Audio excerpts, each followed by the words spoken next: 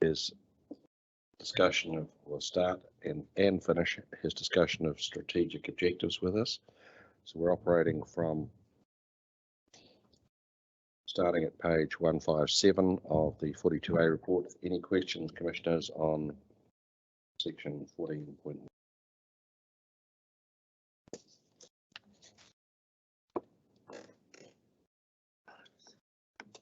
Seems to be silence. Yes, sir. I have one for Mr. McCutcheon, and it relates to it's paragraph 792. Mr. McCutcheon, this was the relates to the submission by Wellington International Airport seeking a more I guess specific response to their role as a strategic infrastructure operator within the city, and it also has some relationship to your paragraph 794 in relation to reverse sensitivity.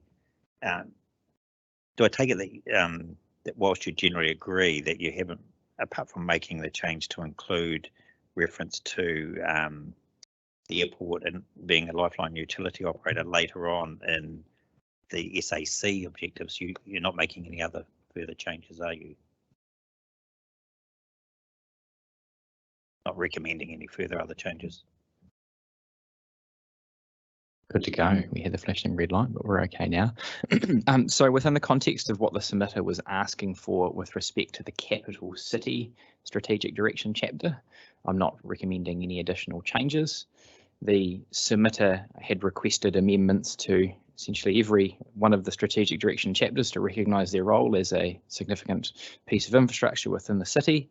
I considered that change was not necessary to be made in the capital city chapter, given that it was already recognised within the strategic city assets and infrastructure one. Yes. Okay. And in relation to paragraph 794, I've written in my margin note, is this given effect to in SCA 06 dealing with reverse sensitivity? I consider that the strategic city assets chapter, when read as a whole, recognises that regionally significant infrastructure, including that specific objective that you reference, needs to be protected from incompatible development and reverse sensitivities. Thank you. Thank you for those clarifications. That was all. Turn to 14.2. I have a question about your recommendation to add a comment about using the best information, available information, and Matarangi Maori. Should that be including Matarangi Maori, not information? I think the intent of the recommendation is to use or to include the words Matarangi Māori as it is not presently referenced within the framework of the plan. It could well be including, or it could be and. I'm not wedded to it. What I want to do though is to raise the profile of Matarangi Māori as a source of information through which best decisions can be informed. You'll understand that at the moment saying and implies that Matarangi Maori is not information.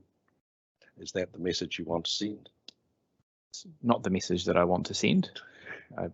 I want to send the message that I want to raise the profile of Matarangi Maori. I suggest you think about that. Questions on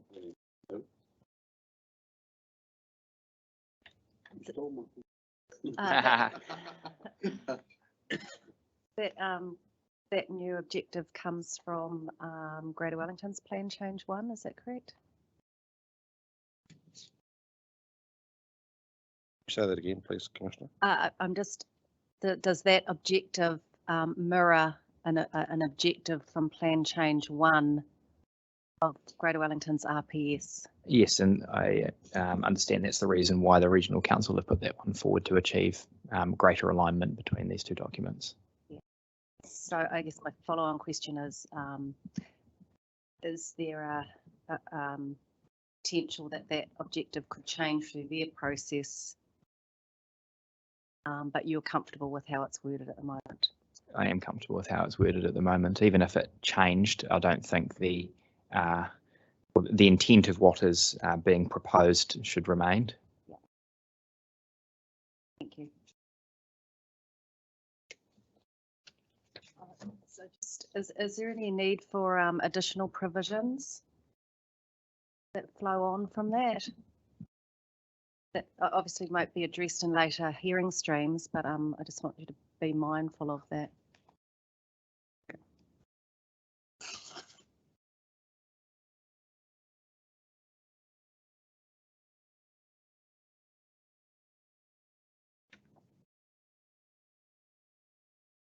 .3, Capital City Chapter.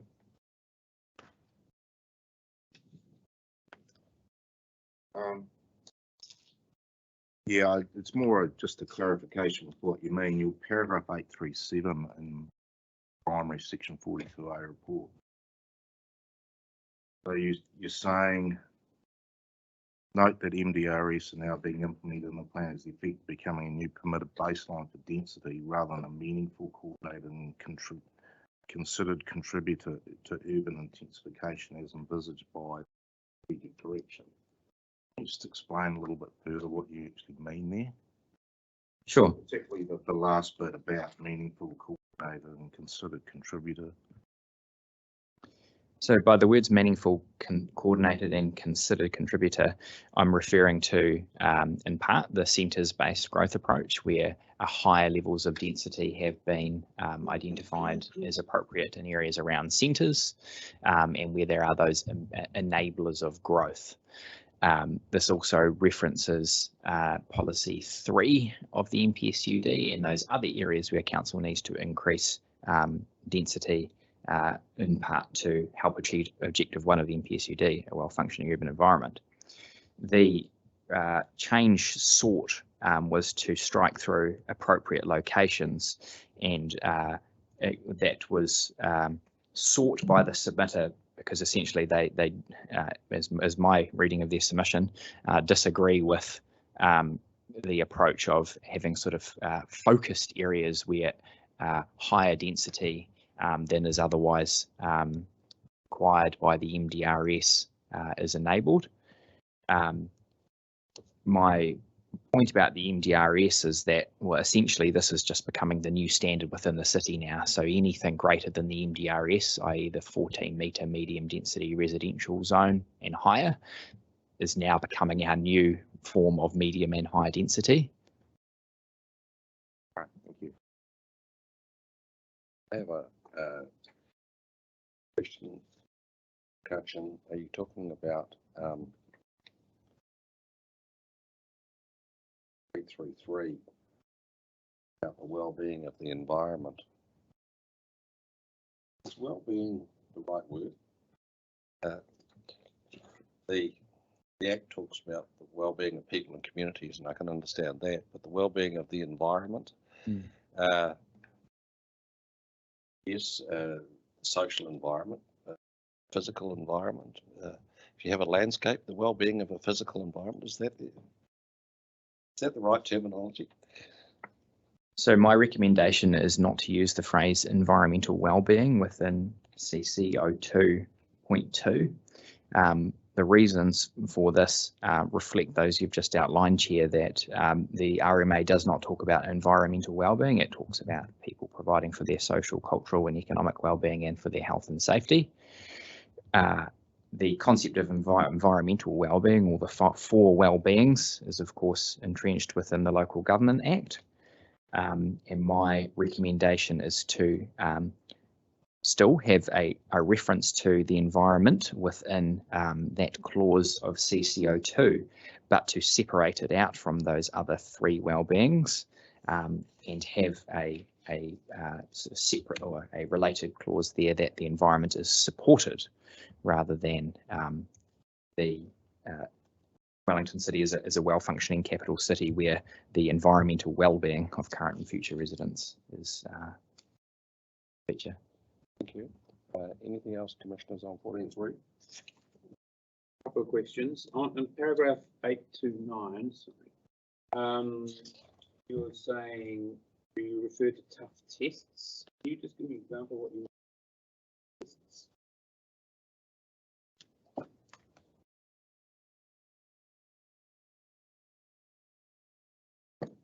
The activity classification. Assessment criteria.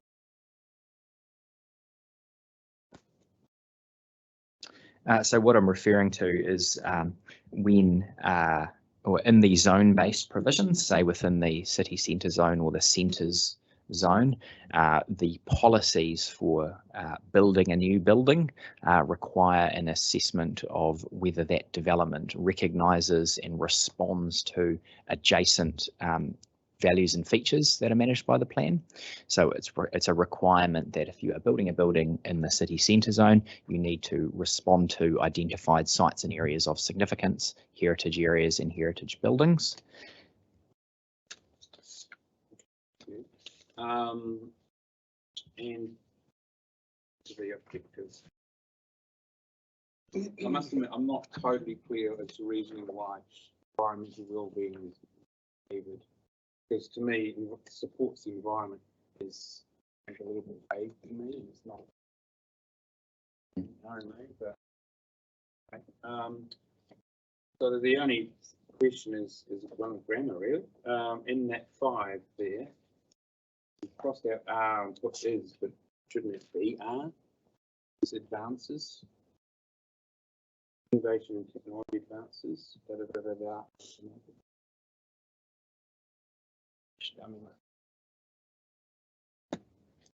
Yes, I think you're right there, Commissioner.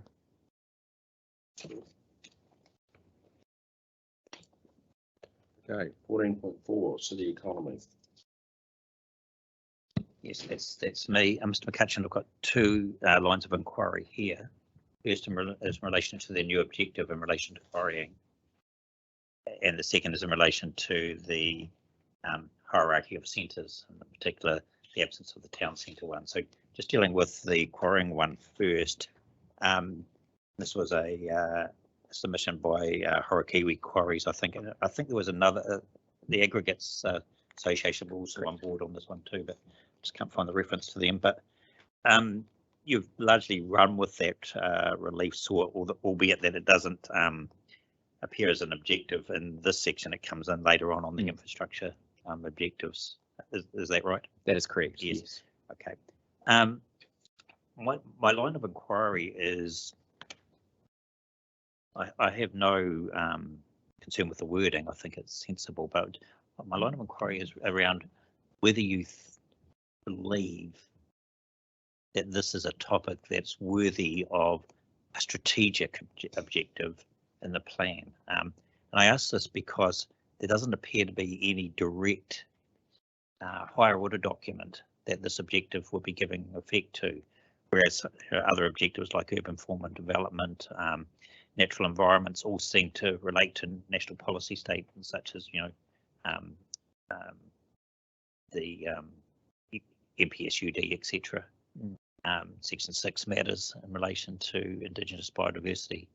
So I'm just wondering, notwithstanding that you've recommended the inclusion of the new objective in a later chapter, is that appropriate in the section 32 sense of giving effect to the higher order of documents? Is it unnecessarily elevating minimal extraction in the role that it plays? So I agree that there is no higher order national policy statement requiring plans to recognise quarrying or mineral extraction within the framework of the district plan at such a level. The reason in which I have included this is I agree with the submitters that there is not a great level of recognition of the contribution to all the other strategic objectives, which sourcing these materials locally and the contribution they make to actually achieving our climate change strategic directions, including making bike lanes from the materials that are extracted from these places close to the city rather than trucking them in from elsewhere, building buildings with these resources as well at a higher density than what we have now. And I agreed that there was a lack of recognition within the plan. Okay. And you may well have mentioned a further point about quarrying not necessarily being captured by definitions involving infrastructure. Was that another important consideration? Yes, and I understand that's the reason why it hadn't been included in the chapter to date, is because it doesn't fall within that RMA definition of infrastructure. But this chapter is focused on both strategic infrastructure and on city assets, Yes. and that is the way in which I had considered it would fit within the chapter. Yes, okay. So it's a matter of giving a relief to the submitter, but in a different chapter than they. Correct. Okay, well, I won't revisit that in the city infrastructure chapter because we've dealt with it here.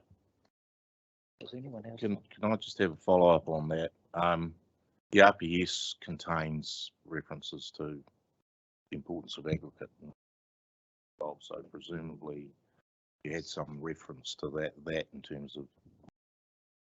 Correct. Yeah, but as Commissioner McMahon said, there's no national policy statement. Yeah. Seen as giving effect to the RPS in that sense. Yeah, I consider it does. Thank you. Just dotting the T's, dotting the I's and crossing the T's.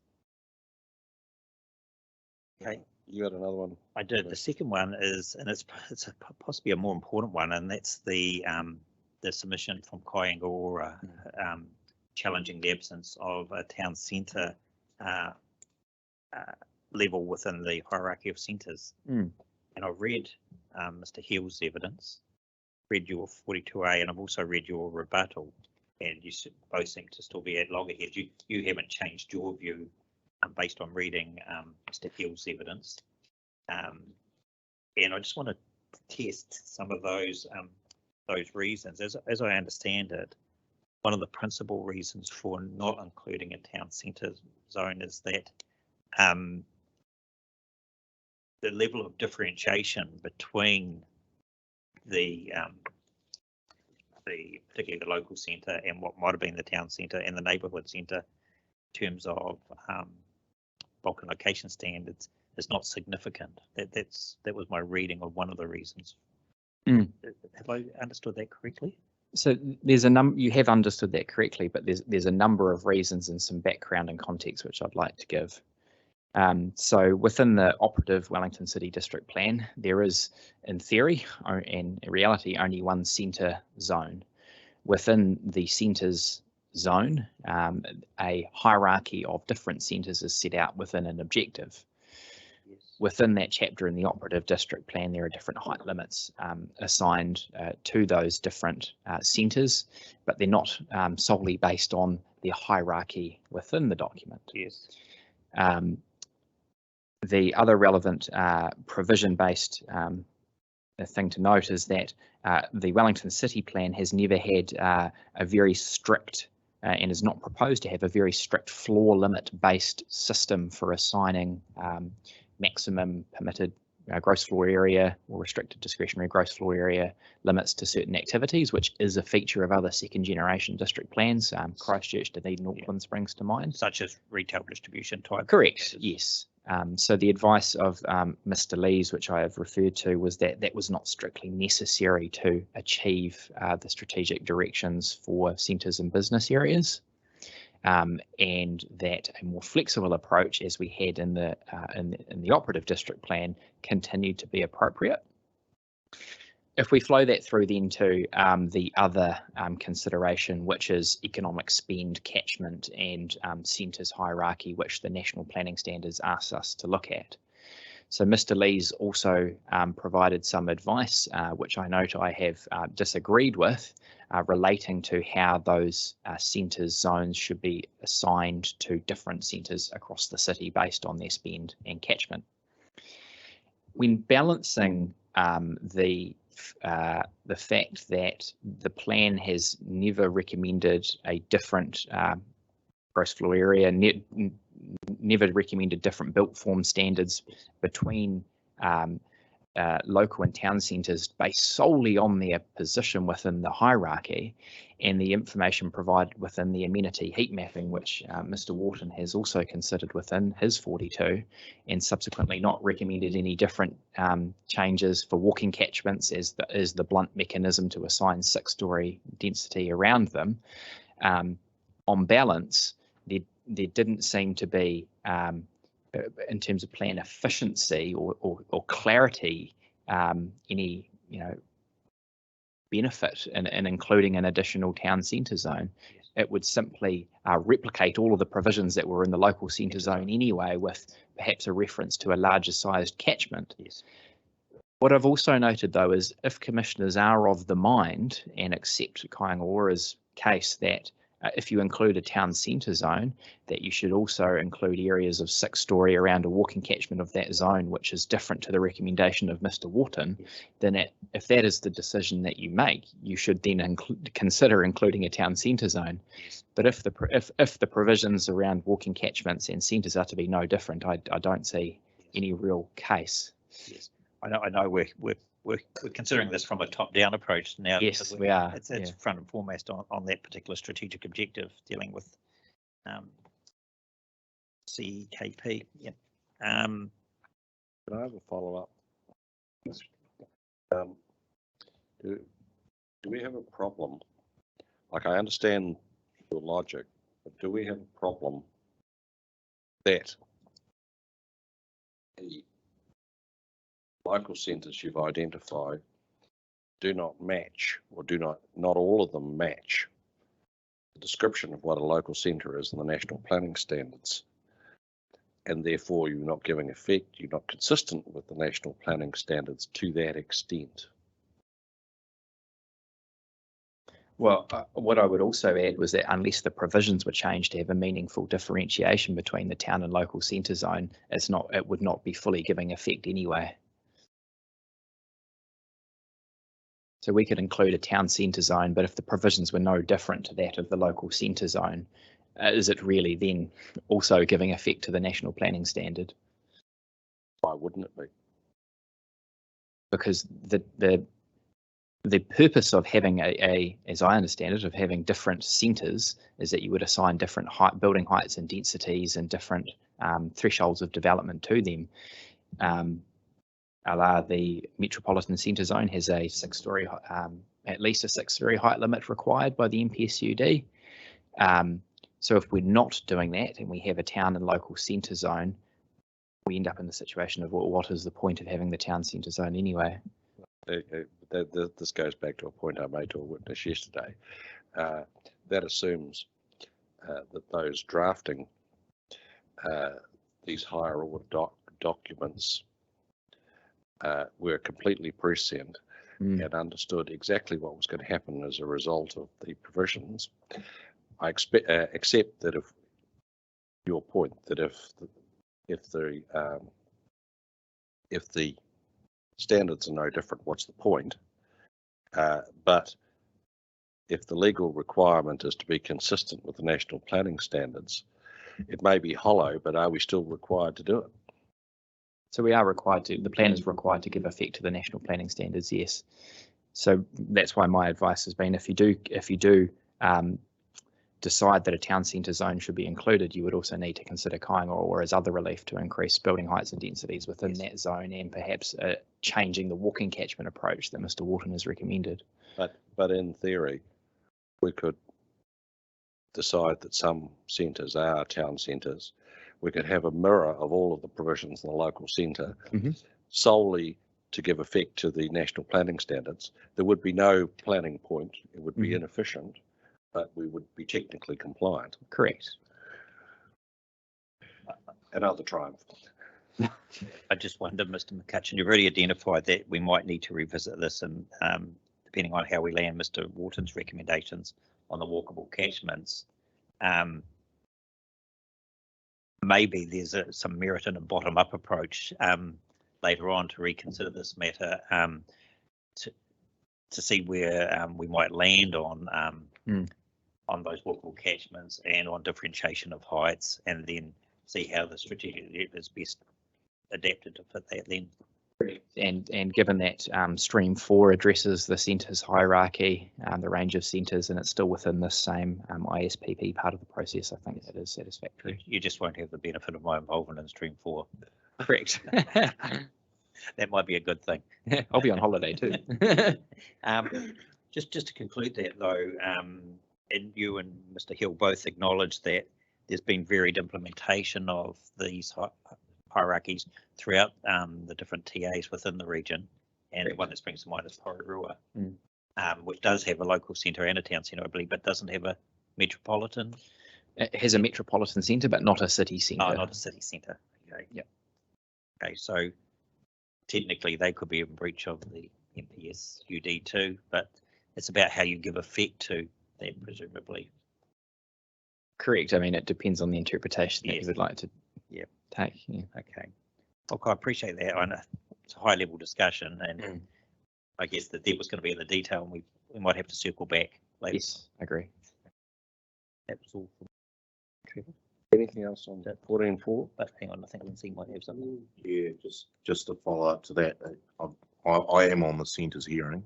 I'm just thinking about your paragraph 14 and of your rebuttal. And it leads on from the point that you may wish to consider the advice differently depending on whether we accept Mr. Ward's recommendations in respect to water catchments. You look at Newtown, and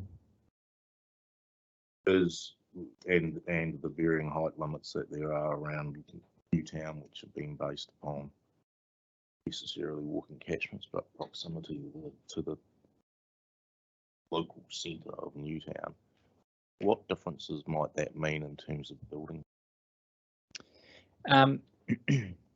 Without turning our mind to looking at the amenity heat mapping in front of us, it would be hard to say. But what I would note is that there are already in the operative plan, as in the proposed plan, the qualifying matters of a heritage area within Newtown Centre, which necessarily is proposing to vary the maximum height limit within that space to 12 metres, then 8 and then 21 metres around that. It probably wouldn't change the building heights and densities that have been identified in that area, because it had been based on a heat mapping approach. And even if, as the framework of the plan is notified, if you change that zone, it would not change the amenity heat mapping and the building heights and densities that have been assigned to it. But if you were of the mind to accept Kāinga Ora's argument and to increase that zone to a town centre zone, you may also be accepting their advice to have a 6-storey walking catchment area. Okay, I think that is something we do have to think about. Just a follow-up question, because I'm also on that as well. So you don't accept the viewpoint in terms of Newtown, Meridian, in terms of different function compared to other local centres? You classify them all basically, or agree that they all function very much similarly? I do. Mr. Lee's the economic advice does show that there is different different catchments, and some of them are larger and smaller than one another. So I do accept that they do function differently and grab different people from different areas. But again, this is balancing the conversation we've been having about plan clarity and efficiency versus a centre's hierarchy. As I've noted in my in paragraph H of clause H of paragraph 13, Tawa is subject to the policy 3CI of the MPSUD anyway, so it wouldn't really matter in terms of that minimum or that 6-storey height limit, what zone centre it would be. Again, though, that depends if you accept Mr. Wharton's advice around walking catchments of different centres zones, and whether that would get even bigger under Kāinga Ora's suggestions. Okay, would you change your view if it became a rapid?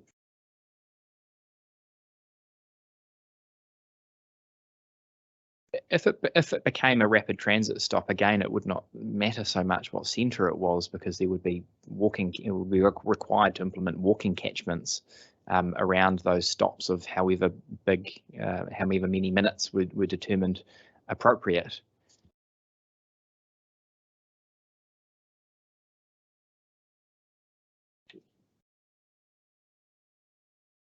Okay, we've gone to 14.5, Historic Heritage.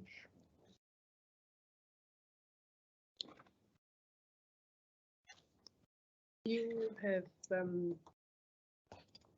the Wellington Heritage professionals have actually submitted that they would see an amendment to the introduction that actually included livability to the criteria. Or now you have actually recommended that livability is not required because you see that as contributing to well-being in the social and cultural sense. We have heard yesterday from Mr. Rutherford that for him it's important to read the ability to read stories in the urban landscape, and livability also has for many submitters a urban design component, not just a social and cultural component. In terms of that urban design component of a more pleasant and environment with different types of housing, and that sense that older buildings give in terms of rootedness and yeah, in the urban design area, would it be advantageous to actually add the livability in there, because it has a different connotation as well as just the well-being of social and economic in the social and economic area? I haven't changed my view that well-being is a more appropriate term. The way that I understand livability is more to do with parallels to the NPSUD around a well-functioning urban environment and having close access to things that people need to go about their day-to-day life, have access to public transport, be close to places of employment, have access to a range of different types of housing, and places that provide for entertainment and recreation. My view is that the recognition of heritage as contributing to people's social and cultural well-being remains appropriate.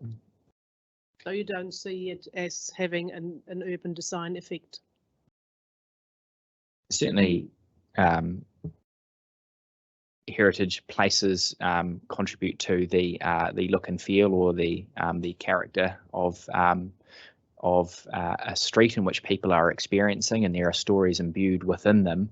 But my view is that that is contributing to people's social and cultural well-being, as opposed to their livability. Thank you. Yeah, I had a question with regards to the definition, but you've answered that already yesterday. Thank you. Up this end of the table. Yeah, I just got one. We won't discuss the mana whenua issue that's raised in here. I think we've discussed that. One thing I wanted to unpack a little bit further is the submission by Wellington International Airport, where they state that particularly in a highly modified area, they don't consider the provisions to be appropriate or workable. Obviously, given that if there's the logic being in the submission and evidence is that given that it's highly modified, it's unlikely that you will have any remnant left there physically of what made that significant in the first place. Given earlier the recommendation that you've given about mātauranga Māori being something that should be informing the decision-making process, do you do you see that having any flow-on implication to the wording of this provision? I will start my response to talking at a high level about what the Sites and Areas of Significance chapter is looking to do, and we'll address that in detail in Stream 3. I'll be reporting on that as well. In part, the chapter seeks to increase the visibility and representativeness of the story of heritage throughout Wellington's city, and that also includes sites and areas of significance to Māori that are in modified places. So there are sites and areas of significance that are identified within this very space that we are sitting in. So some of the awa that are of significance to both our mana whenua partners. What the provisions ask people to do is that if they are to undertake works that might affect those values, whether there be any physical remnants likely to be there or not, is that mana whenua must be consulted and engaged to understand what things can be done to help recognise the connection and the values that that place, whether it still be there or not, has to mana whenua. So that might not necessarily result in what the outcome that we've had at Te Aropa on Taranaki Street, where there is the physical remnants on display. It might result in interpretive works. So you might see urban design works required of an applicant to demonstrate where the path of that awa was, or urban design art or stories communicated within that development to represent what was there and why it was of significance to mana whenua. So if we look at the objective that I have recommended be added, I consider that as proposed now, the sites and areas of significance provisions are consistent with that new objective. Thank you. All right. To 26, natural environment. Yeah, I only really have one question, and that's in relation to NEO2.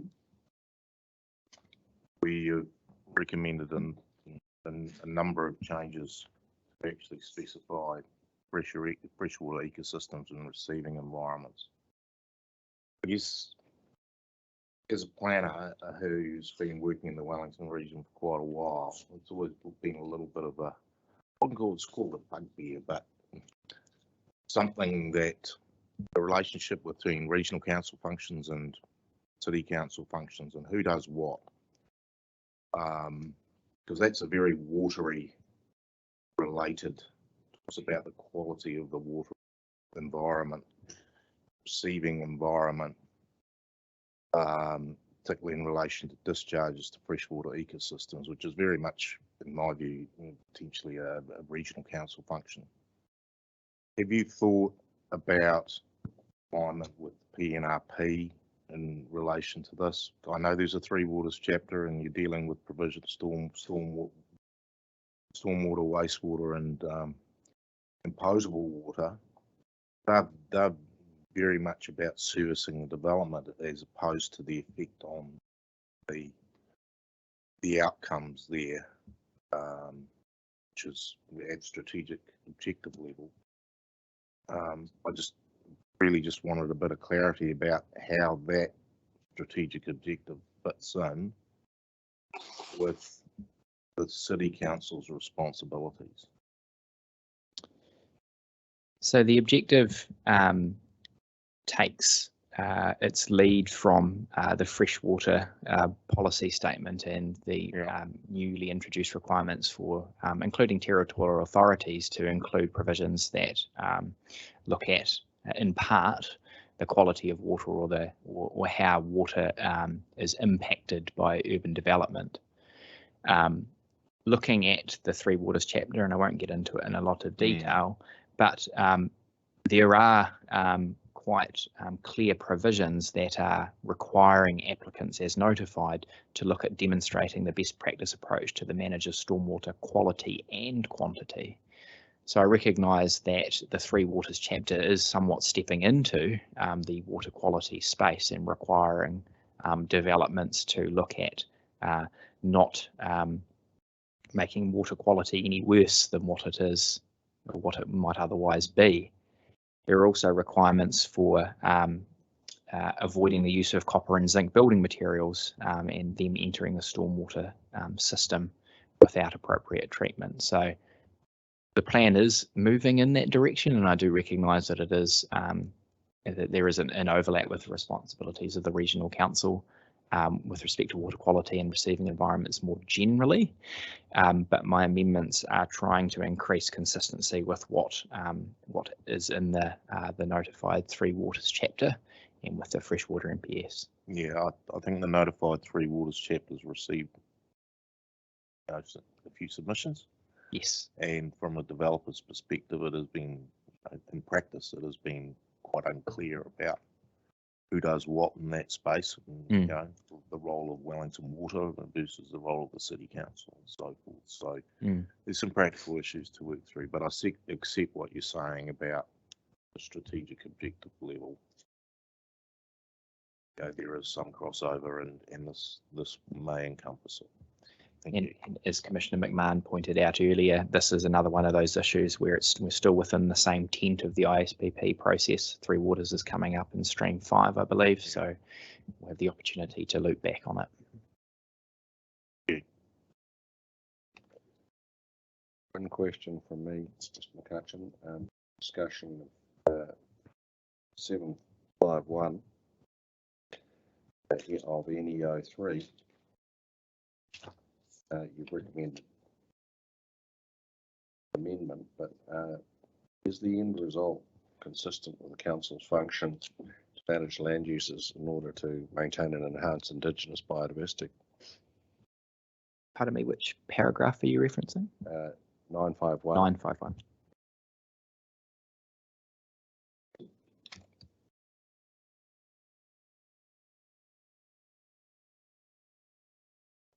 So NEO3 is an objective that is focused on the City Council's role in maintaining and expanding, as I've suggested, an open space network. So the council, of course, owns and maintains a lot of land within the green belt. So we have the inner green belt, or the area which we look out the window and see the town belt, and it's protected under its own piece of legislation. But increasingly, the City Council has also been looking at expanding the outer green belt, and the reason, or the management approach to that is set out in the reserve management plans and the strategies for managing the green belt. And one of them is that the outer green belt and the inner green belt are recognised as supporting ecological values. So they're naturally, unintended, is an overlap with the significant natural areas in this space. So this amendment is to recognise that there is a role to play for both the City Council in supporting the protection of Indigenous biodiversity and ecological values in its management of those areas. Thank you. Any more? Strategic city assets. I'll kick that off if you like, Trevor. Yep, please. But my focus, Mr. McCutcheon, is going to be on SCA 01. But before we get there, I just want to have some general propositions to you regarding the chapter generally, and I will be involved in the infrastructure chapters and subsequent hearings. So my first question is a rather broad one, and it's is there an intended or unintended hierarchy of infrastructure present in this chapter? And the reason I ask that is that I've circled a number of the words that exist within this particular chapter. Well, it starts off talking about infrastructure in the first paragraph in the introduction. Then it talks about major infrastructure facilities. It goes on to talk about regionally significant infrastructure. Then in the last paragraph of the introduction, it talks about green infrastructure. You've also referred to at your 101 paragraph 1007 on page 189 of your 42A core infrastructure, and you say that SC001 is focused on core infrastructure, although you go to say, for want of a better term. So it's certainly not a trick question, but I just want to understand, is there an implicit or explicit hierarchy in terms of infrastructure, or am I overcomplicating it?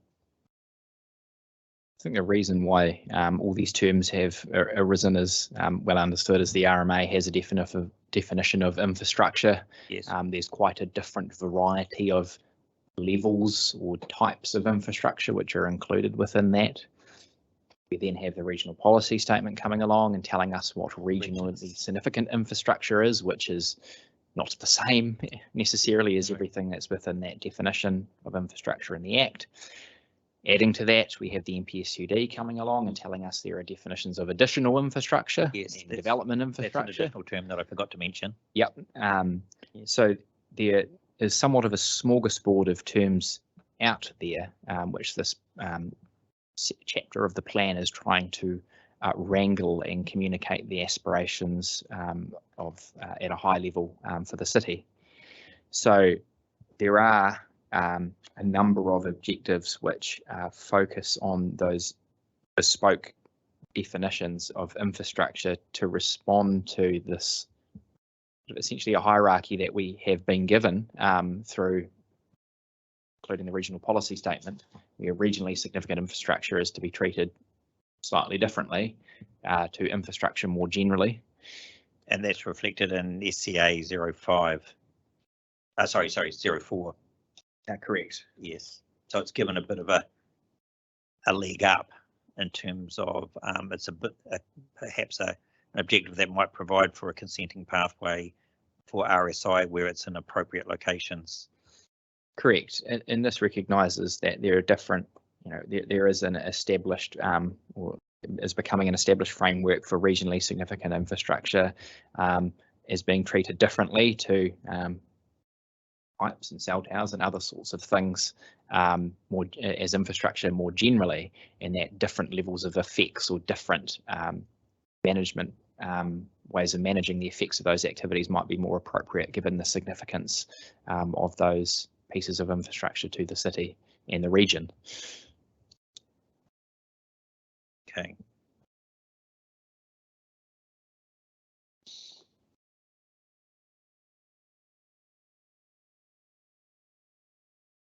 While the Commissioner is thinking about next move, when you started quarrying, saying, well, quarrying's not recognised by higher order document, but you think it's worthy of inclusion, that nonetheless, renewable energy generation is recognised by higher order document, not specifically mentioned. So I'd like to discuss the consistency. And in fact, that was my next question for SCA 01, particularly in relation to the MPS REG. I mean, you've accepted Meridian's submission in part by adding a new clause 4. I think, which talks about contributing to meeting the city's zero carbon needs. And if you don't mind, Mr. Chair, I mean, the question that I think is in both of our minds is, given that there is an MPS dealing specifically with renewable energy, would it not be appropriate to give a nod to that specifically as a method for actually achieving your new clause 4? You say that the clause 4, I think you say this in your paragraph 37 on your rebuttal, that that wording of the clause 4 better aligns with the council's Te Atakura ambitions, but really that's not the test, is it? It's alignment with higher order documents that's important. So I don't disagree that there isn't a specific objective referencing renewable energy generation to give effect to the MPS REG, my recollection of the submission is that I also don't have scope to add a new objective, as that was not requested. And I didn't consider that a reference that Meridian requested would elevate that type of infrastructure to the level that we are considering appropriate, having its own objective. So, okay, that's interesting. So what's the basis for your inclusion of clause 4 to SCA 01? So I thought it was based on Meridian's submission. I believe there were also submissions from Waka Kotahi.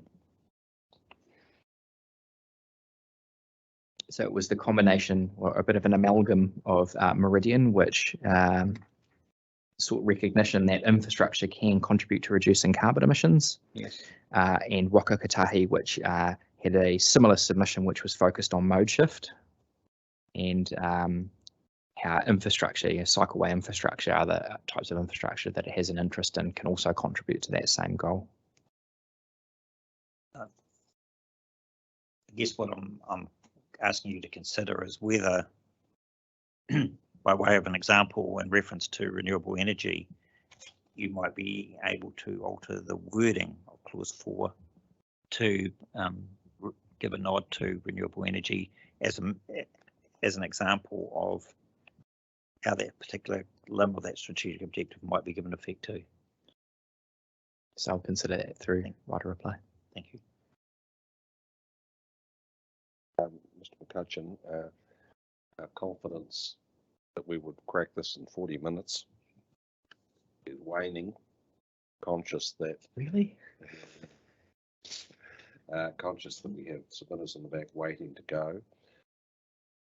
Ms. Foster's heard the bit strategic objectives she needed to hear before giving evidence, so I think that we should break and look for another opportunity to finish this discussion. So as I adjourn our questions of you, and perhaps with unrealistic confidence that we will finish Bangor in time. Are you available at the end of the day, Mr. McCutcheon? Towards the end of the day? Yeah, towards the end of the day, I will be able to make myself available. Okay, well, let's keep that under review. Yeah. And if that doesn't work, we'll look for plan B.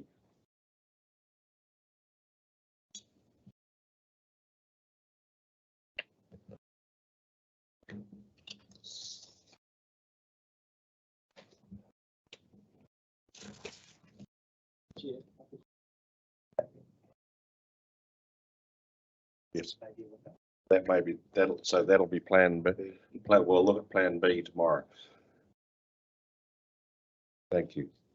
Thank you, Mr. McCutcheon.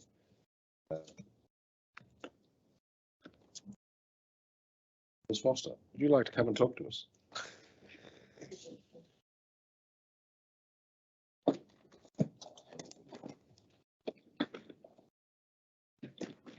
Hearing administrator. Hey, Hi, new job title. yeah, new job title, that's right. TCV.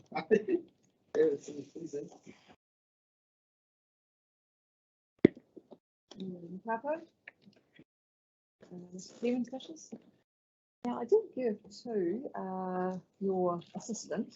Yes, we have got your one page, if you want to read it to us, and then we can. Thank you.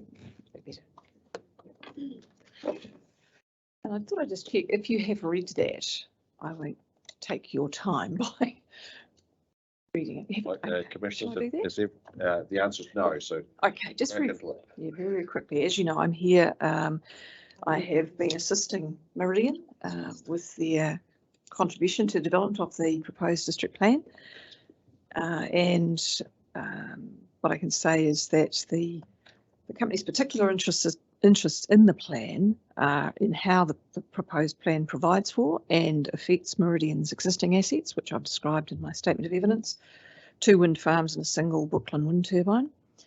Also, how the plan provides for upgrading and enhancing the generation capacity of those existing assets, that being one of the most likely ways of getting marginal increases in renewable electricity generation throughout New Zealand in the short 2020s period. And how the plan provides generally for new generation and for new renewable energy generation technologies, including solar, which is an element of REG that I'm aware Meridian is exploring. And the last point above about how the plan provides generally for REG is of particular interest given the planned transition that is now broadcast in national documents, regional policy statement, and through the Te Atakura document itself. The proposed change 1 to the RPS, which is unsettled, but it's indicating a direction of travel, and the government's own emissions and REG targets to give effect to international obligations and respond to climate change. So in that respect, and just picking up a point, perhaps interpolating from here, that the discussion that was had before is that Te Atakura is important. It is not a policy, an RMA policy instrument. It is not required to give effect to the NPS REG, and it's an open question as to whether it does or does not completely do that.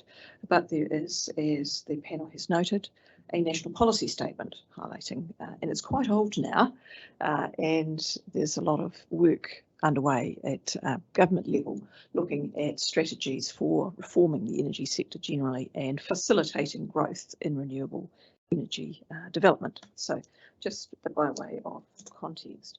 At 3, I say I participated in discussions between Meridian and the council policy staff during development of the plan provisions. It was an extremely helpful, constructive process. Some of the suggestions that were made have been adopted in the proposed district plan. Meridian's submission focuses on the few areas where officers did not take up the suggestions that were made, and most of those relate, as you would expect, to the infrastructure chapter, which we'll come to, and you'll get a suit from Meridian at those hearings, not just me, okay, to address you directly.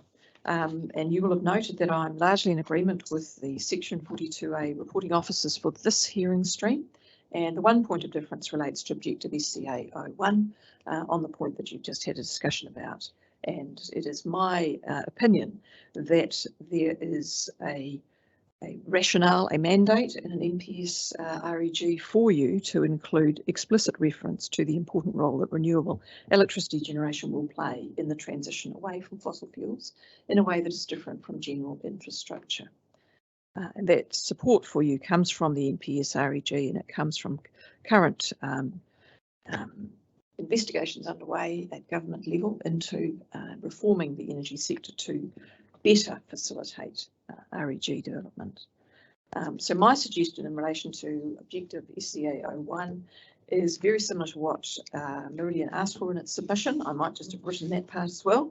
So I say you have scope, and it's at what's called paragraph 6, but it's a numbering error in there. It should read 5.4, but it's on paragraph 6 of my statement of evidence, and again on page 12. So it is really taking up Commissioner McMahon's suggestion, which is adding a reference into the new clause 4, as stated on page 12. So happy to answer any questions. Ms. Foster, I'm interested in this. We're talking a strategic direction, strategic contribution of REG. What are we talking about in reality? Is this repowering West Wind or Bell Creek? Is this a greenfield REG of some description? If so, I'm interested where you think it might go. Or are we talking solar panels on roofs and rooftop wind turbines? So what are we actually talking about in practice? That's a good question. And for Wellington City, it is upgrading and getting marginal efficiencies and additional generation capacity out of the existing assets in reality from wind. I think I am authorised to say that there is no current plan on the books to be looking for new greenfield sites in the limited capacity that is available within Wellington. It's pretty much developed. And there is an interest in solar and where that might be in urban settings, but also in whatever. Wellington's not renowned for its solar potential, but as much as anything, and it was borne out in the process of discussion with the drafters of this plan, there is a tendency in New Zealand for plan drafters to look at what has just gone before and to replicate it. So Meridian also has an interest in ensuring that what is included in this plan is sensible and does not just replicate old planning approaches, because new planning approaches are needed to facilitate generation. So that goes to issues of activity status that we'll come to in the infrastructure and natural environment chapters later on in your hearing streams. But the reality is, in terms of additional capacity, it's making better use of what it already has, plus solar. All right. Any questions for Ms. Foster? Ms. Foster, you acknowledge that the MPS REG is one of the older. I think it probably is only predated by the Coastal Policy Statement. I think that's right. Yes. Early on. And NPSET. Okay. Thank you. Is it still fit for purpose? The Well, world the question might be, was it ever fit for purpose? and what has it achieved? Yeah, but I think the world has changed around it, and the reality is that, and there is I would observe a need to be a little bit more joined up in the policy instruments that are being developed at the moment. It's an observation I make about the Greater Wellington Regional Council's plan, proposed change number 1. There is a desire to respond to climate change and to reduce carbon emissions. Now, that has to be achieved somehow. So REG is not the complete answer to that, but it is a substantive answer to that. If you look at, for example, at the work of the Boston Consulting Group work, which was commissioned by generators generally, and there's other work being done by the government, that indicates that it is best bang for buck in the short term, and that's the 20s and early 30s, if the 2050 aspirations are to be achieved for climate change. So it's going to shoulder quite a lot of the workload, and for that reason I consider it warrants specific mention. Because of the way that hearings play out, and some panel members will be alert to that these are difficult projects to consent, even upgrading projects, and the importance of them for wider reasons need to be acknowledged at those hearings, but they also, in my opinion, need foundation in plans. So that's why I say to you, there is a mandate for you to do it, there is scope for you to do it, and it's consistent with the direction of travel. Yes, so regardless of its age, yes, it's the only document at this point. That's right. And that element of it may prove to have had foresight. Yes. And we can only speculate what the National Planning Framework might say. And yes, it does include what it calls the housing and infrastructure fast tracking process. That's a process rather than a set of objectives. So, to my mind, the important thing is, and looking at the length of time it's going to take to bed down whatever the new legislation is, that just provides a process. It doesn't provide a policy or objective framework. So plans have to do that now for that foreseeable period. Yeah. Okay. A final question, Mr. Foster, just to get some clarification on scope. Mr. McCutcheon suggested there might be some scope issues. Meridian on SCA01, Meridian lodged both an initial submission and a couple of further submissions, and I'm looking at your paragraph 5.2, top of page 7 on your evidence in chief. Is that quotation straight from the submission? Yeah, I'll just check, because I do get these things wrong. But yes, it is infrastructure. I'll read from, so you can check the submission. Infrastructure, including renewable electricity generation facilities, contribute to the transition away from dependence on fossil fuels. So I'd say that gives this panel scope. That was all for me. Thank you. Just a question of language, or is it important?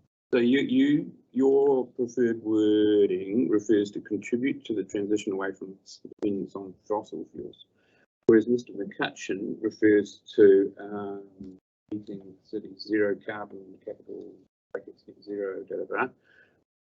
Is there any importance in that difference? No, So I think I accept that the achievement of the climate change goals embraces the necessary step of transitioning away from fossil fuels. But I think if you were to wrap in the explicit reference to including renewable electricity generation assets in that wording, that does the trick. Yes. Candidly. Accentuating the positive and eliminating the negative. Yes. To quote a song lyric. That's right. Somewhere. We won't ask you to sing. Thank you. Came from The Singing Detective, actually. It was a 1980s program. For those that are old enough to. Any other questions, commissioners? Thank you very much, Ms. Foster. We appreciate your time. Thank you.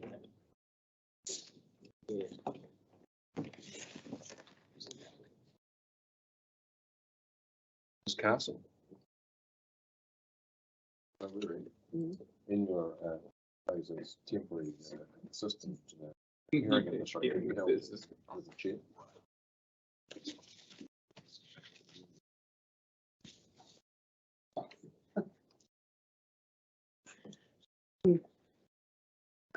Touch this screen.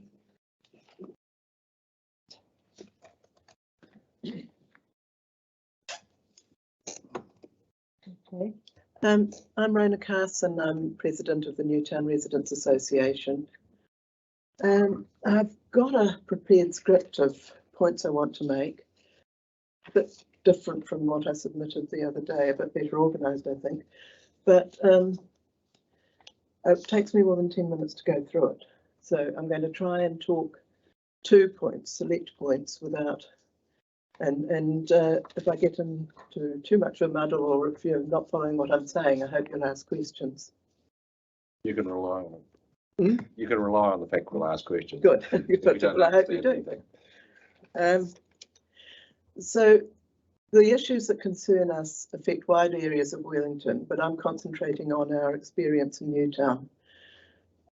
Maybe not everybody really knows Newtown. It's a sunny suburb with narrow streets, densely packed with mostly 1 or 2 story buildings on small sections. There's quite a lot of new or newish townhouse development and infill housing and on brownfield sites. And there's also a number of social housing complexes, some of which are medium to high rise, but in sites where this works well. And the residential areas are almost all built on, but along the commercial strip of Ridley-Smith Street and Adelaide Road, there's a lot of underutilised land. And we've got a vision for Newtown, which we call the Newtown Plan, which, if we were allowed to have local planning, we would be hoping that this would be adopted in its entirety, but we know that the NPSUD doesn't have that nuance. But that's a vision that there are multi-use developments in the commercial area, bringing vibrancy and opportunities with trade, commerce, hospitality and entertainment at street level and apartments above. There's a concept plan which demonstrates that this would produce at least, in fact, only 45% of the area built on could provide at least 2,000 comfortable new apartments while retaining the historic character of the Ridley-Smith Street shops. And this will be presented by Martin Hanley and Anna Kimball-Welsh, who together are Red Design Architects in the residential stream of the hearings. The other side of the coin is our assessment that scattered high-rise developments throughout residential Newtown would have very damaging effects on the livability of this sunny suburb. For this stream, we're looking at objectives of the National Policy Statement, which then of course translate into the PDP. And objective 1, New Zealand has well-functioning urban environments that enable all people and communities to provide for their social, economic and cultural well-being and for their health and safety now and into the future. And then going to objective 8, that New Zealand's urban environments support reductions in greenhouse gas emissions and are resilient to the current and future effects of climate change. We argue that there are contradictions between the definition of a well-functioning urban environment and the reality of the urban environment created by sporadic unplanned development. I think it's well known that the realisable capacity that's unlocked by the PDP vastly exceeds the capacity that's actually needed for new housing and the bottom lines that are in the PDP. It's been regarded as a good thing to have excess capacity, but we see a lot of downsides to this, in that the developments then get scattered over a wide area. The developers just choose this area and that area. There's no specific coherent planning to it. And high-rise buildings scattered among low-rise homes shade whole neighbourhoods. And this doesn't contribute to anyone's well-being or their health and safety. Sunlight is vital to life, and its loss leads to shaded homes being cold and damp, and affects people's emotional and physical health. And another component of a well-functioning urban environment is it enables a variety of homes that meet the needs in terms of price, location, and so on. We agree with this, and Newtown already has a variety of housing types, and our vision would increase this. However, widespread random development diminishes housing choice, not improves it. It means that the current housing becomes really shaded, and the previously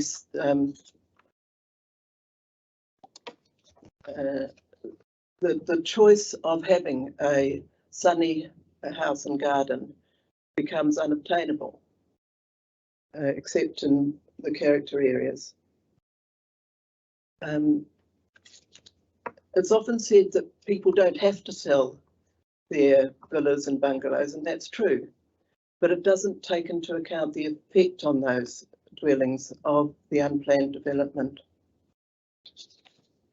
Turning now to the environmental effects,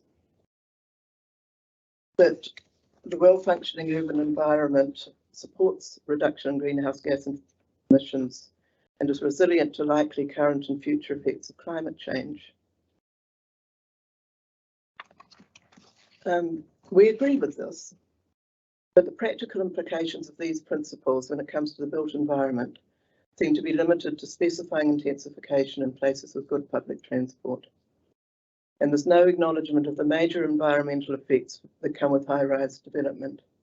Again, the loss of sunlight, which is important for a carbon zero lifestyle, fuels solar panels, makes gardens grow, dries the washing and heats people's homes. If it's lost, this increases carbon emissions as residents need to use increasing amounts of power or other heating to achieve what the sun did previously. And there's also environmental effects associated with demolition and rebuilding. New building, particularly high-rise constructed of concrete and steel, is very carbon intensive. On the other hand, the existing old houses built of native timbers represent a great deal of embodied energy and sequestered carbon. We also submit that allowing extensive redevelopment, which removes existing trees and other plants in Newtown's backyards, does permanent damage to the natural biodiversity of the area. And it's ironic for the PDP to be proposing changes which will diminish Newtown's urban green spaces at the same time as the movement to protect and enhance them is growing. It's of great concern that this is going ahead of a time when the effects of climate change are beginning to be demonstrated. The understanding about the need for water permeable urban design or sponge sittings is increasing, but the provisions of the PDP have little to offer to provide for these needs. You'll hear more about these and similar issues from other Newtown-based submissions later in the stream. So we know that you can't make fundamental changes to things that are based on the NPSUD, So we're asking for sympathetic consideration of how these can be mitigated. And we'll talk about the qualifying matters. We submit that the damaging environmental effects of high-rise developments and established low-rise communities should be considered a qualifying matter for modifying building heights and encouraging retention and adaptation of existing housing stock. And we also ask for approval of the liberal use of the qualifying matter of character precincts. And we'll speak about that further in the Stream 2 hearings. And then that brings us to walkable catchments. The theory of walkable catchment is that residents will walk to access services. In this plan, the Wellington city boundary extends to the Adelaide Road Ridley-Smith Street intersection. This is a long way from the CBD, and it's about another 30 minutes walk from the boundary to get to the city proper. Measuring the walkable catchment from this point is already erroneous, and extending it to 15 minutes walk results in an area which reaches as far south as Harper Street and across to Donald McLean Street. This is a very long walk away from any of the services associated with the city centre. There's then the further area south of Newtown in the south. It's been zoned for 21 metres in spite of being outside the walkable catchment to the central city. And we understand that this is through the application of NPSUD policy 3D, with upzoning within and adjacent to various centres, commensurate with the level of commercial activity and community services. We understand that Mr. Wharton thinks that this is particularly suitable for Newtown because of the range of services. We argue that the level of services, particularly commercial services, has been exaggerated, and they don't justify being regarded in a similar light to metropolitan centres. Newtown has no banks, and the only major retailers are the supermarkets and pharmacy. We do have good community services which meet local needs, but many of them are built around the needs of low-income residents, so they're unlikely to be an incentive for increased development, which these residents won't be able to afford. So we would like that added catchment from policy 3D to be removed. And in general, we object to any increase in the walkable catchment, and ideally we'd like it reduced.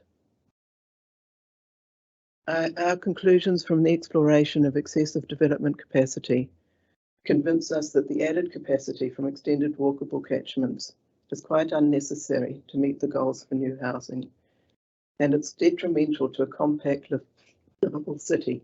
Excuse me.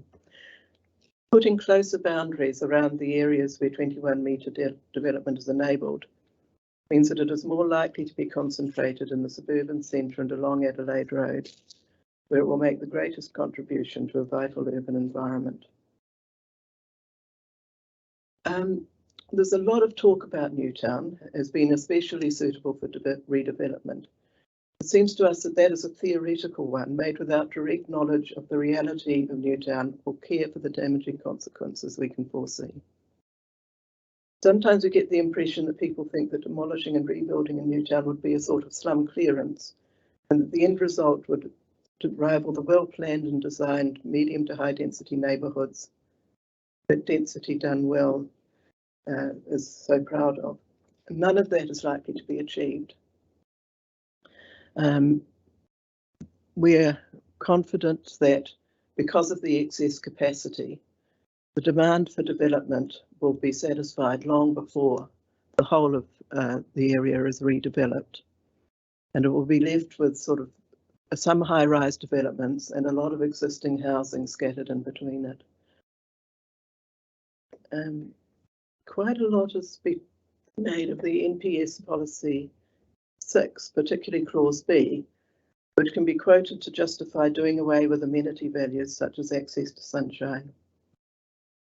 We would argue that the great majority of people value sunlight, and there are no other competing amenity values that would justify its loss. So that's my sort of rather scattered approach, but Thank you, Ms. Carson. I have an initial question. As you say, you focused on walkable catchments. We've heard a lot about that. The submitter who was scheduled to appear after you was seeking an extension of them. I know, yeah. And so there are a lot of different points of view. But can you comment on the extent to which Newtown residents are actually walking into the central city? People do, but particularly fit and, you know, enthusiastic people who would be walking a lot. Otherwise, I don't think many do at all. You know, catch the bus. There's a lot of, I mean, I've seen the statistics which say that people in Newtown walk a lot to work and to various services. That's probably got quite a lot to do with the fact that a lot of them work in Newtown as well as live in Newtown. They walk to the hospital. So this is an impressionistic opinion, not based on any real surveys, but does that? Yes, like that's all I was looking for.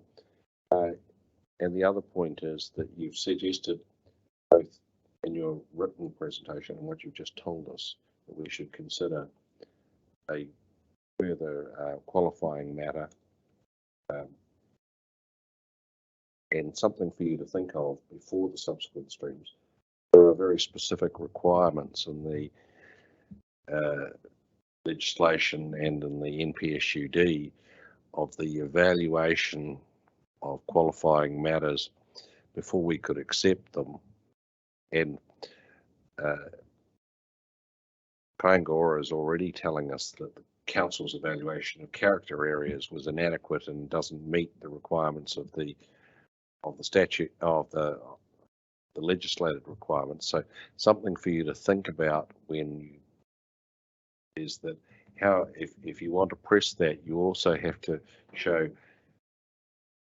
what the where the evaluation is, because it's all, a lot of it's about the extent to which that restricts building standards. So as I say, that's more a comment than a question. But I'll ask my colleagues, are there any questions? Start with Jane. Yeah, Marina. Are you suggesting, like in your Newtown plan and what you're talking about today, is that there is room that in your view there could be 6-storey development in Newtown? And where do you think that should be? Later you'll see there's a whole map of it, including all the places where it should be, and in fact I've done a 3D model of it, a virtual model, not a real. Oh, is that redesigns and yeah. Oh, they'll be. Was that they're coming to another stream? Yeah. Oh, so okay, yeah, so yeah. dealt with it. Yeah. So, but yes, I mean it's clearly demonstrated that there is room. There's been toing and froing about to what extent that interferes with the historic character of the area, which Mr. McCutcheon referred to. We think it would be really ironic if that was protected in the suburban centre to the extent that it currently is, without any regard for any historic character in the residential streets. The business people would like more development in that area. We've got several owners of properties there who are sort of ready to go if they can get the planning approval. And we would really look forward to welcoming a whole lot more people to share our suburb in places where the quality of life, both for them and for existing residents, is going to be the maximised. Probably that's a discussion for another stream, I suspect, isn't it? Sorry. Lindsay, Yeah, just a couple. So the boundary of Newtown, or Rohi, if you like, your area of interest goes as far north as the Basin Reserve? No, that becomes city centre. It stops, Newtown stops at Hospital Road, which is just around the corner.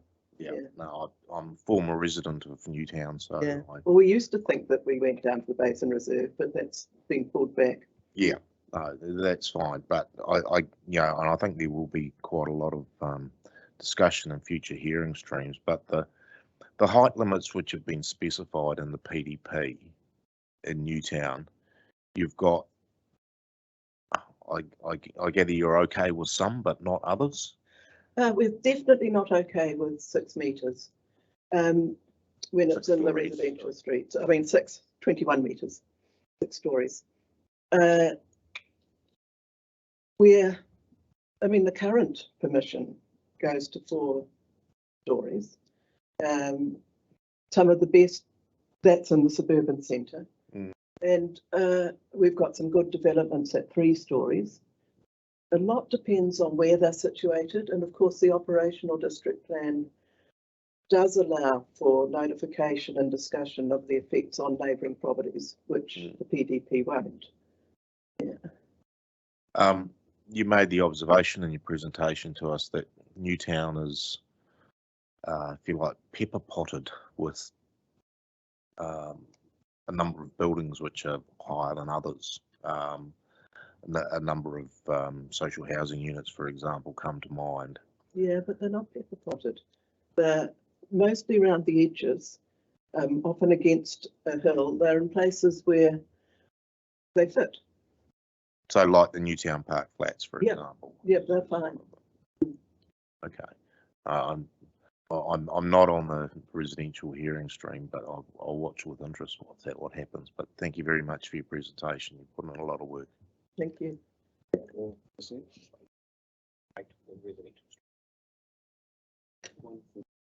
And I accept that a lot of the details of this things will be looked at in another stream, but just in a general principle, we have to bear in mind how you could give effect to the relief sought by the submission.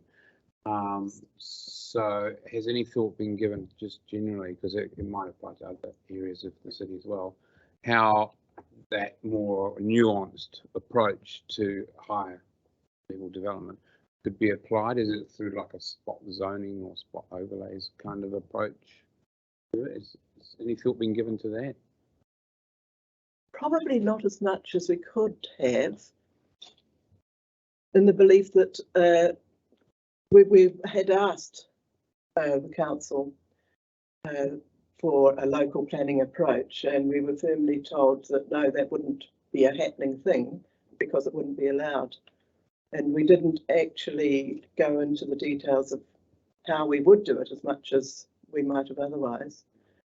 But our initial, before the NPSUD came out, we were talking about exploring the sites around the ones I've been talking about, where the higher rise buildings are currently, and mapping the zones and the areas where we believe that high rise development could happen without interfering unnecessarily with the low rise development.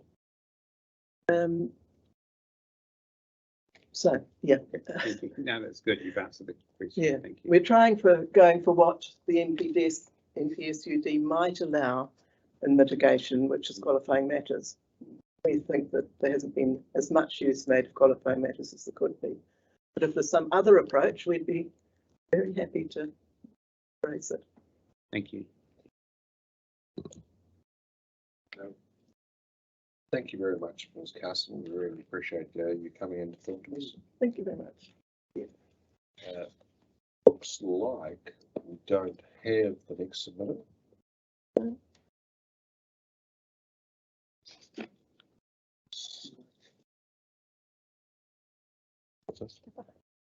So I think the message from our right is we'll break for a cup of tea, and Mr. Cutchin, come back at 11:15. Mr. Ridley-Smith, who's the next but one submitter, has arrived by then. We'll start with him. If we haven't, we'll crack into another set of strategic objectives. Ridley-Smith.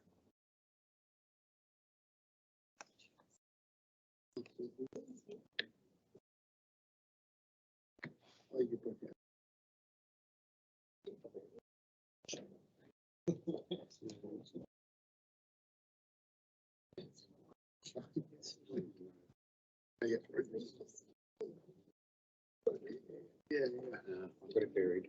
Yeah, I just this is cool.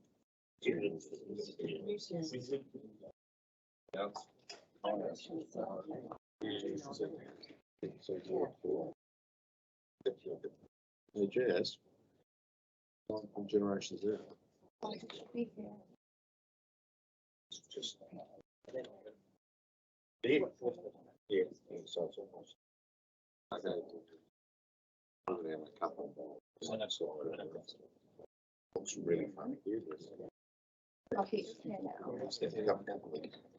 Yes, so they can read off. Okay.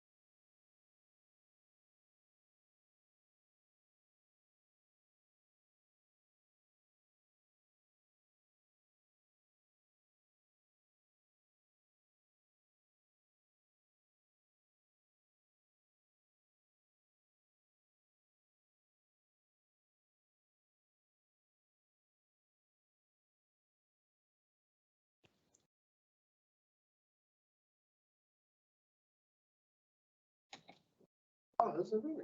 Geez, that's come out. That's good.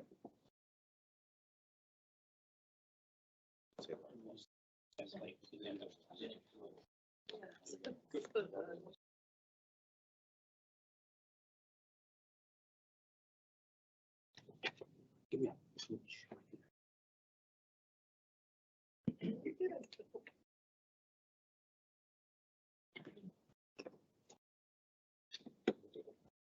Restart the hearing, Mr. Garlick.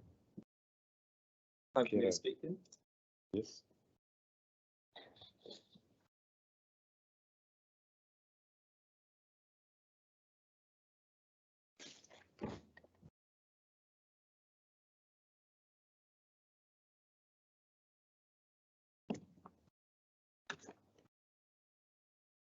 Submission, so tell us how you'd like to proceed.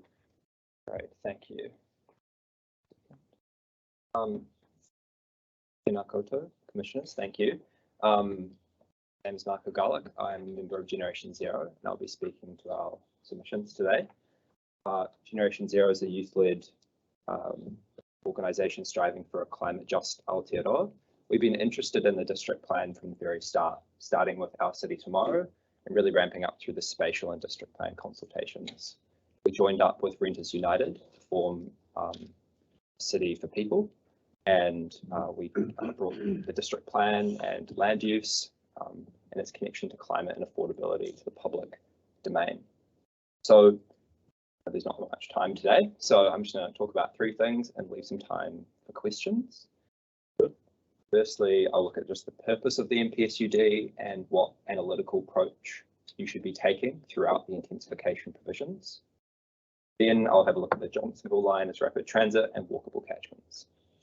So firstly, the purpose of the NPSUD in New Zealand and in the Anglosphere more generally, until recently, had a very poor understanding that restrictive zoning and planning controls play a dominant role in housing affordability and urban emissions. It's only recently entered the policy mainstream, and the NPSUD is a recognition of that.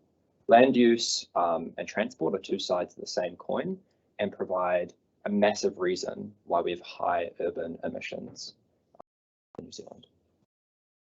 Historically, councils have blocked housing supply. The Wellington City Council's current district plan is the most restrictive, if you adjust for population, in the history of the city. This is the same for many other councils. I encourage you to have a look at the Infrastructure Commission's work on New Zealand, on Auckland.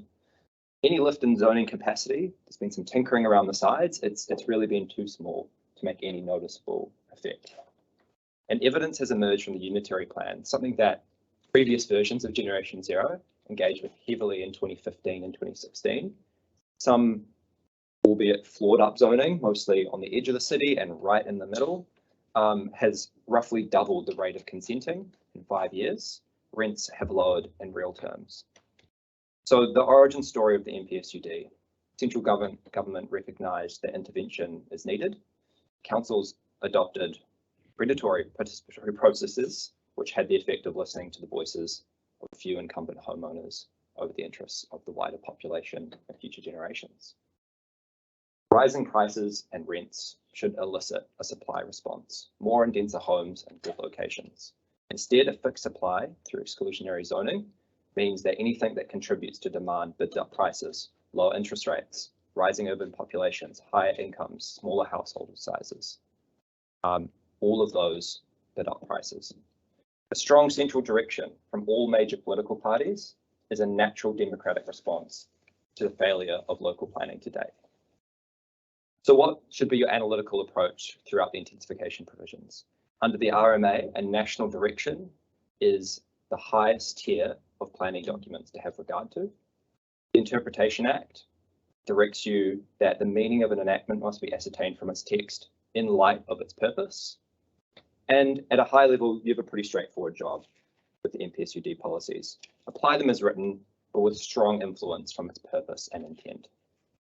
So some examples of that from its objectives. It clearly puts future residents, emissions reduction, and responsiveness to demand at the forefront. Some quotes. Improve housing affordability by supporting competitive land and development markets, objective 2. New Zealand's urban environments should support reductions in greenhouse gas emissions and be resilient to the current and future effects of climate change. Objective 8. New Zealand's urban environments, including their amenity values, develop and change over time in response to the diverse and changing needs of people, communities, and future generations. Objective 4. The MFE guidance is also full of this stuff as well. So before looking at the Johnsonville line, some broad points that are also relevant to the stream, population projections. Some submitters have sought to cast doubt on any population projections, and the consequence of that being is we don't need any more homes, or they can just be put in one tiny little spot in the city.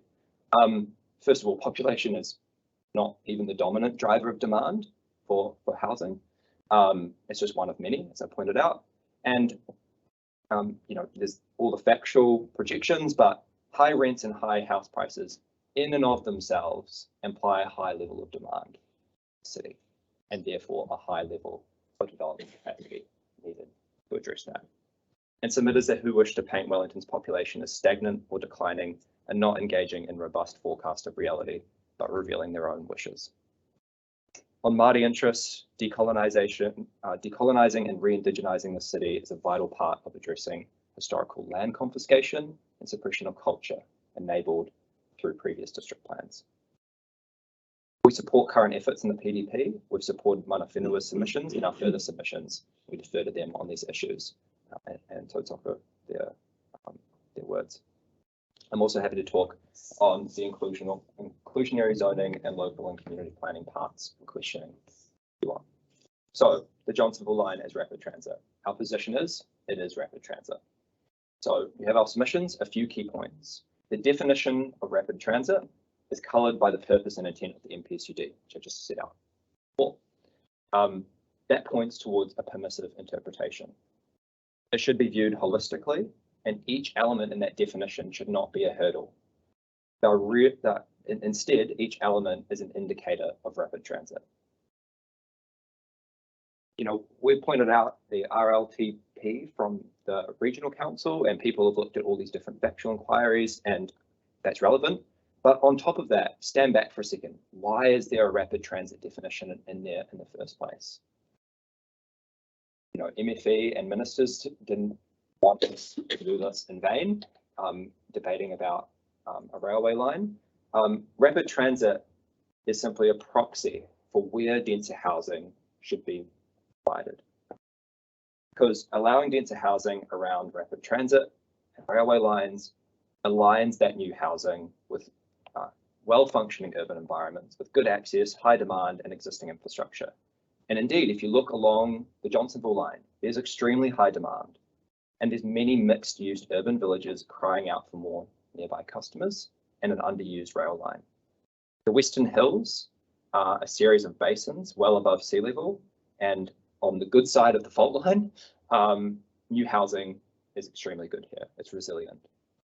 The existence of bus routes that may be faster to the central city at certain times, as pointed out by certain submitters, actually supports the Johnsonville line being rapid transit. It indicates a transit-rich area that is capable of supporting more housing. And the definition, and this is a key point, should be future-focused and not held hostage by the status quo, which is what our normal planning processes do. The MPSUD is pretty clear on this. It wants to start a virtuous cycle where new housing begets better infrastructure begets better housing, and so on.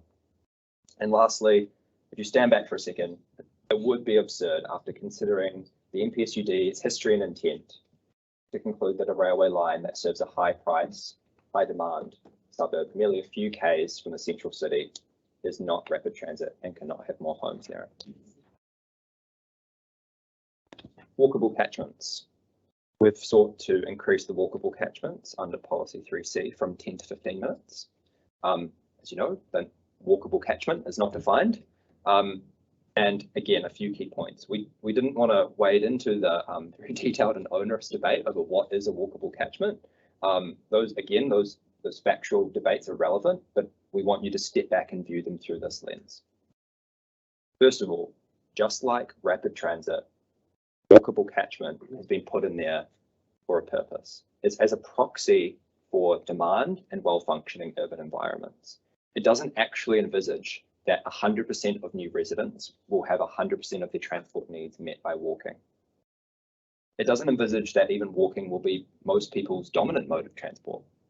People will probably drive, own cars, use the bus, bike, use all sorts of transport modes.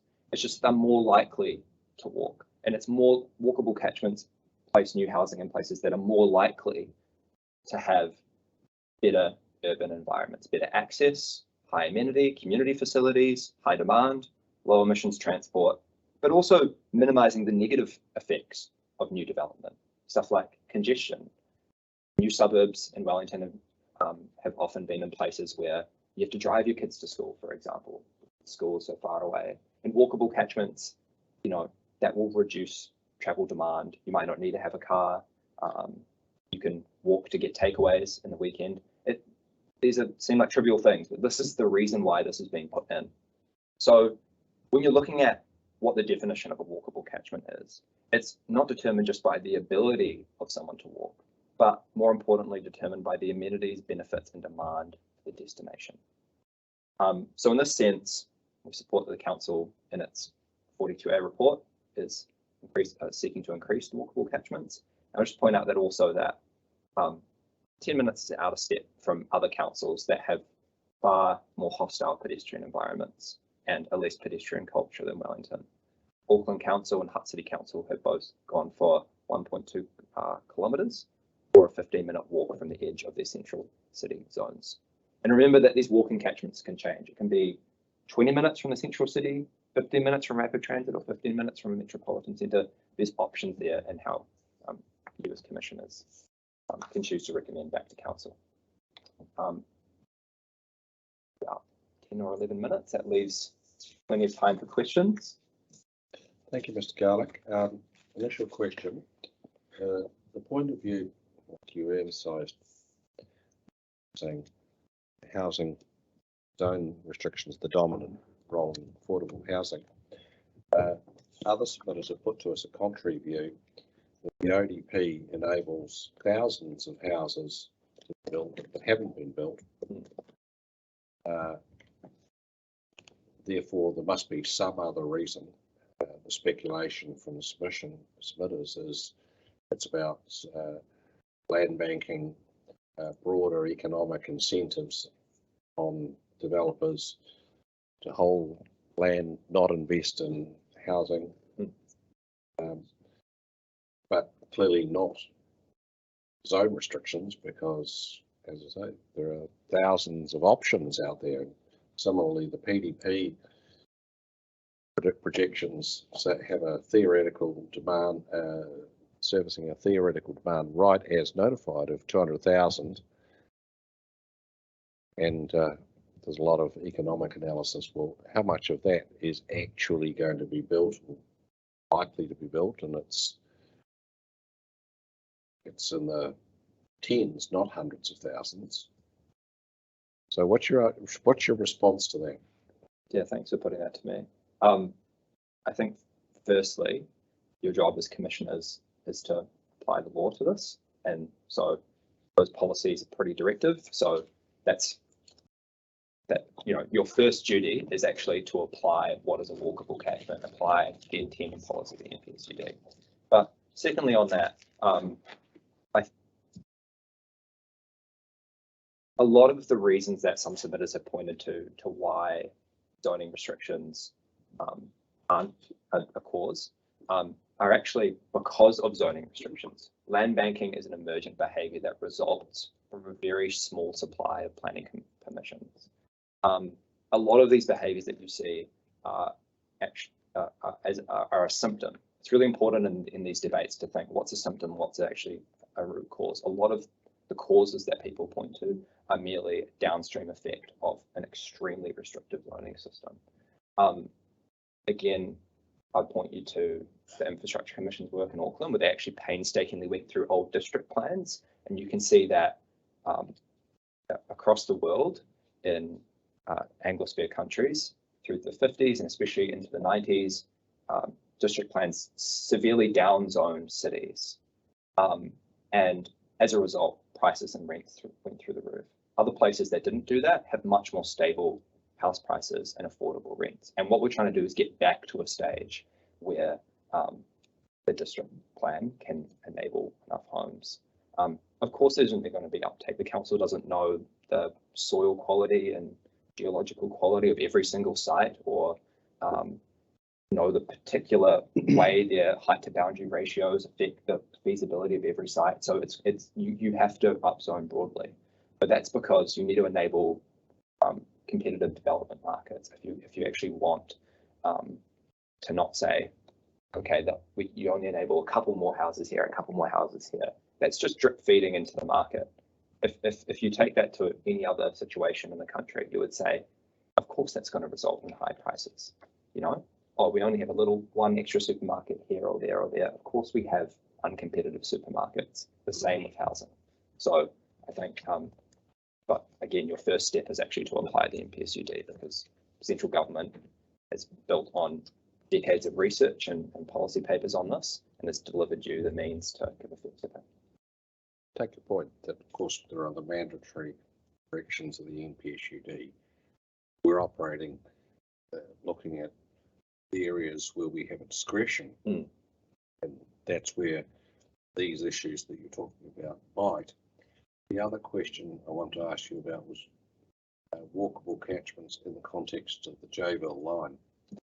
I can understand that there is an argument that if you enable high-rise close to the central city, it doesn't actually matter if people walk or drive. If they're driving, they're still going to be driving shorter distances than they would otherwise have driven. Now, there are other reasons that the next submitter is going to tell us about it, why expanding walkable catchment from the central city is a bad idea in his view, but we'll put that aside. But on the Jayville line, if we expand the walkable catchments to areas that where people are not going to walk, that's up in the suburbs, and there is an argument that that will mean that if people are driving to the central city, that they are creating emissions, not reducing them. Yeah, what's your response to that? I think firstly, you've always got to deal with the counterfactual on this. Where are those people going to go otherwise? Probably to a greenfield site on a wetland at the top of Transmission Gully or the Otaki Expressway, and consume a lot more energy, more vehicles, more emissions. So I think in general, anything to help people live in these better places is a positive thing.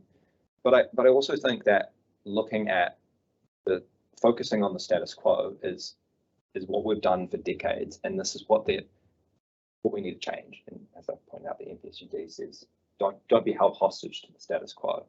More housing around places like Ngaio, Kandala, along that line will lead to more shops, more destinations that people have nearby. More schools will emerge, more community facilities will stack up and be able to be invested in. More businesses and local employment will happen. And again, infrastructure changes and better transport will result as well. So it's about setting that virtuous cycle and looking, you're planning for the future, you're not planning for what's right now. So that's what you have to have regard to. My colleagues, any questions? Yes, two from me. I'm interested in your comments about the definition of rapid transit service. Sure. I mean, you've invited us to stand back and take a big picture view on rapid transport and what it is a method to achieve. And I think in your words you said it's a method to achieve an intensification, and we shouldn't get too bogged down into terms of the idiosyncrasies of the definition. But we heard yesterday from another submitter who had a contrary view and said that we really do need to look at those four factors. And I mean, otherwise, I guess my question to you is, if we didn't drill down into those and work out on a case-by-case basis how those 4 factors relate to a particular line. Wouldn't we have expected the government to merely say rapid transport as defined or as identified in any regional policy document, rather than having a set of criteria that would enable decision makers to decide on the merits of a case? The government haven't provided that sort of direction. They've left it open for individual decision makers, haven't they? Yeah, and I think that's a very good point. And I think it's actually the reason they left it open and sort of being privy to the origins of the NPSUD. I was going to ask you about that. Is actually on the other direction. What they sought to leave that open for was to enable major bus lines to be included on rapid transit. It was always envisaged that a train line would be part, and it's actually in the MFE guidance, Wellington commuter lines, right? Yes. For example, Minister Twyford was looking at was he was imagining the major isthmus lines in Auckland, you know, Sandringham Road, Monaco Road, Dominion Road. Those are places that they were leaving this definition open to capture those. Now, Auckland Council has obviously not chosen to heed a lot of the NPSUD's direction, and I'm sure commissioners and your colleagues in Auckland will be dealing with that right now. But I think that's the reason why it's being left open. It's not to restrict commuter lines. It was actually to enable frequent bus lines. For example, even the number 1 bus could meet that definition, and probably Let's Get Wellington Moving will create that uplift. Would the number 1 bus achieve the descriptor of being a permanent route, in this case road, that is largely separated from other traffic? I think that's why there's the question of fact, right? Because in Auckland, along those major lines, it's pretty much 7 to 7 p.m. bus lanes all the time. Depends on the route, right? I come from Auckland. Yeah, I come from Auckland as well. Yeah, Dominion Road has pretty much permanent bus lanes. And if you see along Adelaide Road and being installed right now, to Newtown at least, it's pretty much mostly separated. And the Golden Mile again is pretty much mostly separated. Does that apply to Johnsonville to the city? So probably, maybe not, right? Because it's going in mixed traffic. But Yes. this is a sort of question. It was looking at the isthmus routes in Auckland in particular with a target of this definition. I mean, so I think it's a mistake for submitters to take that the other direction. I mean, the definition, it just struck me the definition had been considered quite carefully. It talks about existing and planned, a point that you raised earlier. It then lists the 4 factors in terms of frequent, quick, reliable and high capacity, and then it applies to a permanent route, whether that's road or rail, so long as it's separated from other traffic in some form. So it's quite a nuanced definition. Would you agree? Yeah, I think in hindsight, I would draft it differently. I would add a list of things that are deemed and another definition. I think if you ask anyone in MFE right now, they would go back and say that's probably what we should have done.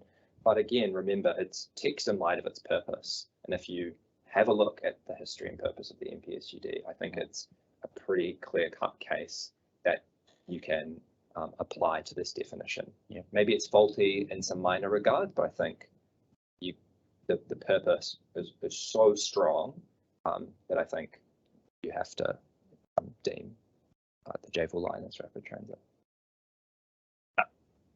In terms of rail or bus? Johnsonville line, train line. The train line, okay. Okay, and do you still maintain that the definition is not further focused, notwithstanding the use of the word planned? Future focused? I think you said that that there was a emphasis on making a call on the now as opposed to in the future, but the definition allows us to look at future, doesn't it?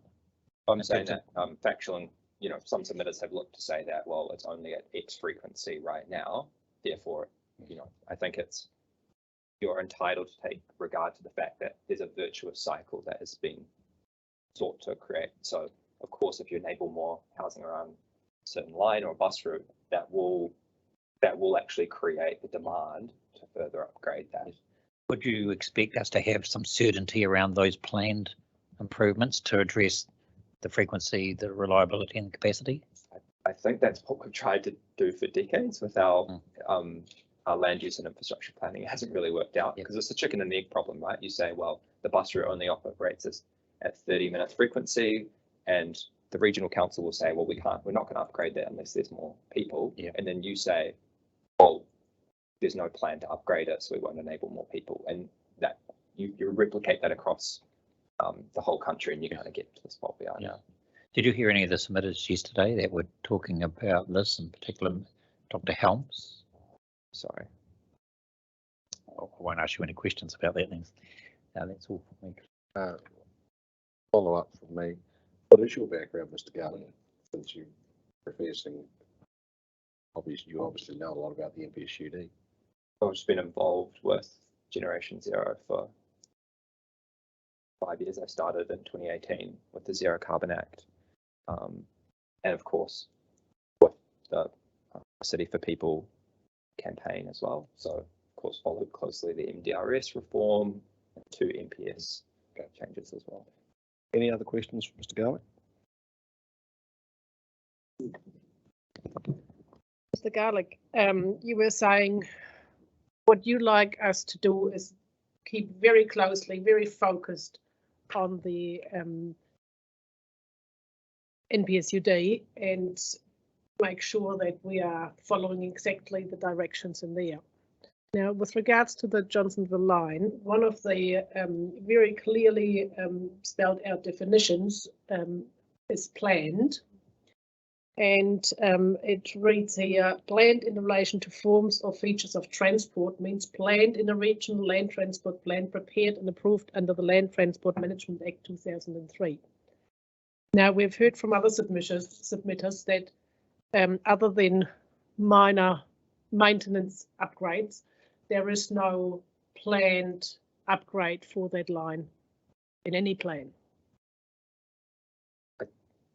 You are saying you're saying on the one hand we need to actually stick to our guns with a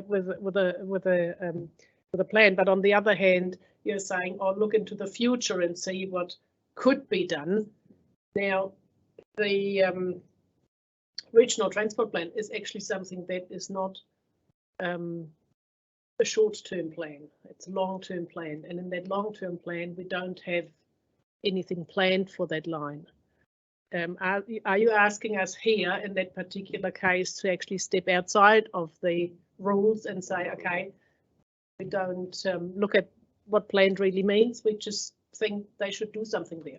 No, and I think with respect, I don't think that's a correct interpretation of what planned means. Well, first of all, this is an existing line, and I think it already meets the definition under existing, but planned is looking at, for example, like where the Botany to Airport Bus Rapid Transit line in Auckland will go, or the Let's Get Wellington Moving lines will go, and that's what it's looking at. There's not an existing line, it's just planned, and so when there's nothing there, that's what you look at, right?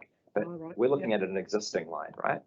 And so when you look at, so that's ticked off already. You sort of move down the definition. So I don't think you need to engage with that. But I think if you look at that holistically, I think it's clear that, again, you're not held hostage by the status quo. Why doesn't the regional council have a plan? Well, because decades of district plan have suppressed housing along the Johnsonville line, right? And that's the status quo, that's the current planning paradigm that this is seeking to displace. So yeah, I think it's existing lines. So you don't actually have to look into the definition of planned. You can go down into the factors from there. Yeah. The planned for you is planned line, not planned works, rather than existing or planned. It is an existing line, okay. So it clearly enters the gateway test for that provision, and then you just move on to looking at the definition. Great, thanks very much for that. Anything? Yep, just one question. You're advocating for the walkable catchment to be 15 rather than 10. If we went with that and I walked around the city 20 years from now, how would it look different if we went with 10 instead of 15? What difference would I see out in the community because we went with 15? I think in general, well, first of all, you would see the sort of demise that Wellington is currently in being reversed. You'd feel a better buzz because, you know, people sort of my age and younger can actually afford to stay here and raise a family, or, you know, people who make the city buzz, creatives and musicians, for example, aren't being priced out and going to Auckland, as my friends are. And I think that's not just an aesthetic thing, right? Like that's a result of enabling more housing. But I think also you would see the city grow gradually over time, as cities need to. They need to be dynamic and responsive to the fact that this is a growing population with growing demand. We've got universities that are seeking to educate more bright minds, and those people can lead better lives and, you know, in places that are resilient, in places that are low carbon. And I think walking around, you would see, you know, the sort of medium density that creates springing up over the place, and over time you'll see a change in the face of the city. That's not a bad thing. Of course, there'll be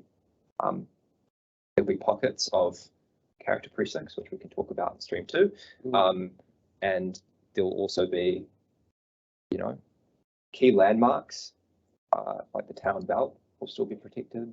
Certain heritage objects will still be protected. So you'll see that the past and the future will coexist, and over time the city will adapt and not be sort of covered in amber or stagnant as it is kind of currently. Garlic, last request. Can you email your script you are reading from to the hearing court? Sure. Yeah. Just ask question 2. Sorry, just returning back to rapid transit services, because that's quite critical for us, because if it's determined to be rapid transit service, then it becomes mandatory to apply walkable catchments. It's not to say that it's not open to the council to apply walkable catchments in the absence of that direction. But I mean, I haven't looked at this very carefully right now, but it says planned in the RLTP, but the RLTP has both a strategic level kind of principles and objectives and strategies, etc., versus, you know, more detailed funding kind of program as well. So I'm just wondering if that's what you were inferring in terms of what planned means. I think, just to sort of repeat my point, it is an existing line. So that's like, there's a gateway test, it has to be a planned or existing. To be planned or existing, it's existing. You move on from that point. When you consider the factors that make it up, again, remember the purpose is very, very strong in the MPSUD. It's very directive, that you should be planning for the future. And so you can look at anything there. I don't think you need to look at just the RLTP or anything. And you can even just think in the abstract, what would happen if there are more people from in the Western Hill suburbs? There'll be better bus services, there'll be pedestrian upgrades, there'll be active transport upgrades, there will be upgrades to the line itself. So I think that's a pretty fair reading of the definition, in my opinion, but again, it's up to you guys. Thank you, Mr. Garlick, for your contribution. We look forward to seeing you in subsequent hearing streams. Thank you so much. Thank you.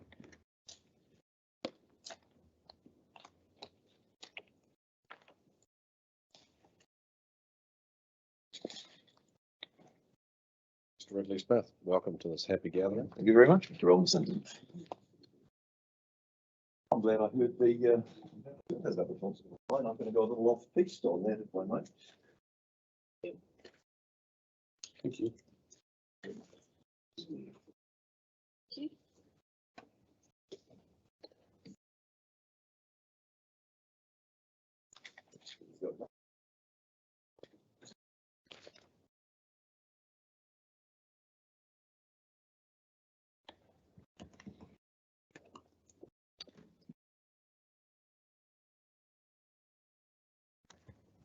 Please proceed.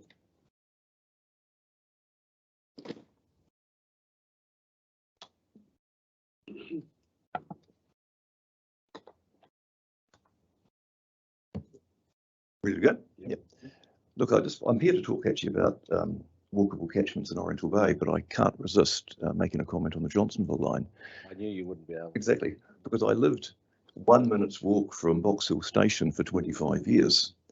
And I can assure you, I would regularly, my commuting would be by car or by public transport, about 50-50.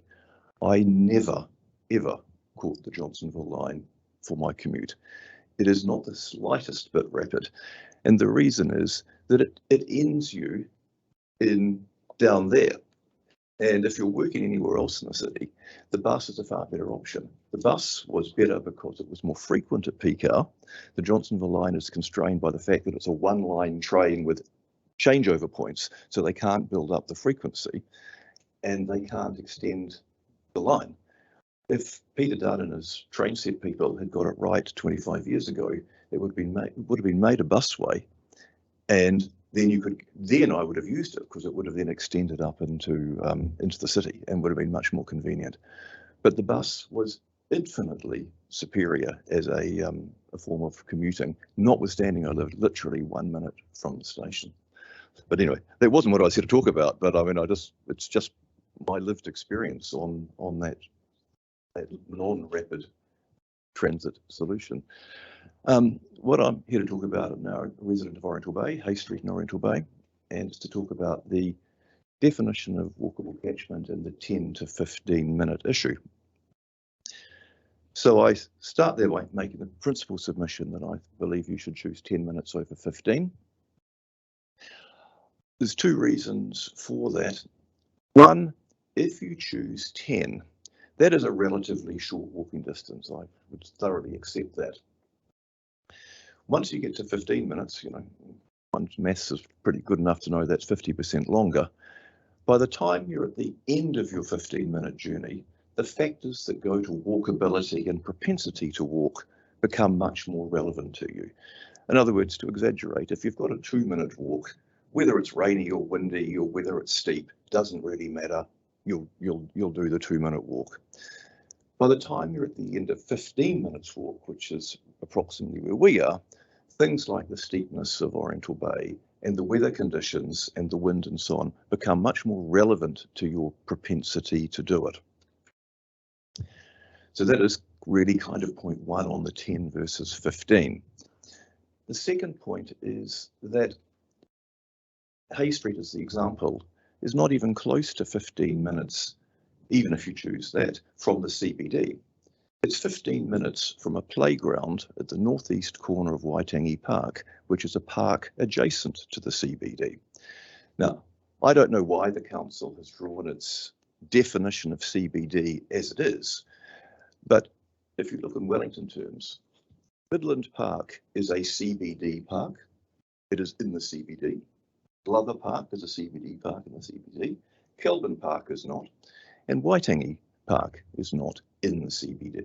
It is adjacent to the CBD. CBD to me, in its ordinary usage, means central business. Well, it does mean central business district, but what does that imply? It means an area of the city that has restaurants, employment, theatres, government offices. You know, of course, you're all planners, you know exactly what the CBD is. You're not in the CBD when you're playing at that playground. So what in the real world, when I walk to and from the CBD to my place, I'm not walking 10 minutes or 15 minutes. I'm walking, as I put in the paper yesterday, if I'm walking to Featherston Street, I'm walking 30 minutes, or if I'm walking to the other end of town, I'm walking 40 minutes. 15 minutes, I'm a faster walker. I timed myself the other day. I was going at 5.5, I think, or 5.3 meters or kilometers an hour. It's faster than the thing. I just get to Chaffers New World.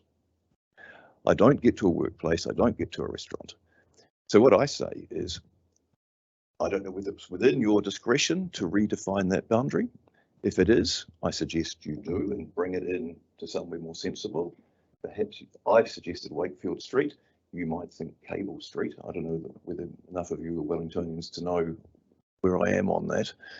But if you leave the boundary at the playground at the northeast corner of the park adjacent to the CBD, then choose 10 minutes. That just makes much more sense to me if you're thinking about walkability and you're thinking about people's propensity to go from their upzoned and their 6+ story building to somewhere in the city. The question that you asked Commissioner Faulkner about the difference between the previous person about the difference between 10 and 15 in the future, I suspect there would be none at all. You know, we're not going to evolve to walk faster or more likely to walk. We will walk if it suits us in terms of the weather, in terms of our physique, and so on and so forth. And you're not going to, if you upzone further out, that is not, like the previous submitter is perhaps implying, going to then make us more inclined to walk. It's just going to be further out, and some people will walk. Of course, some people walk half an hour with absolute no problem, but others will simply say, no, that is just too far for my walking, except on a nice sunny day when I'm going for a stroll with the kids. So I just think that I thought it was a very, if I may say, pretty insightful question, right? And I think I would give the answer that it would make not a difference at all.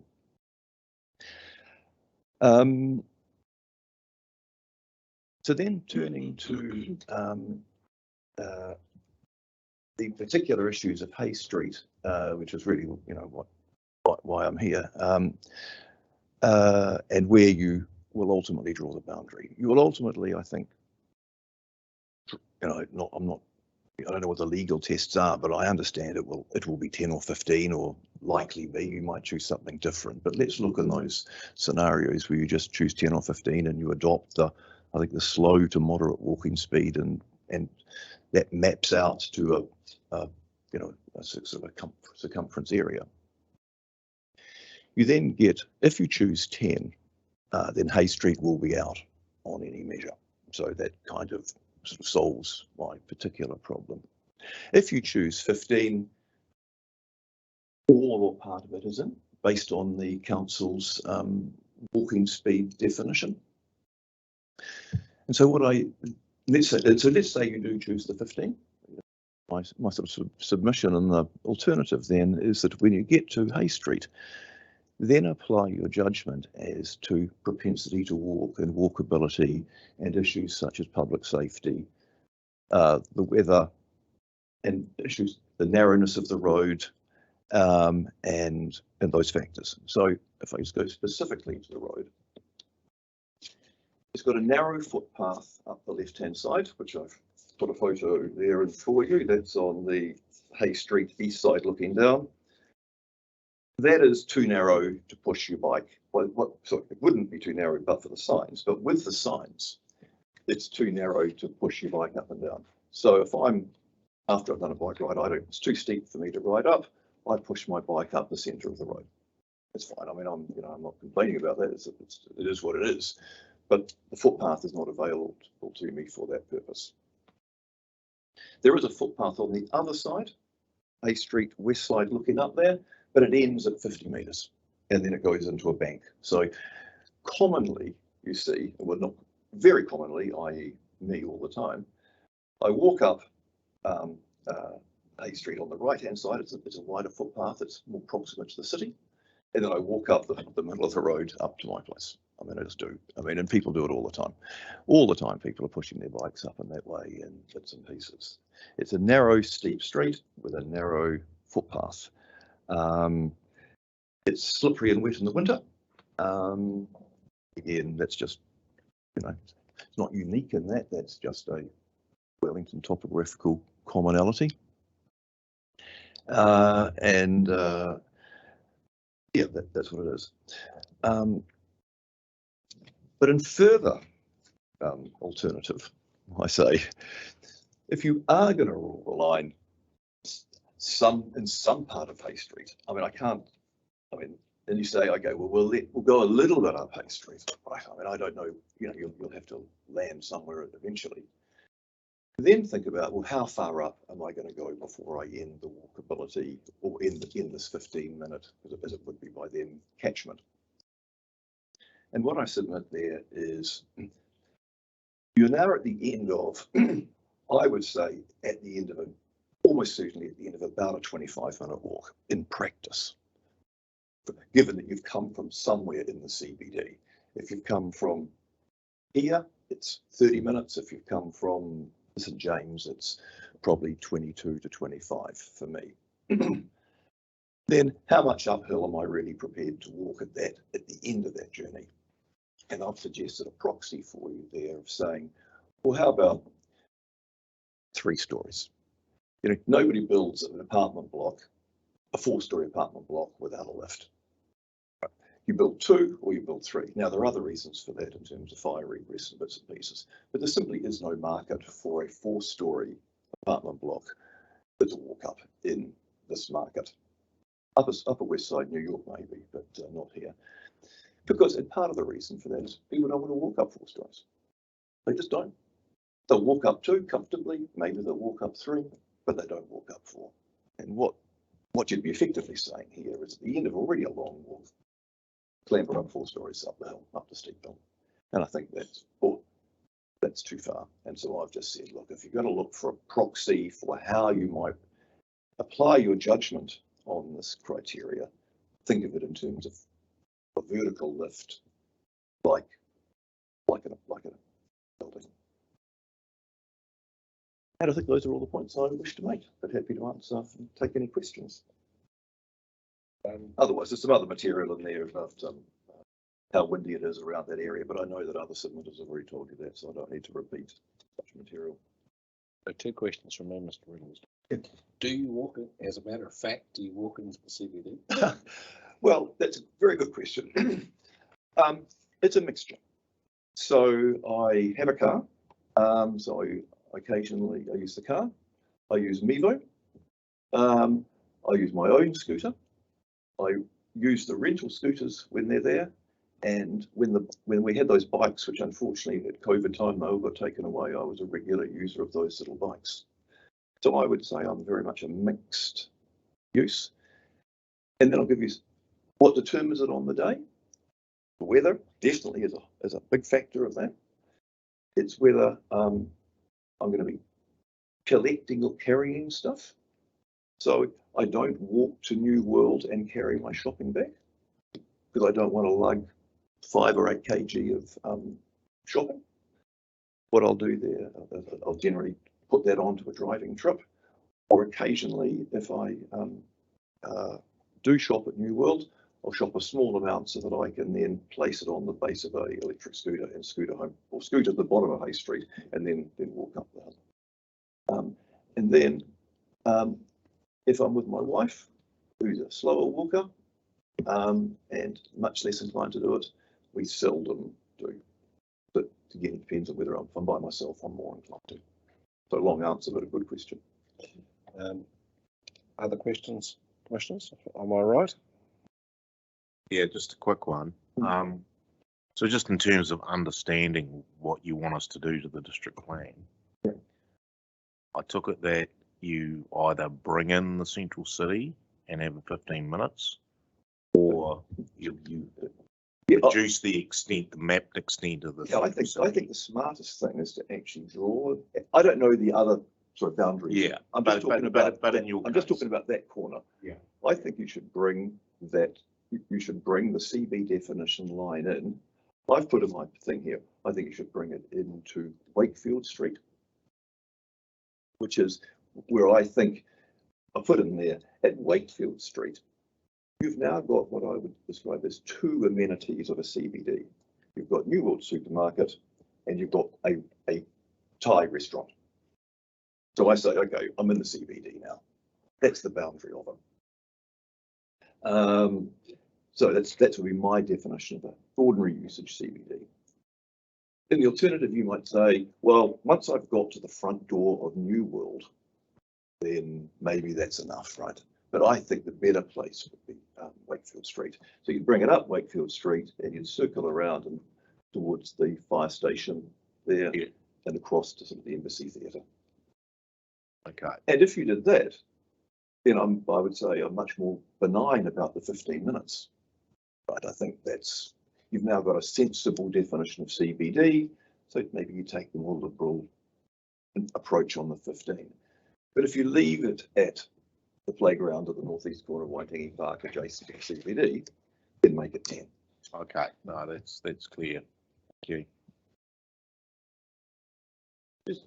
We're obliged to look at the benefit costs of or any provisions in the plan. Yep. What, to your mind, is the worst case scenario of a 15-minute walking catchment that included a big chunk of Hay Street? What's the outcome that you think's inadvisable? That's a very similar question that your commissioner asked the previous person, to which I think I already answered. I think he, with respect, he's obviously an advocate. I think it won't change people's propensity to walk, right? So I just don't think it's going to have the effect that he says, that you're actually going to see mode shifts and carbon reductions that is a consequence of being more permissive. So what might you see? I mean, what say the height limits on Hay Street were increased because it's in the walking catchment? What is the issue with that? Okay, so go back to Hay Street. Notwithstanding, even if it was permitted, I didn't put this in, it's not going to happen. Right? These lots are 200 square metre lots. Right? You can't even lay down to build 6 stories, you've got to lay down a crane, right? You can't lay down a crane and build an office building on a 200 square metre lot. If you bought 4 of the lots, right, and knocked down 4 houses, that would cost you at today's market value $8 million or something to buy 4 lots. You'd never do it, right, because no one would sell them to you. Then you can lay down a crane and then you can build 6 levels. So it just isn't going to happen. Now, you might say, well, why do I bother submitting? But I just don't think people should have to live with the possibility of it because we have bad planning anyway. But do I actually think it's going to happen? No. I mean, I'm in the property, one of my roles is property development. I'm a director of a retirement village operator. Feeder, we build 250 housing units a year. We wouldn't go anywhere near a site like that to build a multi-level retirement village. I mean, like no chance. It's just too hard. So that's the answer to that particular site. We would want flat land, decent big site, good access where we can lay down a crane and bring trucks in and out, etc., etc. So in a Wellington context, well, you're seeing it along Adelaide Road. They're bigger sites, you can get your crane. And our competitors have, we've got Village at the Park up at the old athletic park. That's one of ours. That's a site you can develop. Okay. That's it. Thank you very much. Thanks for your time. Good luck with your deliberations. A fun time. Mr. Archer in the red.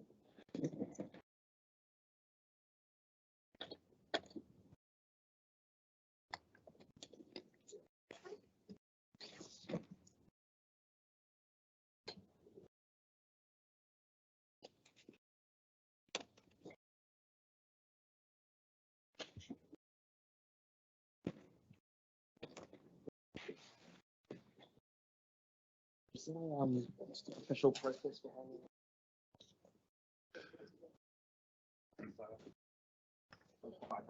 Yep.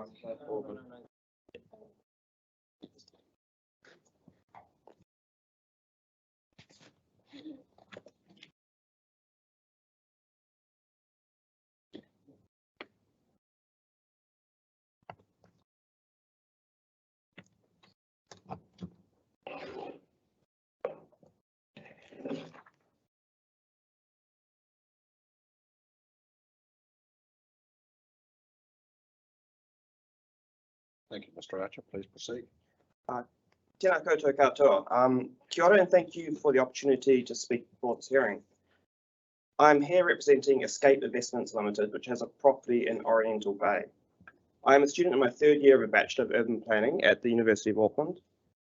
I recognise that the integrated streamlined planning process is a departure from what may be the normal way of going about a plan change, and I'm personally excited about the opportunity to be in the coalface of this unique democratic process.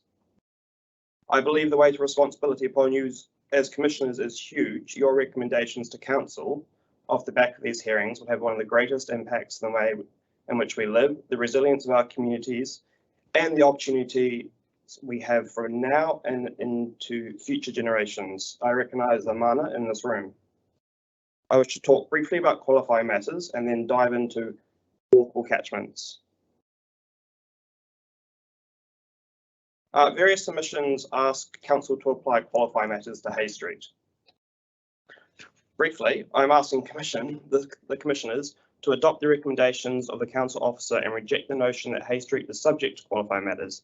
That steep side street, the cost of urban development, iconic location, landscape, hillside, heritage and special character factors are not qualifying matters under the Act, and therefore there are no qualifying matters that restrict the application of the NDRS and NPSUD to Hay Street. On the subject of walkable catchments, now I know I've been watching some of the streams, I know you've heard a lot about this already. So I have adjusted our submission to reflect feedback from Puki Puki Pari yesterday, and I found that quite insightful. We have made submissions on the topic of walkable catchments. Densifying around the areas Wellingtonians live, work and play is the best way to reduce our reliance on internal combustion engines and reduce the associated costs, not limited to infrastructure, carbon emissions, public health and road network maintenance. Oriental Bay is a uniquely placed suburb benefiting from close proximity to the city centre. Various submissions have been made in want of a reduction in size of these catchments. We disagree with these submissions for the following reasons. Firstly, the RMA's law. The NPSUD and NDRS require intensification around the city centre. 70% of those seeking smaller walkable catchments live in Oriental Bay. We see irony that submitters who hold such opinions about the reasonableness of residents walking to services live in one of the most active travel-friendly suburbs of Wellington. The NPSUD, NDRS and RMA are tools to enable greater use of active and public transport modes. It is not a tool to force residents to walk to city or services. More than 75% of Oriental Bay residents walk, cycle or bus to the city centre. The willingness of current residents to walk to services does not preclude new residents from walking to the city. Wellington's walkable catchment methodology takes into account topography. Increasing the housing supply around the city fringe will enable a greater percentage of residents to utilise active and public transport. Increased densification in public transport can lead to a less congested and more livable city. The process in which Wellington Council reduced the walkable catchment to 10 minutes excludes the benefits of proximity to new residents and is generally against the purpose of the NPSUD. We are of the opinion that a minimum of 15-minute walkable catchment around the CBD best achieves the purpose of the NPSUD and the Act. As noted in the Section 42A report, the Ministry for the Environment supports a larger than 15-minute walkable catchment around city centre zones. Excuse me. We asked the Commission to adopt the proposed district plan to include the Council offerer's recommendation of a 15-minute walkable catchment around the city centre zone. However, and this is a bit of a shoehorn edit that I made this morning, we did listen to Puki Puki Pari's submission yesterday, and my client and I are moved by their real-world lived experiences. My client also has an 11-year-old child and empathises with Mr. Hayward. The Hay Street extension is essentially a shared driveway. We would find it reasonable to adjust the walkable catchment boundary due to the topographical features and other concerns brought up yesterday by Mr. Hayward and Ms. Stace. However, we would suggest that the boundary should be at 7 and 8 Hay Street, because there is a footpath of either side of Hay Street up to these two addresses. Hay Street narrows beyond here. The lower Hay Street properties are easily accessible from the street, and vehicles can manoeuvre in the lower part of Hay Street. We noted in that the Puki Pari presentation yesterday, they suggested a practical suggestion of an adjustment to the walkable catchment. We would not oppose this except to amend it to include 7 and 8 Hay Street. We are certain that a simple site visit would result in agreement with our position. In a rapidly changing world and goalposts constantly changing, it is difficult for our legislation to remain fit for purpose. There are a number of factors that can limit representation in this room. Those with the means to research these issues and submit on them are privileged, and I recognise that I am in this position. I find it heartening that the Council Officer in the Section 42A report at paragraph 90 included our specific recommendations. I'm hopeful that you consider the important yet silent voices of future generations in your hearings. We believe that the NPSUD has attempted to promote justice and equality above amenity, convenience and expediency, with the NDRS as tools to achieve this. I implore you in your role as commissioners to endorse this, specifically that steep side streets, lack of access for emergency vehicles, the cost of urban development, iconic location, landscape, hillside heritage and special character factors are not qualifying matters on Lower Hay Street, and that a 15-minute walkable catchment around the city centre zone is the best way to achieve the NDRS and NPSUD. Thank you for hearing from me so far. Kia ora. Thank you, Mr. Archer. And firstly, a request. I'm particularly interested in your figure 1 that you've taken out of the census here. Because you've given us a black and white copy, right? You can't actually tell what that. Do you think you could email colour copies? Colour copy to the hearing coordinator so that we can have a look at it afterwards? Absolutely. And I have a colour copy about to be on the screen. Like, I don't think I need to. Well, I think I want to study this because it's relevant to a whole range of submissions and a whole range of. I've got the drift. I figure I can figure out what it's likely to be for 1 or 2, but it'd be much easier with a. That is sourced from the Planning for Growth Issues and Opportunities report for 2019. So it's based off the census as of 2019. So the green bar for Oriental Bay there, which is the green and the blue is active and public transport. Orange is cars or private motor vehicles. Right, and I can ask what the aerial photograph is of and what is on there. Yes, that was basically an aerial visual to show you the navigability of that Hay Street and the Hay Street extension. We recognise that it is very, very tight and windy, and the Tor Hayward and Victoria Stace and the Residents Association, I recognise they have valid concerns around increased densification around the upper hills of Oriental Bay, particularly Hay Street.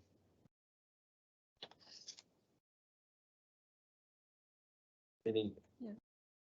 You heard the last submitter and other submitters. Not the previous one, no. Oh, okay. So Hay Street, but his comment is also that the actual where the walkable catchment's taken from is it's a bit of nonsense. It's actually distance you actually walk to where you want to go in the city centre isn't called Kāinga Park. There's an edge. It's actually further in than that. So his suggestion is reduce it to 10 minutes, change the point at which it's taken from. Do you have a view on that? That actually, you know, most of the town is way beyond what's walking further than 15 minutes. I understand. If you work on the opposite side of the city from the edge of the walkable catchment you enter from, then that is not a 15-minute walk. That's quite clearly not. However, it's to do with the purpose of the National Policy Statement and the reform of the Act, and I believe that is to enable greater densification around nodes. Essentially, it's that livable city concept. The way New Zealand is going about doing it is densifying around, you know, transport hubs and metropolitan city centre zones. In general, if you densify around these areas, if you let it be 15 minutes and go up, then more services will be attracted to the densification, and then it will just feed on itself to be a more livable city overall. If you put a limit of 10 minutes, it excludes a very, very walkable portion of the city. Oriental Bay is very, very walkable. I walked that yesterday just to prove a point. And I'm like, all right, I'm gonna walk to the city. I didn't do it today, mind you. It's very wet and windy, and I am just another friendly Aucklander. Yeah. Well, I do recognise the irony in that statement, but the more densification you have, the more services will be attracted to the areas where people live. It's Yes, I've heard that argument. It's a bit of a chicken and egg one. Though. Yeah, it's absolutely a chicken and egg, and I think because the NPSUD and NDRS are directive, it kind of boxes. It's, you know, there's the egg. Come on, chicken. I guess. To use a crude analogy. I think the previous submittal was getting at is not the principle of densifying around nodes, but what is the definition of a node? That is Waitangi Park actually part of the CBD? Right. To form the sort of the edge. Do you have a view on that? I think the nature of the walkable catchment methodology is it's an ArcGIS equation taking into account topography, right? It's, you know, I read the Strava and the report, how they utilize Strava data in assessing their walkable catchment. I think regardless of a walkable catchment, if you take it from the dead centre of Wellington city centre zone. What he was suggesting. He was saying taking it from the other side of Waitangi Park. Yeah, I think from the inside of Waitangi Park rather than the outside. Yeah. Various submissions seek to limit where we densify.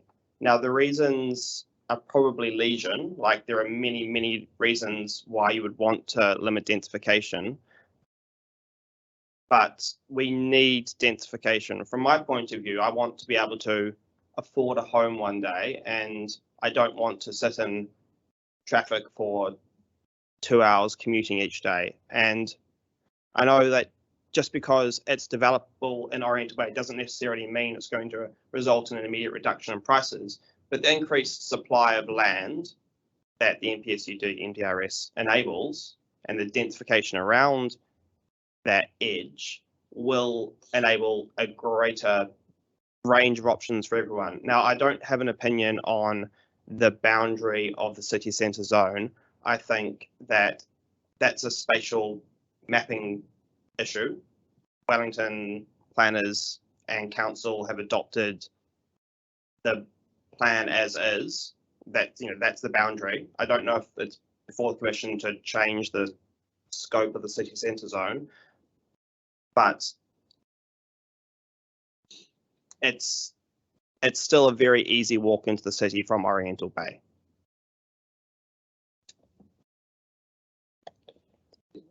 Any other questions for Mr. Archer? Thank you very much for your time, Mr. Archer. We appreciate you taking the time, and if you could email an electronic document. Yes. Hearing administrator, that will be appreciated. Thank you very much for your time. I have shared this PowerPoint.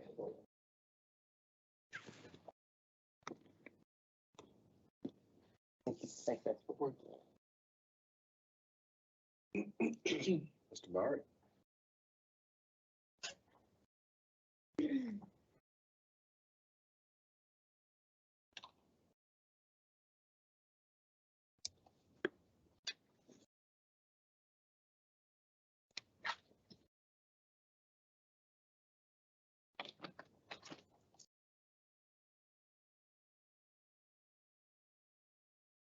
your hands. We'll send you a copy of this. Just a brief moment before. I've heard a lot in the last half hour or so about walkable catchments. I'd just like to suggest that they're not relevant to Wellington. And my reason for that is both weather and topography. I can walk to Newtown in 15 minutes. I can walk to Kilburnie in 15 minutes. from my house Which is? in Melrose. But it will take me at least half an hour to walk back either way because it's a steep uphill, and I'm not going to do it. And no matter how often you make, whether you make it 10 minutes or 15 minutes, that's not going to make any difference to me, right? And I don't think it'll make any difference to other people. And the other one, of course, is the weather. As the previous submitter said, it was raining today, so he didn't do the walk. And so if you can do a walkability thing that factors in both rainy, windy Wellington days and steep topography, maybe it's a valid idea, but otherwise it's not. So I'll leave that alone.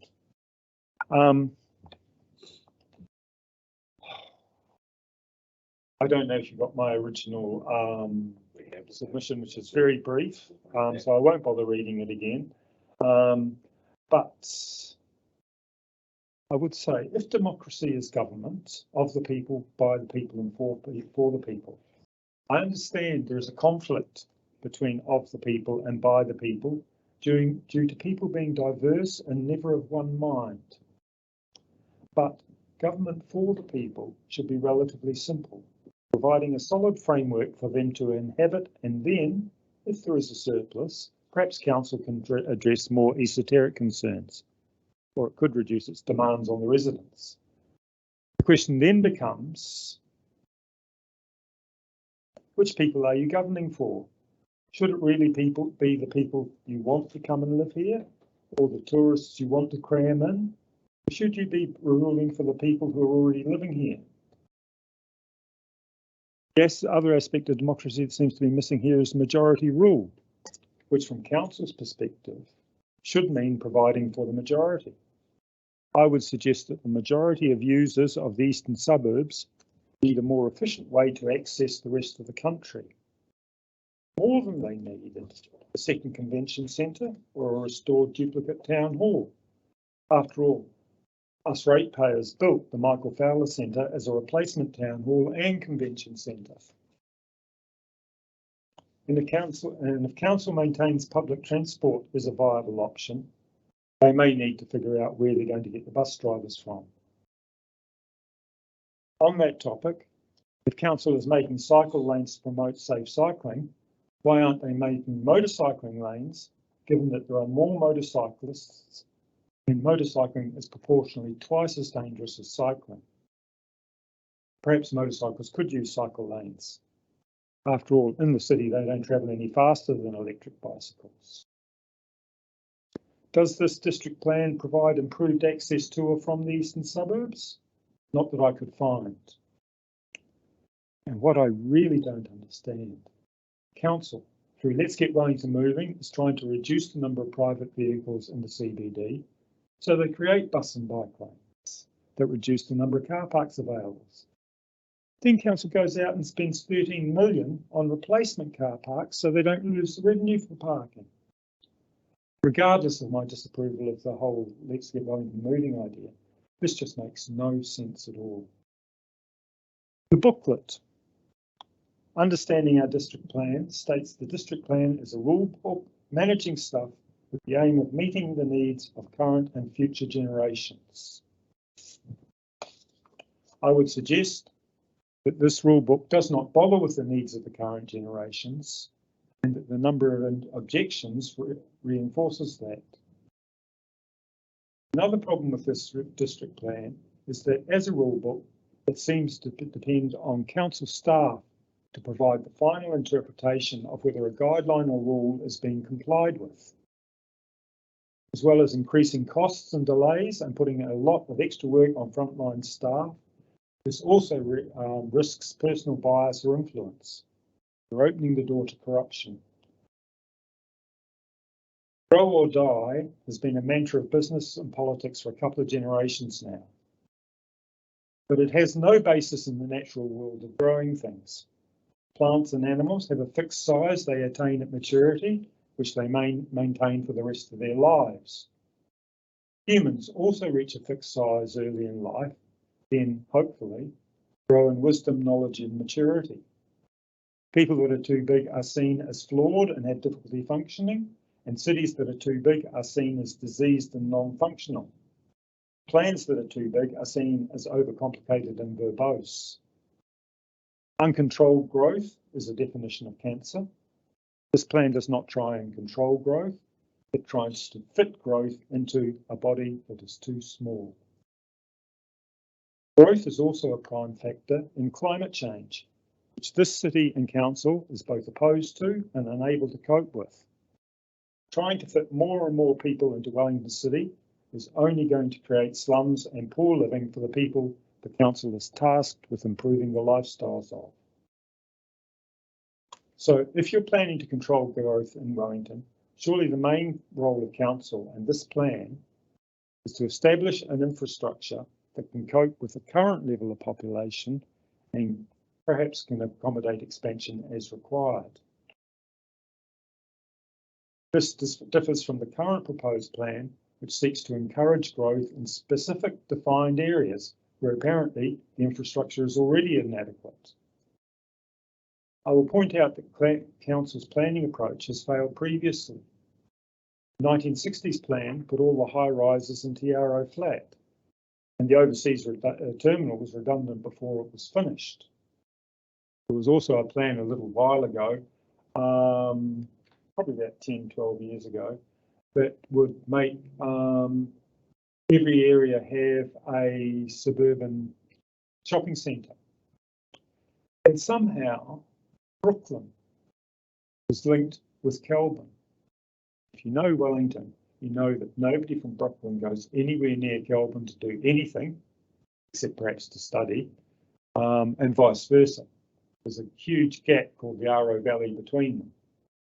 Anyway, people make choices. If the council tries to influence these choices, they may find the result is not what they expect. What about climate change and managed retreat? This plan doesn't seem to limit construction to 2 metres above high tide mark, nor to discourage use of infrastructure below this guideline. I will be saddened to lose the road around the bays, but it's inevitable. Although it looks like council may have to construct a tunnel to Shelley Bay with the development happening there. I do apologise if I've interpreted this plan incorrectly, but as a fluent English speaker, I attribute this to the plan being overly complicated, deeply dependent on a technological framework which is not explained, and I maintain should never have been used for public consultation, and full of irrelevancies. Let me cite an example. My own property in Hornsey Road in Melrose. When I enter this in the plan, I discover the property is zoned medium density residential, which means I can build three-storey houses on it. What the plan doesn't mention is that this is a 500-metre triangular section on a steep site. I have difficulty building a single house on it. What else does the plan tell me? That I have a height control plane of 11 metres. Great for building a pyramid, although it might be a bit lopsided. Also, it tells me that I'm near or in a Mount Albert Ridge and a town belt and the airport obstacle limitation surfaces zones. Whatever the hell all that means. I will point out that my aunt, who lives on the flat in Seaturn, also lives in the airport obstacle zone, despite the fact there is a 100-metre hill between her and the airport. I only have a 50-metre hill behind me. I'm starting to think this plan was made, like the original plans for Wellington were, from a great distance on a flat map with no regard for topography or natural features. Maybe it was done by artificial intelligence, still in development. Perhaps the property report will be more illuminating. Unfortunately not. But there are some more maps which show there is a bit of a flooding risk down the road a bit. There are no specific controls, no precincts, no historical or cultural values, but I do live right next to a DP overlay marked by vertical lines, which is not identified in the legend, although it might be the coastal zone. A bit of a failing for a legal document. Regarding failings as a legal document, and I apologise if this is not the appropriate hearing, but during my attempted browsing of this document, it seemed that the maps for coastal inundation showed greater flooding for the medium scenario than for the high scenario. Perhaps that's a technical thing. Seems like the proposed district plan doesn't apply much to my property. A further check on my aunt's and mother's properties show a similar lack of information, apart from the fact that there's a cultural tree outside my aunt's. But they, living on flat land in the eastern suburbs, will probably end up surrounded by 6-storey apartment blocks, and all those extra people will be forming a traffic jam of e-bikes to get to and from the city each day. I don't want to live in New York, Jakarta, or even Auckland. I love my city, its grand views, unsubtle weather and quaintness, but these qualities are hard to commodify and hence undervalued by our powers that be. I don't think that being morally bankrupt will so stave off financial difficulties, but not everything can be reduced to accounts. Even the appellation we clung to for the last decade or so, the coolest little capital, is not quantifiable or designable. If you want to have a plan for the city, would it please be simple, clear, accurate, and have some coherence, and maybe just a little awareness of the problems we are facing today. Leave my city alone. Thank you. That's all. Thank you, Mr. Murray. We heard earlier, I'm not sure if you were here, from a representative of call themselves Generation Zero. Yep. And he was putting to us the views of a younger generation whose concern is they're being priced out of the town. He's observing his friends who can't afford to live in Wellington, moving to Auckland. He's asking for a focus on intensification that gives that younger generation more choices. Where's the meeting in the middle? I'm not asking you to just say whether his view is correct or not, but assuming we accept both what he says and what you say, where do the two Okay, I have two comments relevant to that. I can't say I'm going to answer the question, but there are two relevant comments. One is I have a nephew who is 30, might be 32 now, with a 6-year-old daughter. He indeed bought an apartment in Rintoul Street, but now that his daughter's getting older, sure enough, he's gone to buy a house with a bit of a backyard to it, which is what people will really want. The second comment I have to make is that this whole thing about being priced out of the market is that generation's own doing. My property, for example, was worth $445,000 up until 2016 or 17. Now, I don't think most of us older generations have bought a lot of properties in there. So it's not us paying $1 million to move into these houses, it's they. And if they're willing to pay it, I'd have to say I have to take it. If they had held off, if they had refused to buy properties at that price, then maybe the prices wouldn't have gone that bad.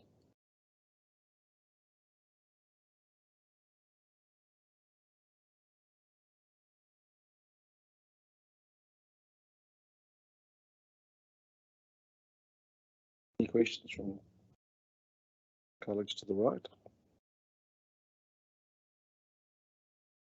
Thank you, Mr. Murray. We appreciate you taking the time to come and talk to us. Okay, thank you.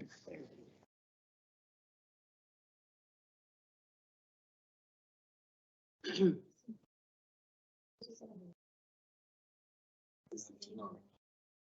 got the next screen. Okay, Envirowaste coming in. Envirowaste. Yeah, there's other get. Sorry, digress. Just this is the team. Morning. Morning. Can you hear me okay? Yeah, we can indeed. Is that Ms. Rosser? Correct, yeah. Welcome, we can hear you clearly. Over to you to tell us how you'd like to proceed. Hi, my name's Karen Adriana Rossa. I am an environmental planner with EnviroNZ, for which Envirowaste Services Ltd is a subsidiary company. I have over 20 years of experience as a planner, but in my current role, I am focusing on waste and all the projects and policy that result from that specific type of infrastructure. So my statement today is really here to address a number of definitions that are proposed within the plan, and also the strategic assets and infrastructure chapter. So I just thought I'd just give a bit of background to Envirowaste and waste in general, as it's a bit of a departure, I'm sure, from walkable catchments that you've been listening to a lot of. So in general, Envirowaste is supportive of the proposed district plan, but specifically seeks some inclusion of matters pertaining to waste infrastructure. The government's had a change of thinking in this space a lot recently, and it acknowledges the way that waste is generated and disposed of in New Zealand needs to be addressed to minimise greenhouse gas emissions, and to be more sustainable in terms of the resource that is being disposed of. Significant work is now focused on shifting New Zealand to a circular economy, and addressing waste is a key component of that work. The New Zealand Waste Strategy 2010 is in the process of being updated, and a new waste legislation will soon replace the Waste Minimisation Act 2008 and the Litter Act. Waste levies for landfills are steadily being increased, with I think the first tranche is already in place, and many single-use plastics have recently been banned.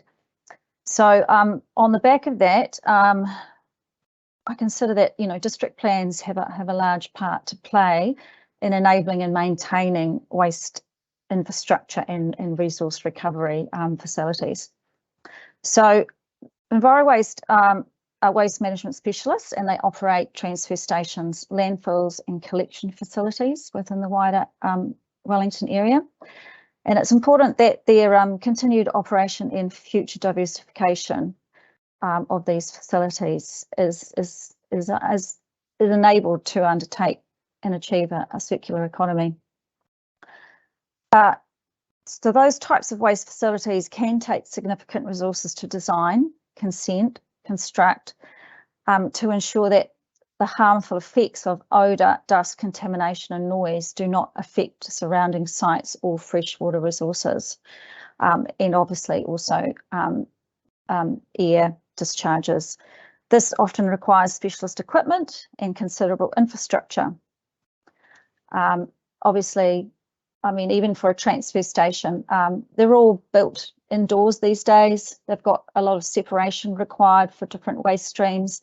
They often have need biofilters and specialist stormwater contamination screening equipment to make sure that the quality of stormwater is leaving the site. And so, but nevertheless, these sites can often still be, I guess, have effects that some people think are not nice to live next to, and they can be the subject of reverse sensitivity. So, you know, the management of these sites needs input from a variety of stakeholders.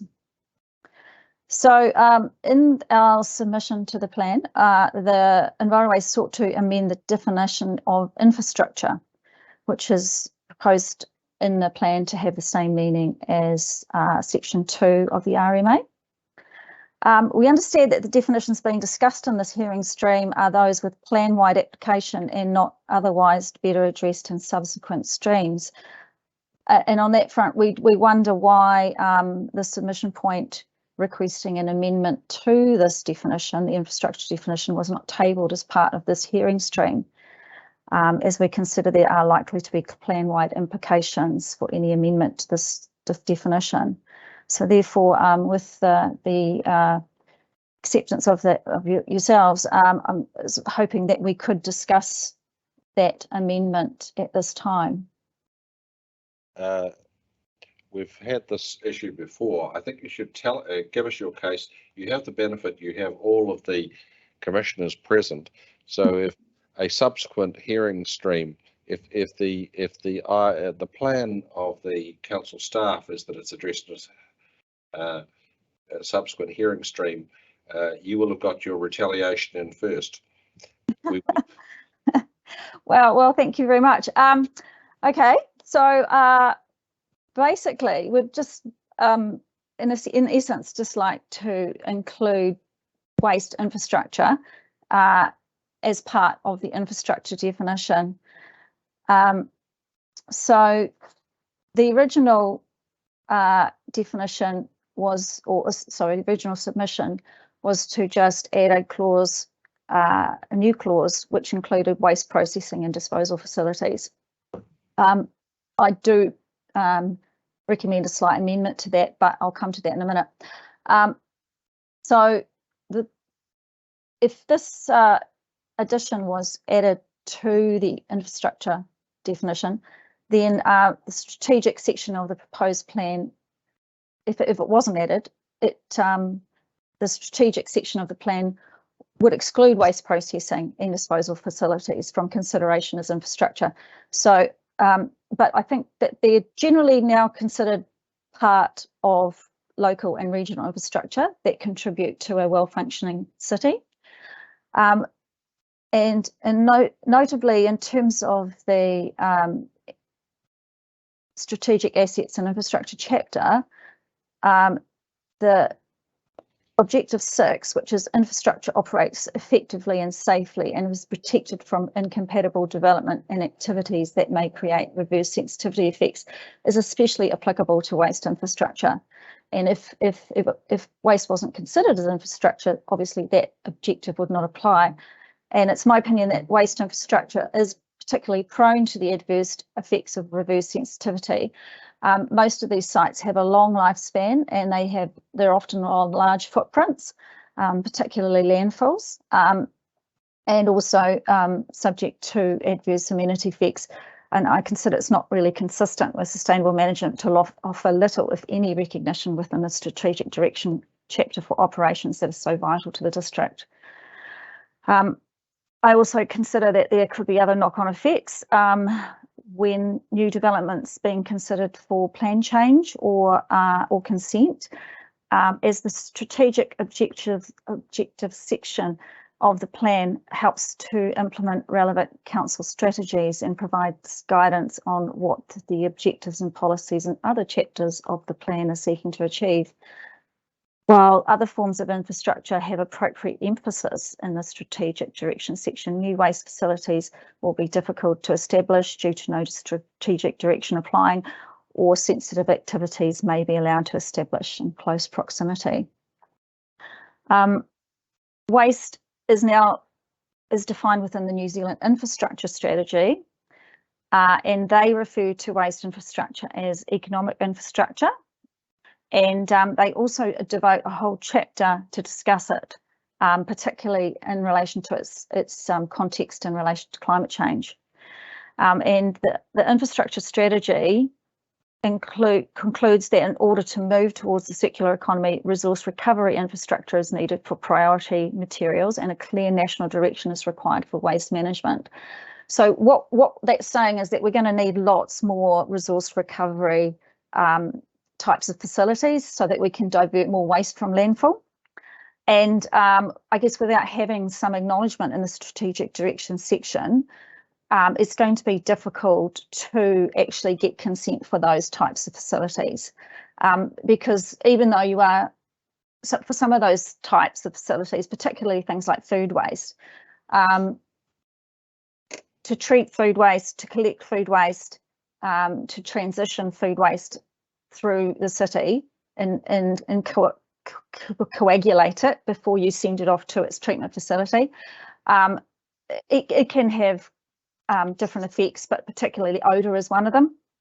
And so, I mean, obviously, it's a required type of facility, and then, but we were saying there must be consent pathways to allow it to happen rather than to be completely shut out of the plan altogether. So, and the other document released by the Ministry of Environment describes future investment in resource recovery as being necessary to support the waste vision. And that in terms, that also looks at smaller scale stuff. So in terms of development capacity and increasing your intensification in the city, waste infrastructure at that smaller scale, and even in relation to, you know, apartment dwellings, and how your waste infrastructure is coordinated at that level, that needs to be considered. So the last thing on this is that the Natural Built Environment Act has taken through these step change way of looking at waste, and it's now included in the bill's infrastructure definition, and the clause where it is now, so district or regional resource recovery or waste disposal facilities are part of that natural built environments definition for infrastructure. And I therefore think it would be prudent for yourselves to include waste facilities in the Wellington Plan infrastructure definition in light of this, and therefore you'd be able to better and enable the city to meet its greenhouse gas emission targets, and also appropriately provide waste services for that intensification that you're enabling in the new plan. So that's why I think, yeah, it needs to be added to the infrastructure definition. Thank you, Ms. Rossa. I have a question for you. I've got the relief in your submission, or Envirowaste submission in front of me. It says infrastructure means waste processing and disposal facilities. In my back garden, I have a little composting drum that is, we are merely processing food waste. I don't think that's what you mean when you talk about structure. That's true. Does there need to be some sense of scale and purpose rather than just that you're processing and disposing of waste? That's true, and that's why my alternative relief to take on the natural environments bill definition is actually what I'm now seeking. So that clause it widens the scale to district or regional resource recovery or waste disposal facilities. So so that would exclude those backyard waste scenarios. The second question is, of course, we don't have an NBA yet. We have an RMA. The RMA has a definition, and we don't know what the council staff response is, but I suspect it will be that moving away from the RMA definition creates problems, because the RMA itself has certain provisions about infrastructure as defined in the RMA.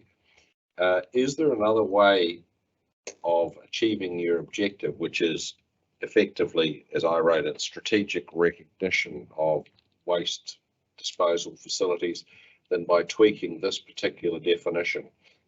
Can you offer us a solution that doesn't include changing an RMA definition but still achieves your objective? I've got one that goes part way towards that, and I will table my statement today, which would include this, but it would propose a new objective in the strategic chapter for assets and infrastructure, and that would encompass the the social, economic, cultural, environmental benefits of waste infrastructure, including landfills, waste treatment and processing facilities. And you can obviously widen that to a regional situation or district situation. I haven't included that, so I might amend that slightly before I send it in. Are recognised and provided for and protected from incompatible development and activities that may create reverse sensitivity effects or compromise their efficient and safe operation.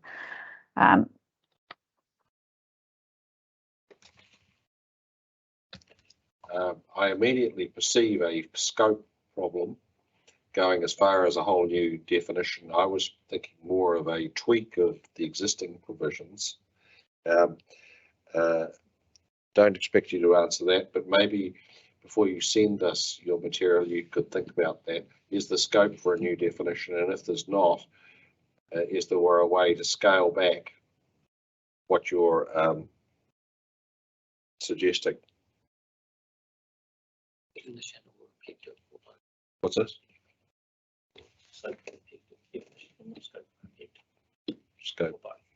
Scope 4 and objective. We do have an enlarged scope on the in relation to ISP matters, and I think that this would qualify. I need to think. But so when you prepare your look back over your notes and what you're going to suggest to us in writing, can you address the scope? So what you're suggesting is basically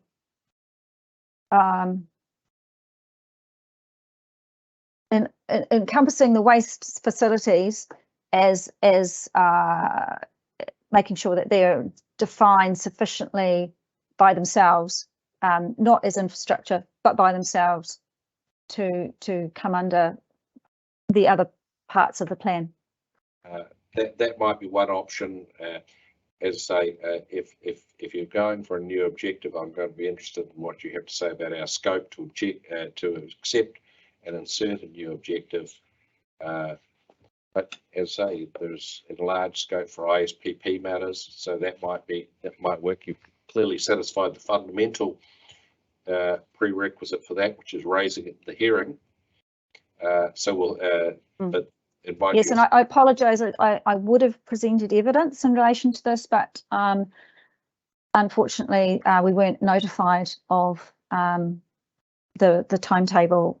And I'm sorry, being a national representative, I didn't go delving into the district plan until I realised there was a hearing coming close, because I knew where that was. But Okay.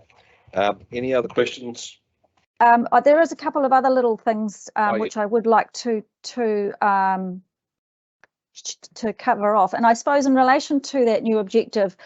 We did support that the whole chapter, the city strategic city assets and infrastructure chapter, if the infrastructure definition was amended.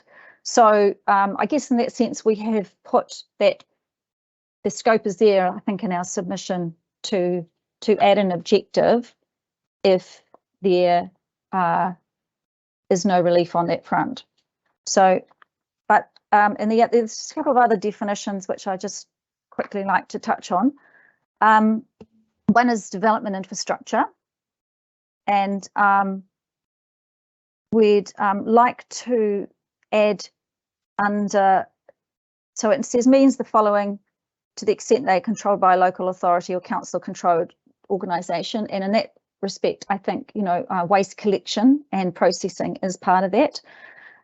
One is network, and so A is network infrastructure for water supply, wastewater or stormwater. If you added all waste there, then I think that means that your development infrastructure, particularly in relation to intensification, can be considered in many aspects in relation to the policy part of the plan.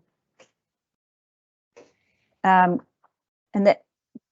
that would enable, particularly, I guess, it to be considered in relation to particularly intensification. I have certainly got experience here in Auckland. A lot of the multi-unit apartment blocks and terrace dwellings in particular, because the plan has not dealt with waste storage and collection on site for these types of activities, getting a lot of issues with bin placement, location.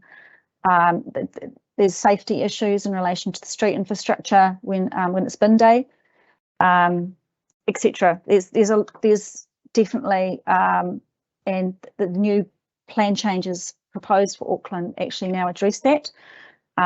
So it may be that if you include it as part of development infrastructure, at least you've got a way of looking at it in a broader sense. And the other definition, which we did not comment on, but I did note that the submitter WCC ERG referred to it.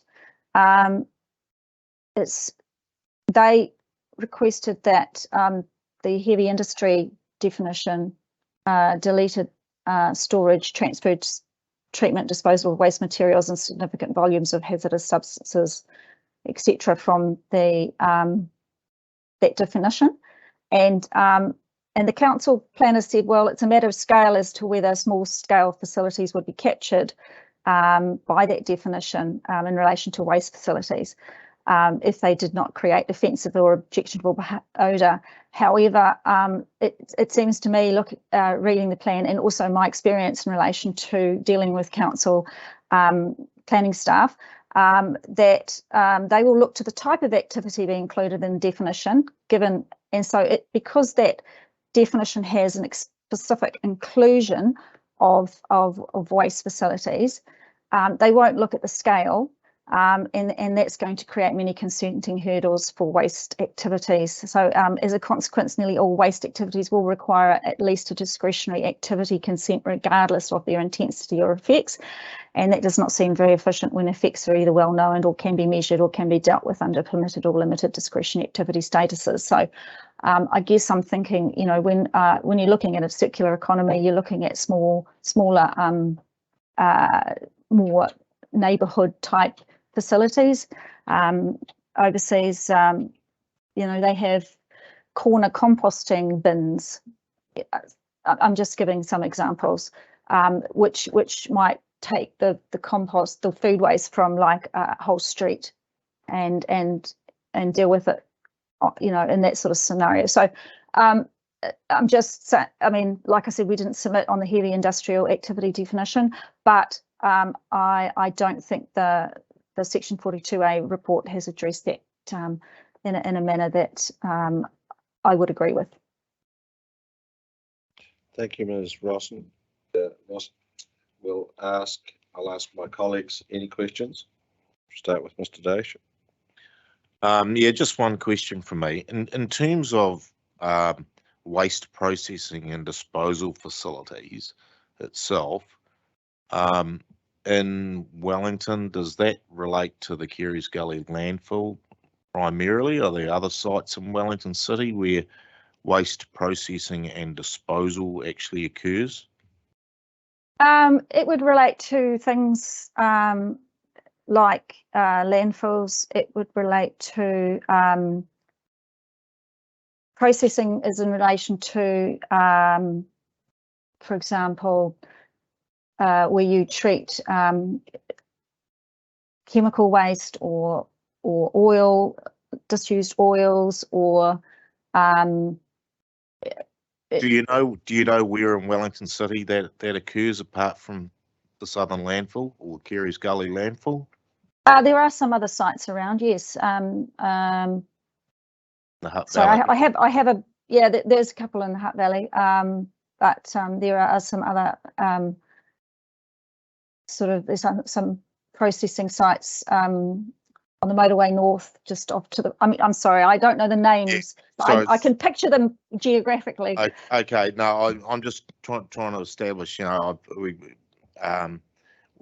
where the problem is, because if you look at the primary site for waste disposal and processing, it's at Kerry's Gully landfill, which is a designated site. And has its own protection on it. If there are others, I personally don't know where they are. No, I mean, I think, yes, I agree. Those are existing sites, but I guess the trouble is, I know that Wellington, in relation, and the wider Wellington region is looking to get food waste separated out of their waste stream, and so that will require some specific solutions to treat and process that, either composting or anaerobic digestion or waste to energy. There's different scenarios on that front, but so it's more about the new diversion waste processing activities that will need consent in the coming years because of our emphasis on greenhouse gas emissions. Okay. Yeah, being familiar with the Kerry's Gully landfill, that seems to be the place where the waste processing actually gets directed to. If there are other facilities, then, and I certainly don't know of any, and this is the first time I've heard for a demand for them. And if there is a demand, does the industrial zone that there is around the city actually? Well, the trouble, scope to do it. Yeah, well, that's the trouble because of the definition for heavy industry. Any new facilities would go to, if you did propose them in an industrial area, they'd immediately become a discretionary activity. So, and they'd get looked at in a very interesting light. I mean, for example, in Auckland, we have a facility that's a product recovery facility. So it basically takes all food that's the wrong specification or is customs and needs to be destroyed, and it takes the packaging off, and then it sends off the packaging to one place, and then the recovered contents become animal food. Right. I mean, that's even that would get caught by the sort of, I guess, the rules, and if you didn't have strong policy and objectives to support that type of infrastructure, which is obviously diverting all the waste from the landfill, then they're going to be difficult to establish under your the proposed consenting regime. Okay. All right, I take on board what you say. I'm still a little bit unsure about what the problem is in the Wellington City context. I presume you'll be appearing in later hearing streams in relation to the infrastructure anyway.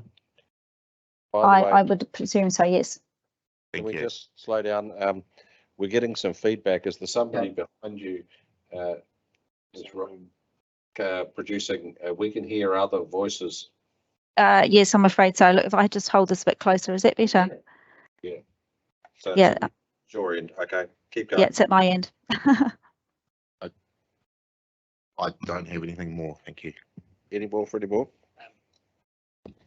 Nothing particularly from me, Mr. Ross. I'm really looking forward to the supplementary material that you're going to submit, and particularly in terms of the scope issue that the chair indicated, with the definition and objective in relation to that waste matter. Any more for any more? I think that's us, Ms. Rosser. Thank you for plugging in at a distance. We're grateful for your participation, as you say. We'll now wait with interest for the Section 42A report discussing the definitional issues that you've drawn to our attention. Thank you, panel. We'll bid you good day and a nice lunch break. Thank you very much. We will adjourn for lunch. The next submitter is due to start at 1:50. They'll come early. We will, that's fast. We'll adjourn until 1:30 and we'll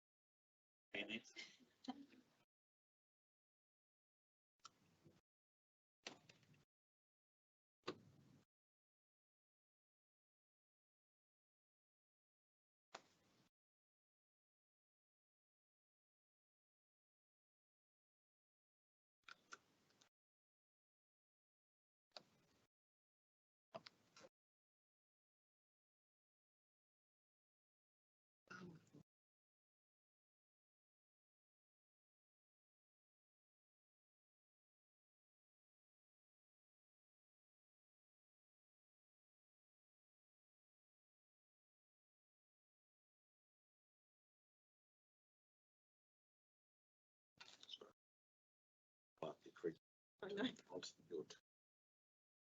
These things. Using the floor.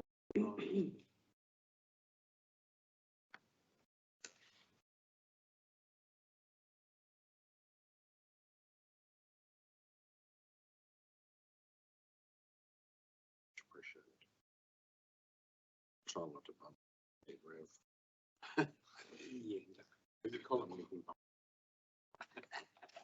I have a concrete column over the white rafts. Definitely.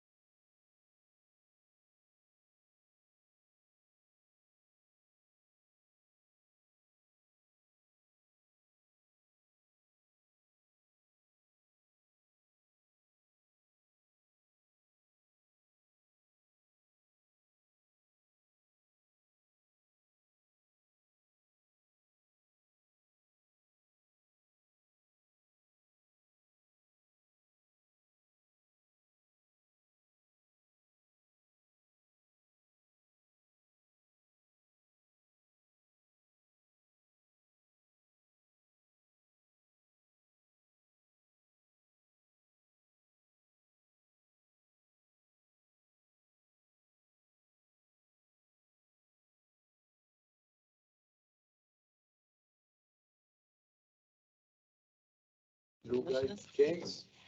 We all go? Okay. Would you care to introduce yourselves and tell us how you'd like to proceed? We've got your written statement, which we've read. Thank you.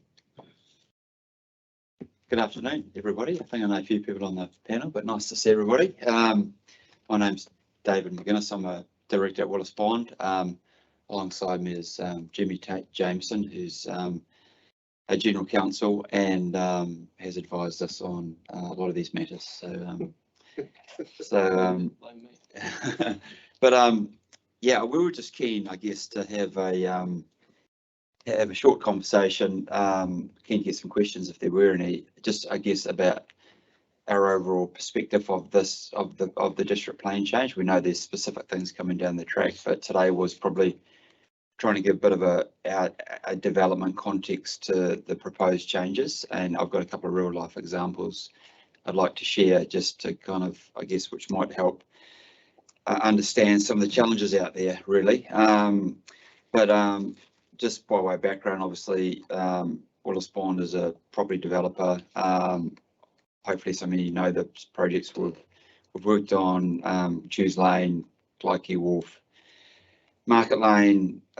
This is not a braggy list, but just a PwC building on the waterfront, Kāinga, we're managing that project at the moment. And we're doing a big project in Cuba precinct at the moment, and just finishing the Victoria Lane apartments, which I'll talk about in a moment. So it's been a busy few years. We're doing projects in Auckland and Tauranga now, but Wellington's sort of the home, and we're very committed here, which is great. I mean, overall, we're very supportive of the district plan changes. We're all for development, intensification, and greening and less cars in the city and that sort of thing. So we're very positive. I guess one general comment we'd like to make is that development in Wellington is very challenging.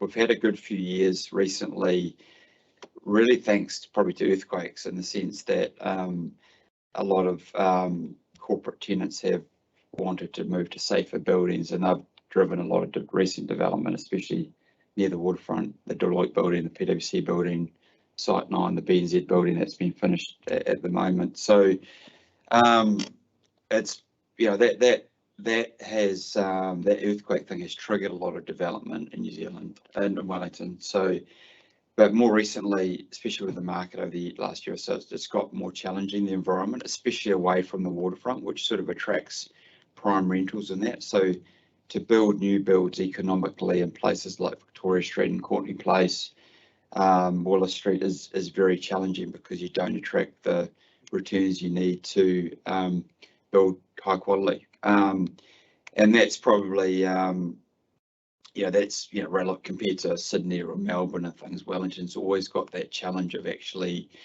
having the economic position to be able to develop new buildings.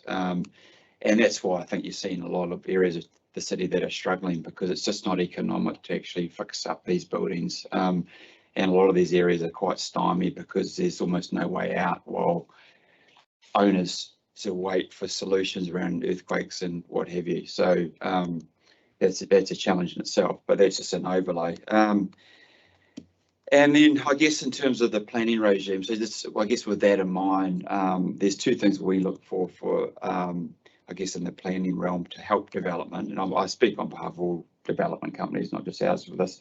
One is flexibility, because I mean all the projects we've worked on, there has to have been an element of flexibility to enable development, because all sites are different, circumstances are different, and if rules are too fixed, you can't adapt to what the city needs at the time, what the tenants need, and what have you. So flexibility is really important for us. And the other one is certainty, which is the opposite of flexibility, but I'm talking about certainty in terms of process, so that the more clear, obviously, the rules are, less vulnerable to one person's subjective opinion, the better for the development community. And there's some aspects of the district plan we're a bit concerned about that we think will enable interpretation by individual assessments, rather than a very clear set of rules where there's less potential for argy-bargy about interpretation. And I'll touch on those very quickly in a moment. So one example I want to share was the Victoria Lane apartment building. So it's been finished now. You might know it's down by the corner of Cuba, Dixon and Victoria Street. It's 123 apartments in there, 3 levels of office space, 3,000. It's actually Willis Bond's biggest one-off project as a contract, even bigger than Clyde Wharf. So big project. The allowable height currently there is 43 metres, 41, 43, one of those numbers. And we wanted to build a base isolated apartment building because we figured in Wellington that's the way forward in terms of safety and body corporate costs, what have you. A building that was 41, 42 metres was not economic at that height. So we then sought the extra 35% under the current regime, which was achievable if we could prove design excellence. And we ticked that box, and it's now 16 levels, and it's been completed. So that, I guess the point there is that extra height allowed us to make that project feasible. That project today would not be feasible because of the increase in costs since then. So Wellington really needs some big new, there's a lot of benefits of scale with these projects, and to build base isolated buildings especially, which is, we think, the way forward, height mass is really important to make the economics work. And I guess if we had Victoria Lane today, we probably would need to build to 20 levels now to make that economic, rather than the 16 it's currently. So that's a lead into our point around height, that we really feel that offering the maximum flexibility around that within reason. Obviously the waterfront is a sacred area and we get that, but outside there, really, we think that our view is there should be a lot of flexibility around height. We just don't see a need for specific levels too prescribed, and because that we think will stymie development. The other point we want to touch on quickly was the design guidelines, and we do have a concern around how these work in operation. We like the intent, and a lot of the stuff in there we do anyway as a natural course for our business. But there's 2 points. One is things like apartment terrace sizes. Now, we build a lot of high-end apartments in Wellington. A lot of them don't have balconies, for example, and a lot of people don't want balconies. They'd rather have indoor space. And secondly, if you're 15 levels up in Wellington, not many people want to stand on a balcony unless it's very enclosed, which is almost an indoor-outdoor space. So we're concerned that the design guides entrenched within the district plan could actually restrict development if they are interpreted too aggressively. Because if you take some of those rules to the nth degree, our developments wouldn't comply, and we're at the upper end, let alone at the mid to lower end. So I guess we'd just like to, share the view that we think those design guides should sit outside the district plan, and also, I guess, just flag sort of a watching brief that, you know, we need to be careful how they're used and applied, because they can have the opposite effect of what they're intended, especially in a city like Wellington, where the design, the challenges of development and the design attributes of apartments is different. That were the main 2 key points. Jim, was there anything else? Yeah, I mean, there are a few more things in our statement. Would you like me to talk briefly to those, or would you like to ask questions? I think we should just ask you questions about the things. Like, Okay. I thought just our statement was quite clear. Like, it generated some questions in my mind. But I wonder if we should do side by side. We should ask, first of all, I should ask the panel whether they've got any questions of David, based on what he just said, and then we'll go into the statement. And I suppose as author, we should ask you that, shall we? Unless Dave wants to. We'll see how we go. We'll mix and match. Yeah, we'll pose the question. You guys decide who's best placed to answer it. Team. Thanks very much for coming along. It's quite good to have a development perspective on the submissions. Some of the matters which you're raising are going to be dealt with at a later hearing, particularly the centres hearing, but I'm interested in your observation about firstly design guides and the old design excellence, and having some sort of external view on the quality of the product and where it actually fits in with council's objective. Obviously, I think there is a theory that the higher you build, the better the building must be, because of where it can be seen and its prominence and so forth. Do you have any observations about a way in which you could perhaps have a light touch approach, which is what I think you're advocating, to design within the central city, as opposed to having some sort of a overall certainty and a lot more prescription about what outcomes the city as a whole wants to achieve? Yeah, that's a good question. I mean, we've been involved in trialling the urban design panel within council. We've done that on the Tasman project that's proposed on Tasman Street, not surprisingly, and that was really successful. So that was sort of a light overview in terms of another design group that oversaw and actually provided a lot of good input into that design before we submitted it formally. And Commissioner Black will recall with TAG on the waterfront, we found that process really helpful in terms of going to a technical design group as a design influencer. I don't know what the right words are, prior to submitting formally for consents, because it's often with experts on that panel, you can get really good feedback, they can make good judgments, and it's quite an informal process that can happen quite quickly and effectively. So we would advocate that some sort of process like that in the city would be helpful.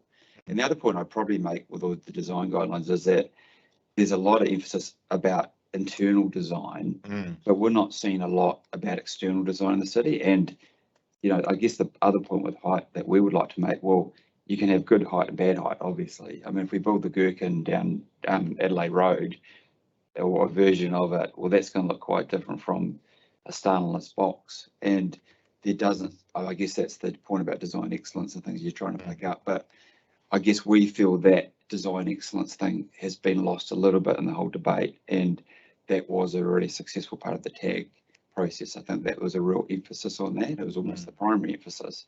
And as a city, I think we're losing a little bit of that in terms of forcing good design and allowing greater flexibility. And I think the design excellence thing was the right theory, but it just needed to be a bit more sophisticated the way it worked. Yeah, I think my observation on the design excellence provisions were that they meant different things to different people. Yeah. And having been a commissioner on applications where design excellence kicks in, there was a little bit of uncertainty in the development market. Yep. You had two urban designers with different views as well, and what role does the district plan, particularly the policy provisions in the district plan, give that guidance about the outcomes you want to achieve? So I'm sure we'll deal with, go further into depth when we deal with the centres. Yeah, no, thanks for your contribution and your view on it. Do you have now you talked about the tag, which relates to the waterfront group. Would you advocate a wider urban design panel, such as I think Auckland Council has an urban design panel that relates to the remainder of probably the CBD? Yeah, I think we haven't done that formally, have we? We have actually included that as one option in our submissions. As being a non-statutory but quite a helpful way of getting external views on what you wish to do, and the way in which you can marry your development potential intentions against perhaps the wider public face of your developments, what they look like, or what they're designed to achieve. Yeah, no, that's right, and I think we accept that once you get to a certain height and scale, there is an element of, there are questions around quality. What's the quality of the development, and that has to be considered in some way. The challenge a little bit with the design guides going through them is there's a huge amount of detail there. There's a rating system for different guidelines. There's priorities, but then at the end of the day, that all is discretionary. The design guides say it's up that the rating system there is indicative only as well. It comes sort of at the end of the day, it comes down to the assessment of the council officer. So we've both got a huge amount of detail, but it is fundamentally a discretionary process. Okay. Thanks for those observations.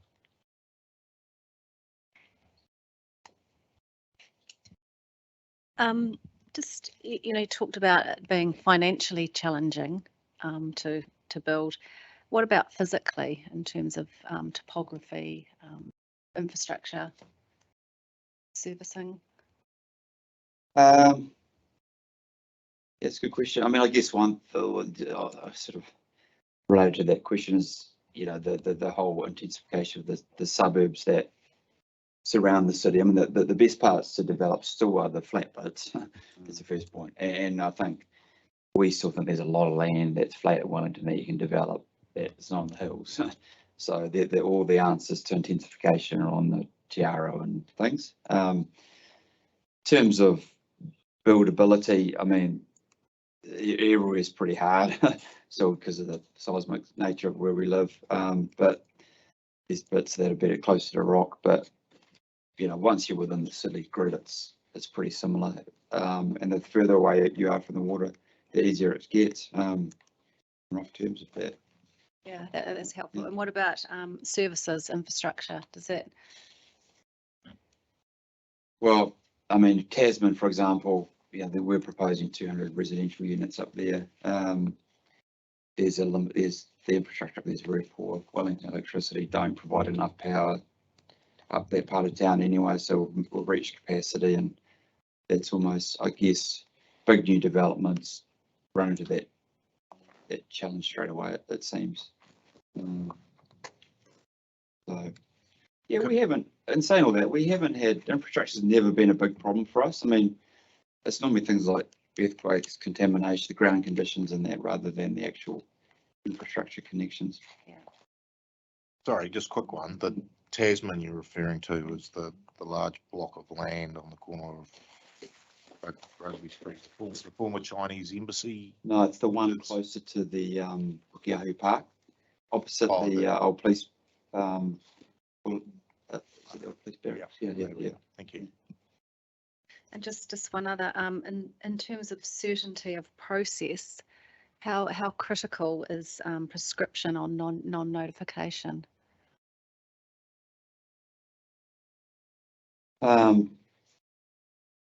Well, it's, can I ask the question? So are you saying what's knowing where we'd get to the start of the process? Yeah. It very, I mean, we've struggled in that regard over the last few years, just with whether projects will be notified or not. And it's an awful thing we'd rather just know straight away that we're notified rather than going through processes, which currently we do. We spend 6 or 12 months finding out whether you're notified or not. Yeah. So certainty is key, and as developers, that time's the enemy, all that sort of stuff. So it's very helpful. Yeah, so I take your point earlier, you said certainty of process and interpretation of terms is, yeah. Thank you, it's helpful. Mr. Black? No.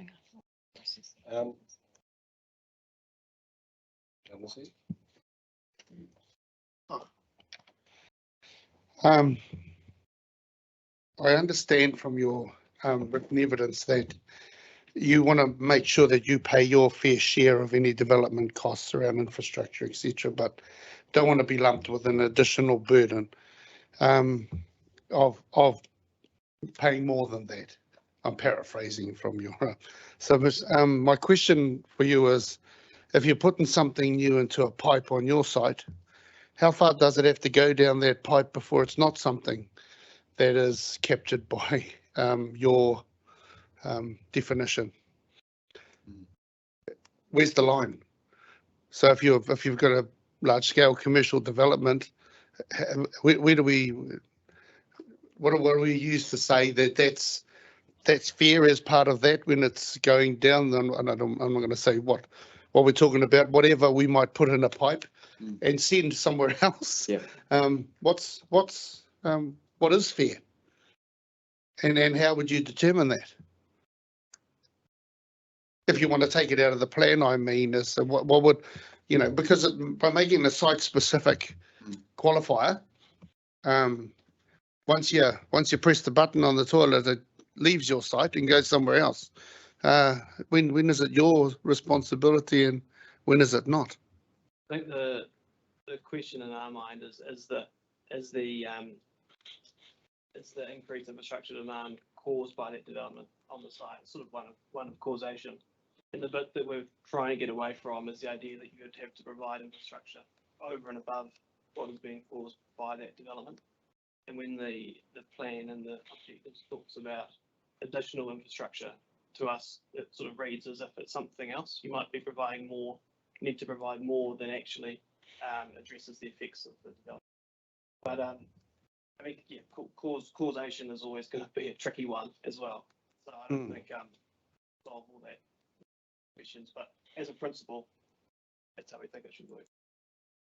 Just picking up on that point, my understanding of additional infrastructure is that it's non-public infrastructure. So it might be like your electricity lines, Wellington lines are providing. So I think that that's what it's aimed at, not excluding those, because the definition of infrastructure is about public facilities. I believe it includes things like schools and that too. Yeah, we look at that, and that would be a lot to provide for certain developments. If the actual development does cause those effects, then that's different to having to provide more.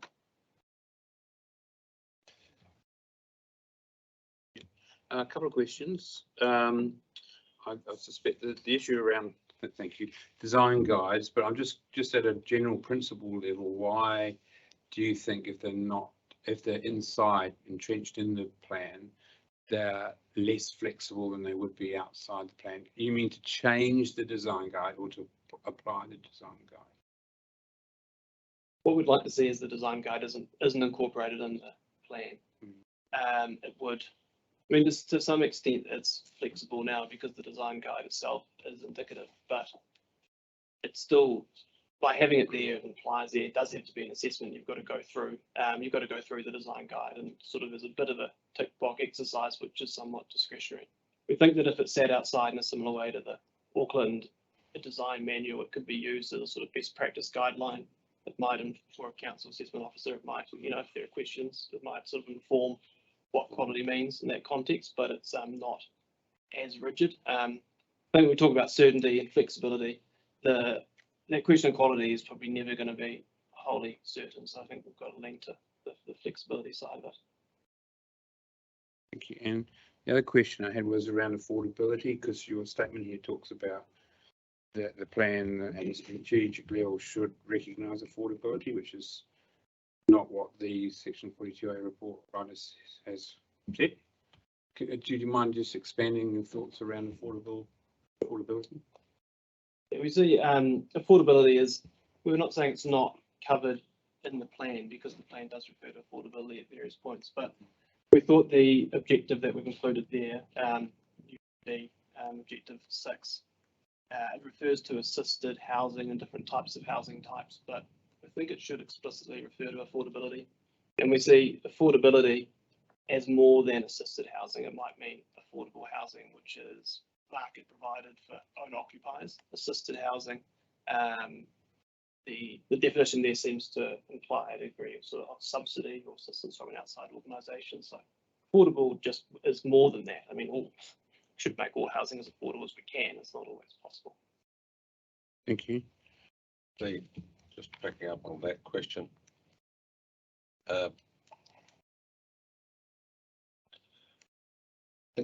The issue that I see with the plan referencing affordability is that sort of you can lead the horse to water, but you can't make it drink. That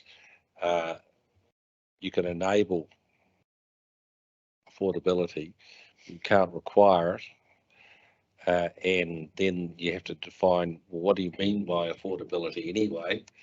Affordable to who? So while you're right, and assisted housing is a subset of affordability, how would you define the outer limits of what you mean by affordable? I'm not going to try and define affordable housing. I don't know if it needs to in the objectives, but I think it needs to sit there as something to balance the other objectives in the plan against. I mean, an example might be if you look at all the design guides, look at the design guidelines there. Many of those guidelines will have an effect on affordability, and there should be a sort of counterbalance there.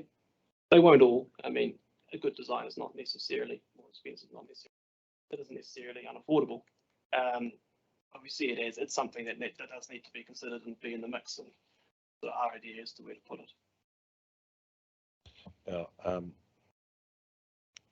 one of the things, going to talk about design guides, one of the concerns that have been put to us by submitters is the idea of, with a large scale authorization of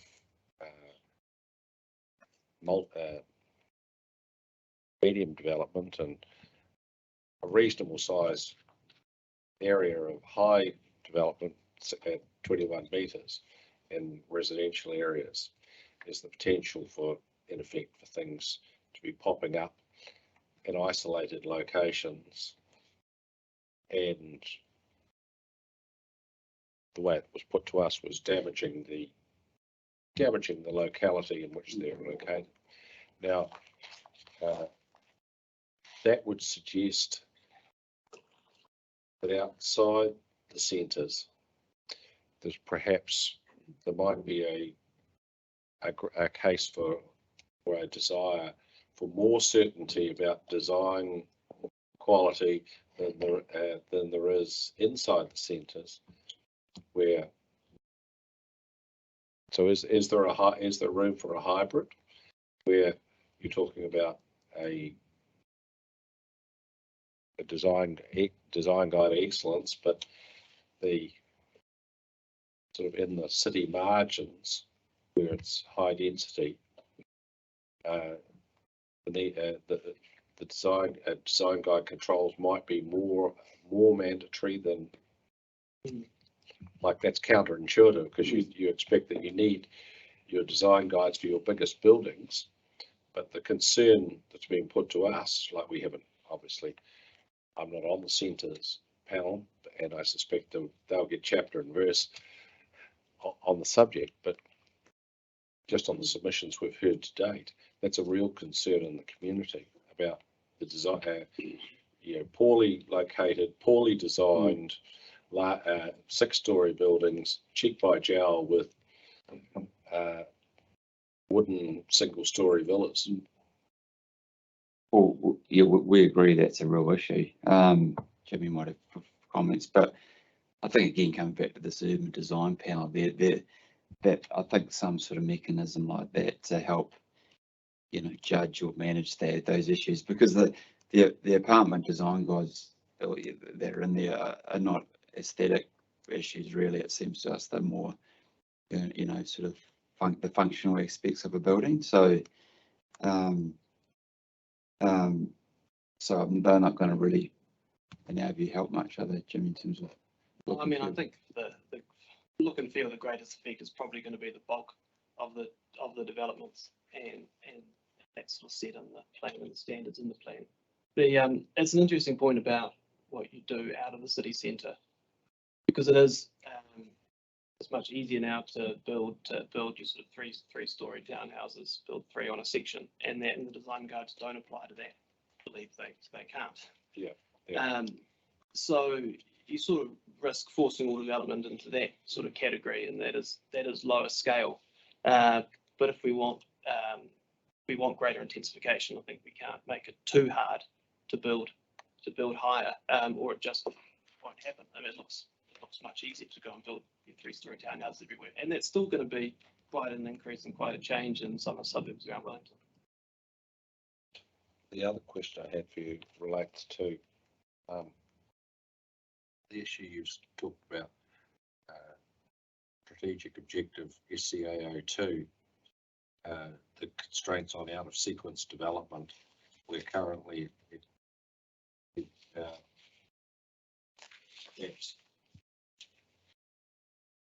needs to be I've forgotten how it's framed, but it needs to be a significant contribution to development capacity.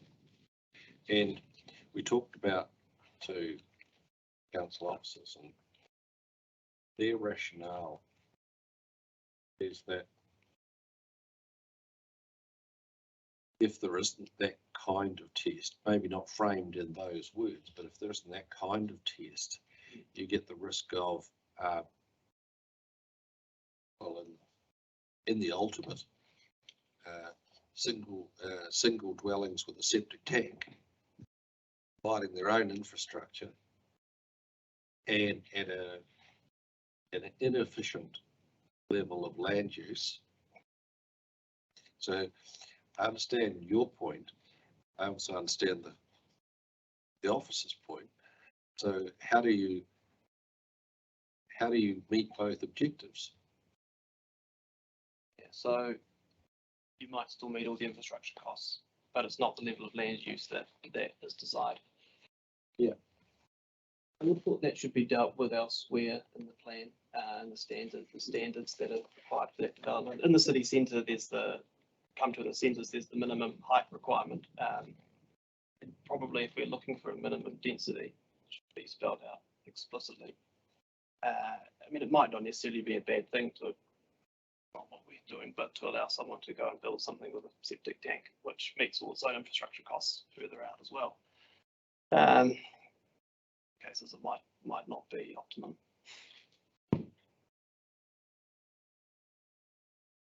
I had a look at that before again, and it looked to me that that had come from the National Policy Statement on Urban Development.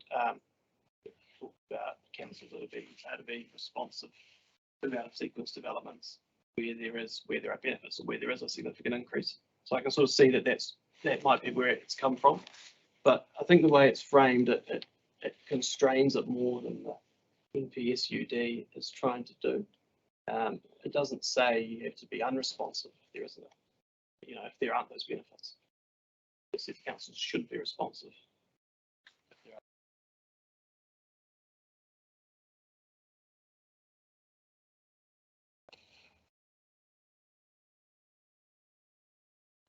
What about a test frame more about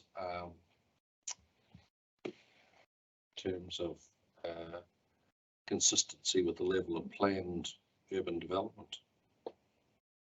I think that sounds like a good idea.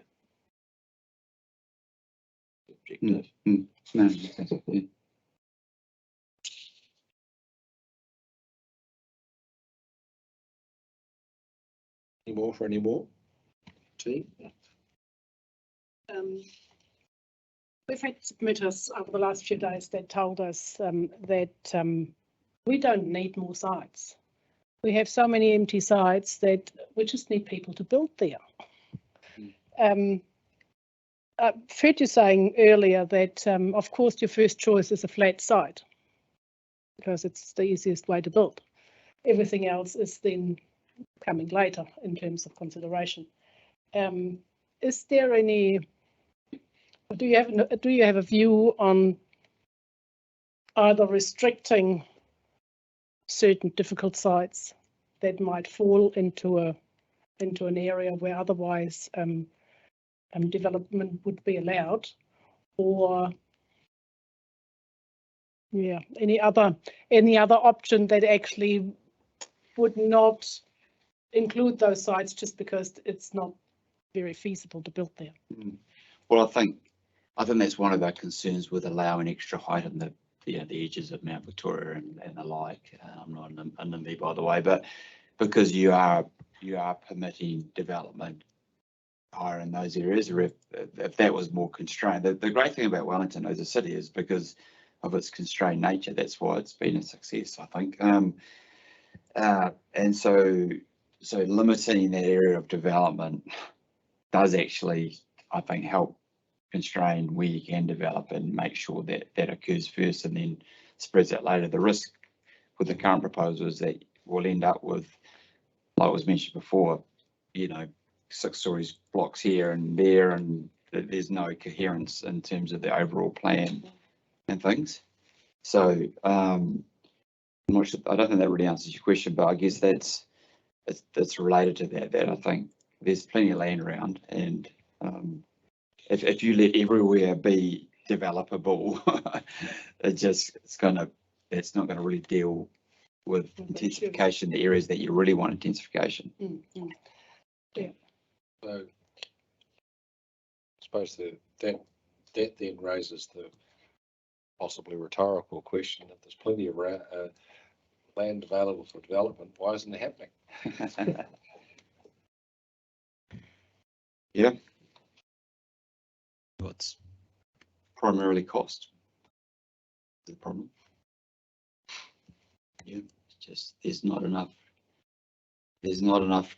demand for the values that would be required to underpin development. Fundamentally, that's the challenge, unless it's either subsidised or at the high end of the market in rough terms. And there are constraints on sites, which will come to in the centres, but the height limits. Yeah. So the land. That's right. Yeah. Yeah. Coming back to that first point, I mean, if you let everybody go high, I'm sure that would unlock a lot of development. That was probably the point of that first point we made. That there's so many constraints as it is, just economically and market wise, that I appreciate that's not your job completely, but I mean that's the reality of what's happening in the market. And unfortunately for Wellington is that the seismic thing's is getting worse and worse every year because of the building code and blah de blah. So the cost is, as well as the general market, is just going nuts. So I'm sure you all know that. So it's just making it more challenging. We're very positive, by the way, but that's the reality. That's the reality. No, we're just trying. We want to build more apartments. Don't get me wrong. We'd love to do Victoria Lane tomorrow, somewhere else down the road. But the scale in that is very relevant for these things. It's difficult, but yeah. And back to your point about the question about the infrastructure costs. Absolutely, and yeah, it's just a debate as to who really picks that up, because it's just another thing that's in your way if you're trying to build apartments. You know, $3 million bill for some pipes. It's just, well, it might be the fairest thing in the world, but it is actually a constraint on development, like or lump it, and who bears that cost is the question, I think.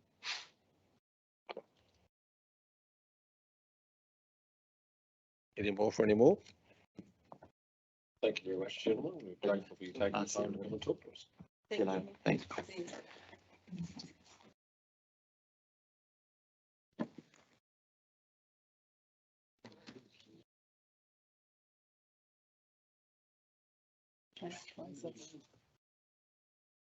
There's Nolan and team. We're ahead of time. Are you ready to go? Sure. We're happy to hear from you if you're ready to start. I'm wondering we had I think James was going to organise a PowerPoint. Right. There. Yeah. Oh, James. Yes. Oh. Hiding in the corner. You did a printout. I did. Yeah.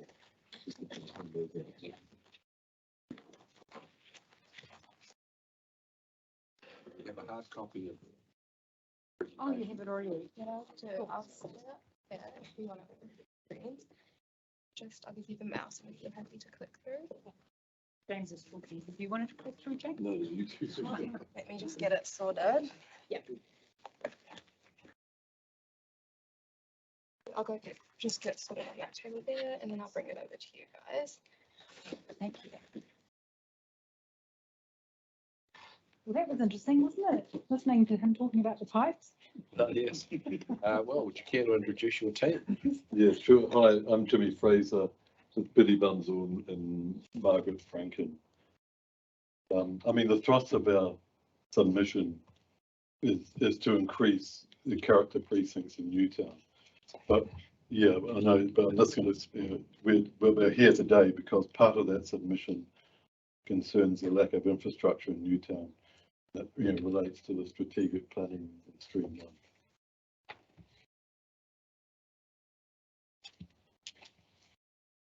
1.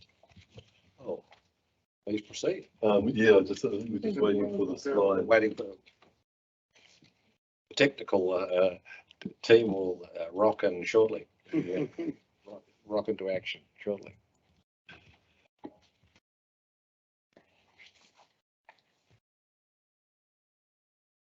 Now just while we're waiting, Yeah. you're all Newtown. Yeah. Yeah. You have your presentation. Okay. So if you just click it. Says it's I can just use. Is that one there? Oh, yeah. Probably better than that. So this one? that one. Yeah. That'll go. Awesome. Can I just grab some?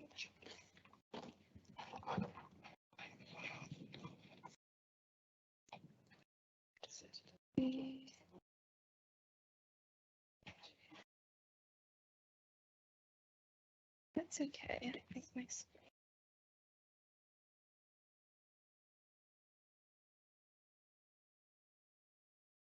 Oh, yeah, so.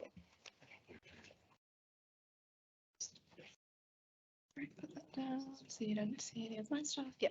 Oh. Yeah, you're going to do that. Okay, well, matters for our submission for Stream 1 One, that the lack of Three Waters infrastructure be regarded as a qualifying matter, given that the level of densification and the nature of that densification will seriously impact the quality of all three waters, in particular will affect stormwater. Two, that our position takes heed of the fact that flooding is of national importance and concern under the RMA Section 6 regarding natural hazards. And three, to express a concern at the Council response in Section 42A, which suggests that the Council has neither the information nor capacity to justify to a site-specific level another qualifying matter under the NPS UD.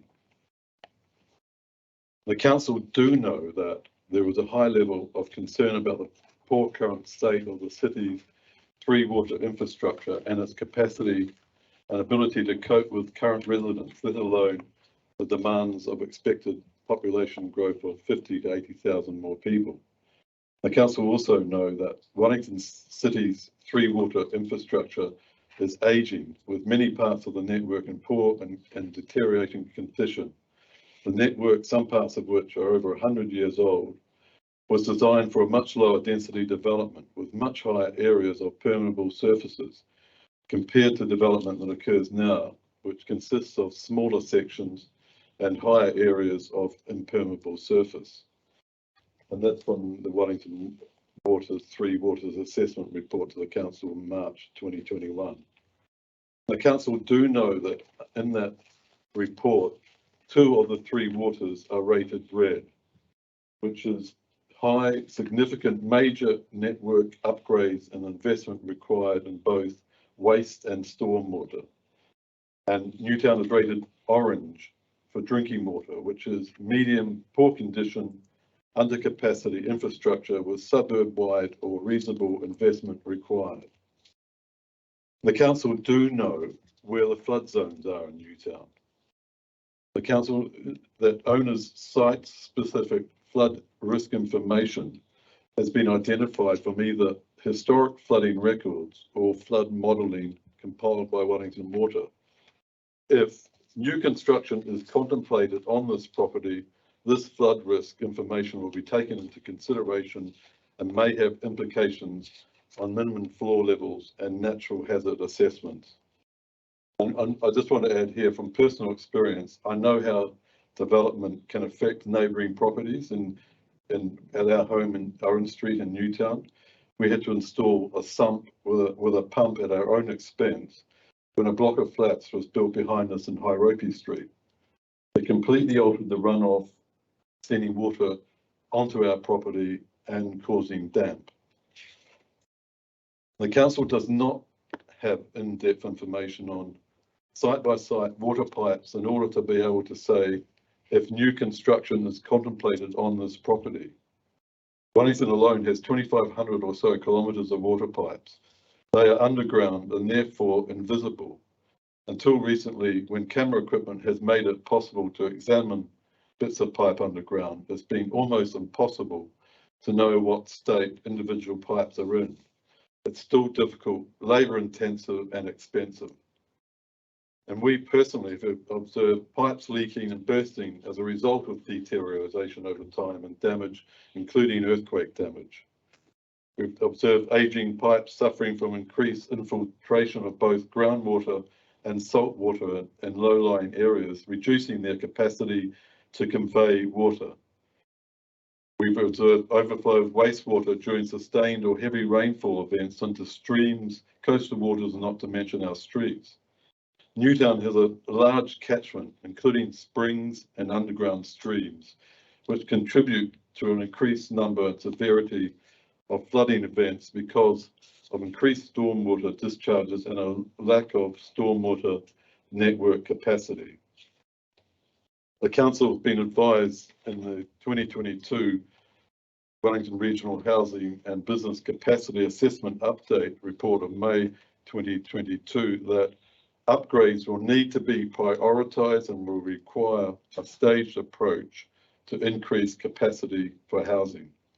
Also, that there will be a need for well-targeted but extensive investment in new infrastructure to align with urban planning for future population growth.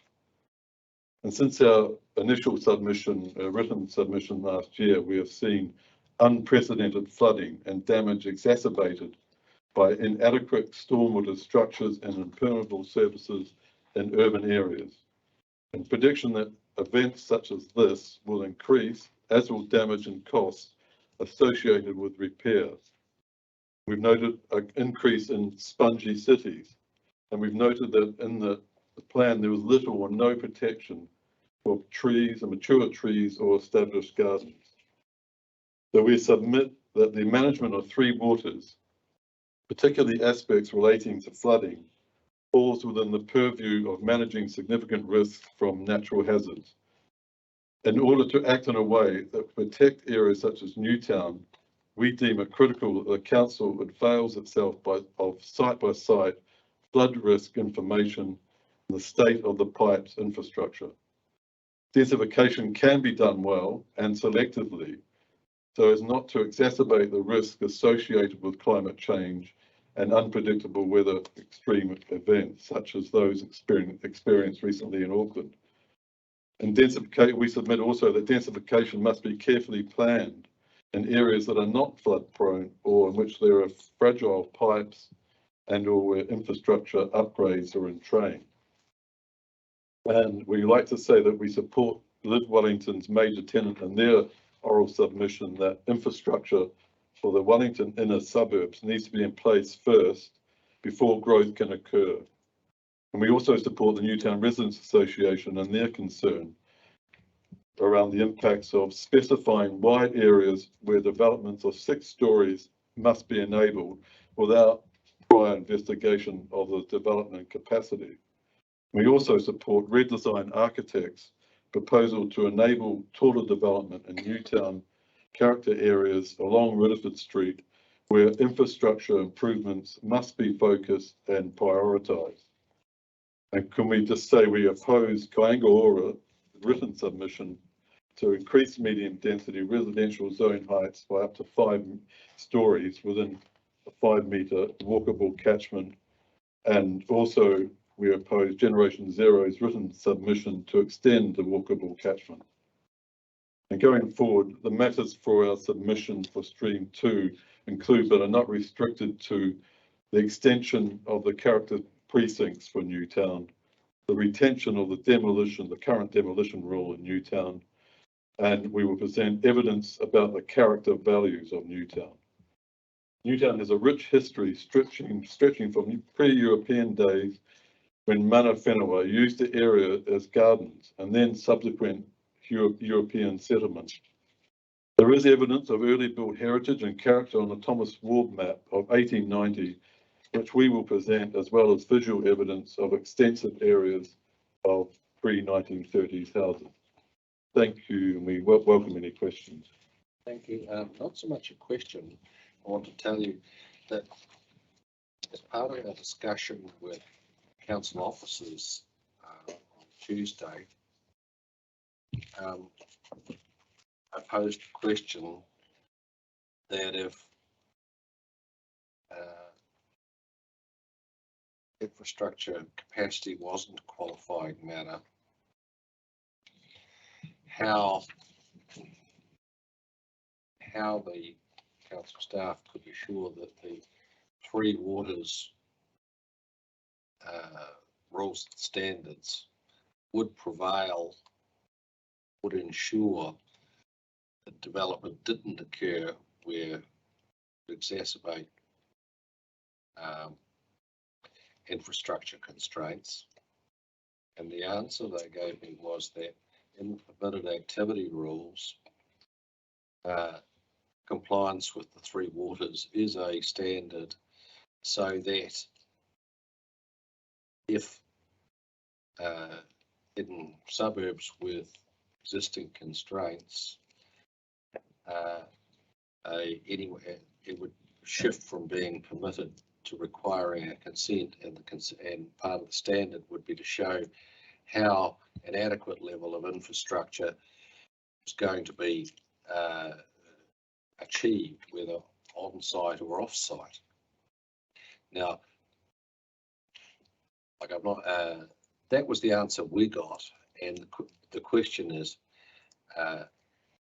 do you have any comments about that answer? And even if you don't, if the staff's analysis of how the plan works is right, does that address your concern? Well, probably not, because I mean, I think the way I understand the reason they gave for not making it a qualifying matter is that they just don't know the condition of the pipes. They can't say, well, it should be a qualifying matter because the pipes in poor condition. They don't, from what I can gather, they don't know even where some of the pipes are.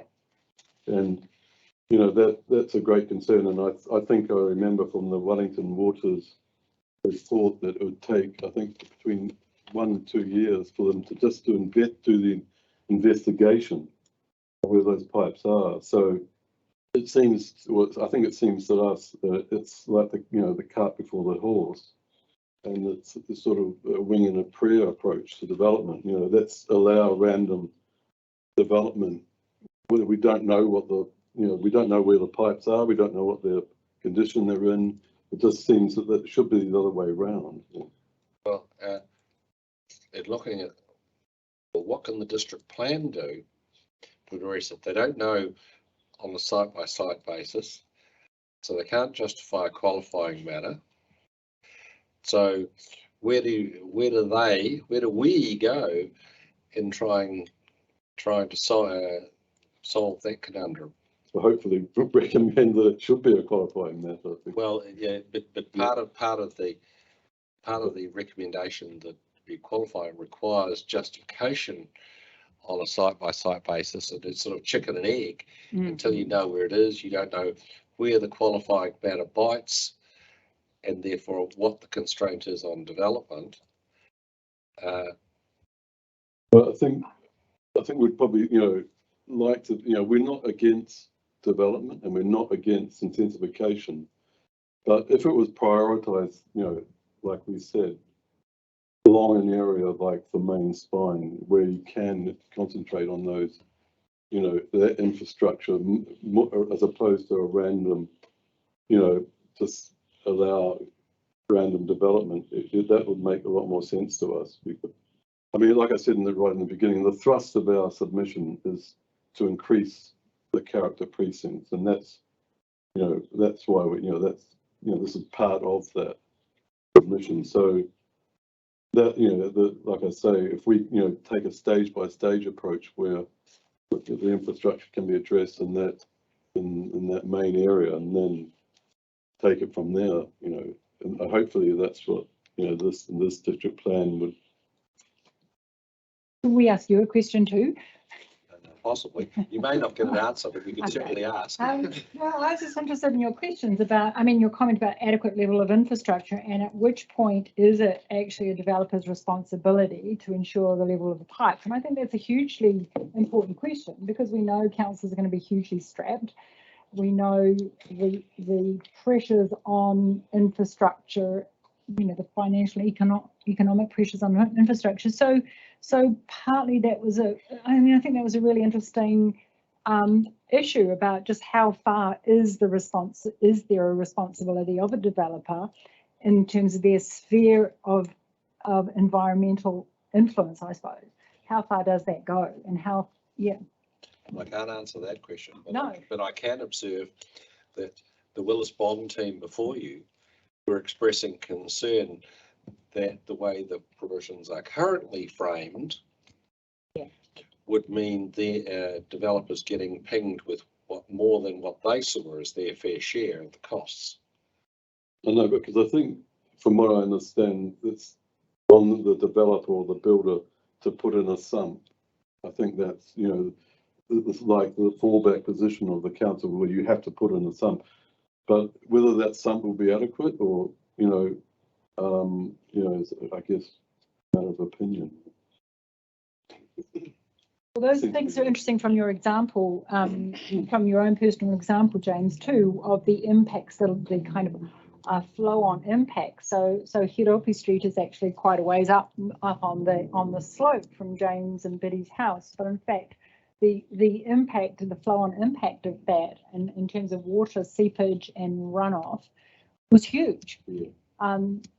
So I mean, hopefully we'll get, come another site visit later in the process, but as you know, it's a catchment of lots of streams, a number of, underground streams and a runoff. I should ask, since I've been out on the talk, I should ask my colleagues if they have any questions. Start on the left edge. Thank you for coming in and for all the work that you've done in the development and the ongoing work that you've done in the development of this. Can I ask just roughly, how long have you resided in Newtown? Like, is it only recent or have you been there for an extended period of time? I was born and raised in Newtown in Owen Street.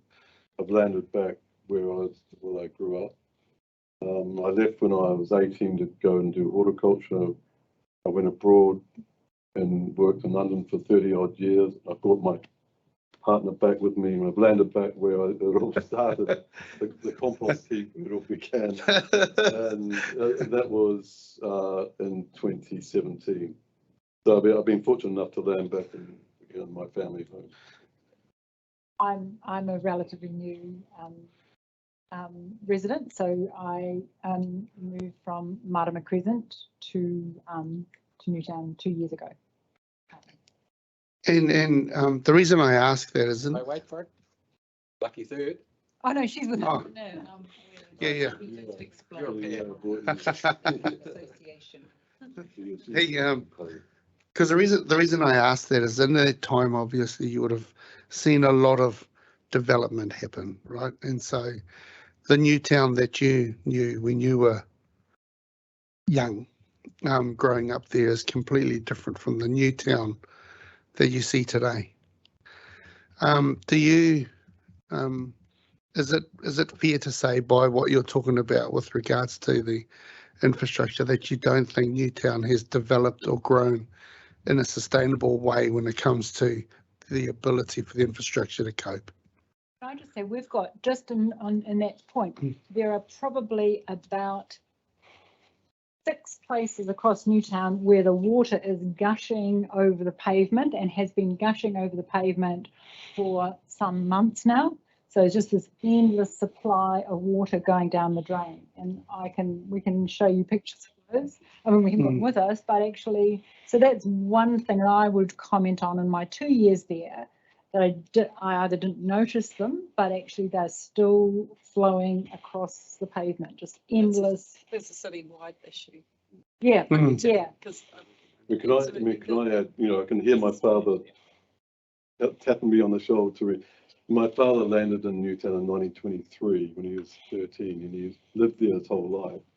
He had, a family, and he always thought that Newtown was treated pretty poorly by the council. And I remember in the 60s, the zoning laws that came in that changed then, which allowed the hospital to demolish and the old Polytechnic to demolish huge amounts of housing for car parks, and he loved it. He loved Newtown with a passion, and he thought, the sort of the official attitude was, it's only Newtown, it doesn't matter, and it allowed for a lot of areas that had to become light industrial, and we had a subsequent loss of housing. So I think that has been on the negative side, and I'd have to say that I would agree with that, and I'd say that this is probably another extension of that. And I think, but there's a lot of positive things about Newtown. It's always been multicultural. I remember my time at Newtown School.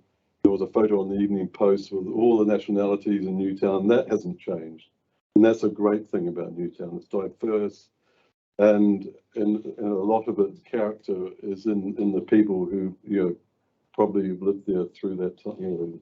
That nature hasn't changed. Because these challenges that you speak to in your presentation are challenges, but they're not new. They're challenges that we've had around infrastructure for long. And my concern is to make sure that Newtown still, how do we make sure that Newtown still maintains its character, etc., whilst in enabling the Newtown of tomorrow to be something that attracted you to Newtown many years ago. Yeah, well, I suppose there, like we say, there is room for, there's definitely room for development and intensification. Though, I mean, not only infrastructure, but there are other elements which are full. Like Newtown School is, full. You can't get a GP in Newtown. There are a lot of other aspects which, I mean, because I would say, without, in the main, Newtown is already density done well. There's small sections, there, bungalows on sections with a backyard. You can grow some vegetables. The kids can play safely, and they're cheek by jowl. It's not like they're 3/4 sections. So it is pretty dense. It's, the figures are. Figures, yeah. We'll talk about later, but there's definitely stretched as it is, and it, whether any development takes that into account, so that that's outside this remit, I think. I've been involved with quite a number of development proposals over the years as a commissioner mainly. And the answer to the stormwater issue is usually retention systems, hold the water and then release it gradually. I'm just interested in your response to that. Is it like some or water harvesting? Well, not water harvesting, although that's another option as well. You're right, but in terms of an actual tank that holds the water and then releases it gradually into the system, That's such. It's suburban. Sustainable urban drainage systems. I know, because I think that's a hard one, because, like, as we saw in Auckland, where they had 250 millimetres of rain and I think it was two 20 or 40-minute bursts. I mean, that is phenomenal. And I mean, what can cope with that? And I guess, it's only a matter of time before that will happen in Wellington. But, we'll get that intent. I mean, that is a phenomenal amount of water. And how can you plan?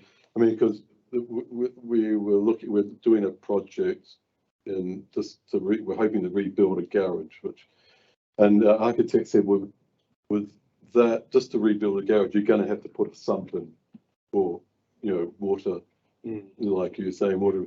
But it was, I think, a cubic meter for that. I think 10 square meters, and is that enough? I mean, I'm not an expert, but it does worry me when you're looking at intense, weather events that coming up. Just one more question. That map you had with all the interesting blue bubbles. Oh yeah. The flying. flood map. Yeah, which sort of shows the old drainage patterns. You were talking, if I've got this right, of perhaps allowing for higher development on certain corridors within this area. What's your thinking? How does that correlate to that map in terms of where and what and how? I think the point is there that the stormwater's got to be upgraded in that area.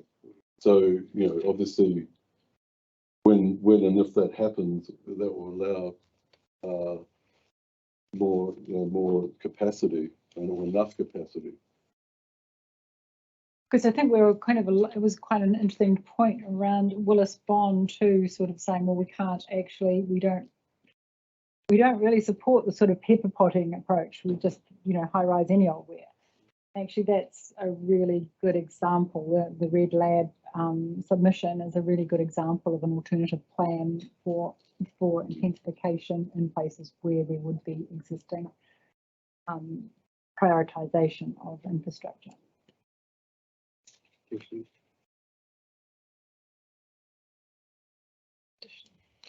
Nothing more covered. Well, that's great. Really appreciate you coming to talk to us and giving us another series of problems to think about. thank you. Thank you. But that's what we're here for. We'll see you in stream 2. Wasn't that bad? Well, some of us will look forward to seeing you in the street. Oh, Right, okay. It'll be a reduced team. Great, thank you. Well, thank you so much. That was really not too scary after all. Fine. Much appreciated. We'll adjourn now and restart when we can get Kāinga on the line. So they are physically present. They will be here in a couple of minutes, 5 minutes. They're on their way. Yeah. Okay, well, let's adjourn. We'll have a cuppa and we'll start at 2:55. And if they're here, and if they're not here, we'll start when they arrive. We'll start before they come. Yes.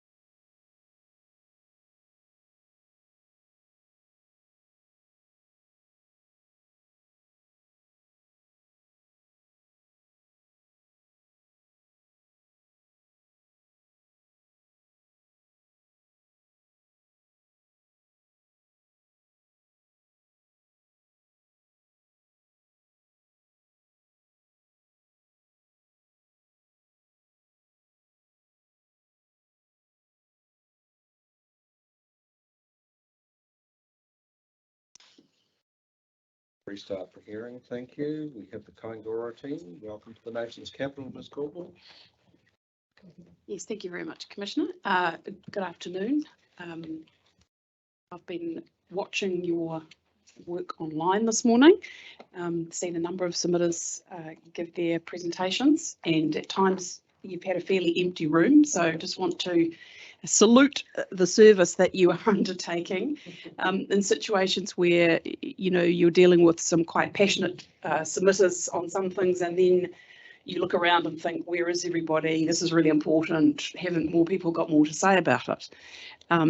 But thank you for the work that you're undertaking. It's important, certainly from Kāinga Ora's perspective. I'm here with the Kāinga Ora team. We've got two of our witness team online, but I have with me to my right Mr. Brendan Liggett, who'll be giving the corporate evidence for Kāinga Ora, and also over to my far left, Mr. Matt Heel, who'll be the last witness to give evidence this afternoon. Online we have Nick Ray on urban design matters and Mike Cullen, who's an economist, and he's joining us from Australia. Excuse me. Now, you will have pre-read what we've filed, I trust. So I'm conscious that we have asked for a slightly longer period of time. I think you've given us 50 minutes. I'm hopeful that if there aren't too many submitters stacked up behind us, we'll be able to take a little bit longer time if we need it, but obviously we're in your hands about that, but we will try and keep things moving.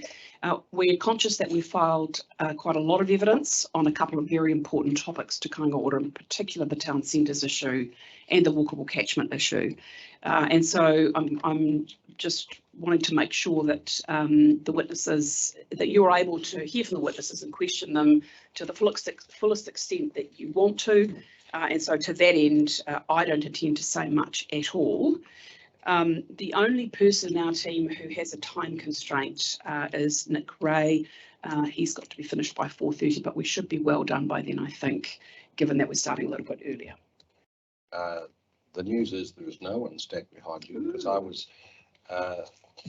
sufficiently dubious about your time estimate that I suggested to the hearing coordinator that it would be unwise to program anybody after the Kāinga Ora team. Well, that's most thoughtful of you. Thank you. Before I start, I almost feel like I should try and qualify myself as having some expertise in Wellington matters. That's going to be a little bit difficult, but I will tell you that I am an alumni of Wellington High School circa 1982, and that my grandparents lived in the Hutt Valley for some 30 or 40 years. So I have spent a lot of time here as a child. But I do hail from Auckland, as you know. Nice to see you haven't been unduly bothered by Cyclone Gabrielle, Commissioner Robinson. Fine, dry. Excellent news. One of Thank the you. benefits of being in Havelock. Many others. Now, I'll just start with the legal submissions, touch on a few key points. Reading back over them this morning, I've perhaps done a little too much work in summarising the matters that the witnesses will cover, and I think I'll just allow the witnesses to speak for themselves on those matters. But there's just a couple of things worth touching on before I hand over to them. I don't know if you want to raise any particular legal issues with me. I wondered whether you had any queries about scope relating to the town centres request. I'm happy to give you my thoughts on that if you'd like them. It is obviously a full plan review as well as the ISP process. So I guess where I'm at with that is that you've got pretty wide scope to deal with what's in the submissions. I don't think this is a situation like we have in Auckland, where we've got the Auckland Light Rail corridor, which has effectively been shaded out and excluded from the relevant plan change from the beginning. But if you have a contrary view or you'd like to hear from me on that, I'm happy to address you on it. No, I think the only scope issue arises between as regards the division between ISP matters and non-ISP matters, which we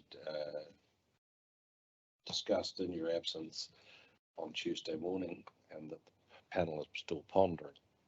And you will have seen I've filed memoranda on that issue. It was helpful to get an indication from the council that two of the matters we suggested perhaps were more properly the topics of the ISP process.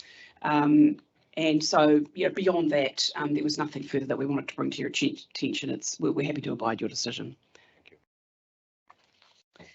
So let me just start by saying, posing a question that I suspect the council's been asking: why has Kāinga Ora taken such an active and comprehensive role in this proceeding? I'm going to hand over very much to Mr. Liggett to address you on those big picture strategic issues, and also take you through a little bit about, Kāinga Ora's statutory mandate and its real interest in the outcomes of this process. But effectively, it's choosing to participate in, I think, 8 processes, 8 of these processes across the country. It's very interested in ensuring national consistency in the way that the NPSUD is implemented. It has a range of different roles, or mainly two roles. It's not just a question of being the builder and manager of public housing. Its mandate has expanded considerably beyond that of Housing New Zealand. And Mr. Liggett can talk to you a little bit more about that. And then, of course, in the last couple of years, it has been given an extended mandate under the Urban Development Act. And, we're all keen to see some of the first special projects that are approved under that and how that's going to work. But the point is that,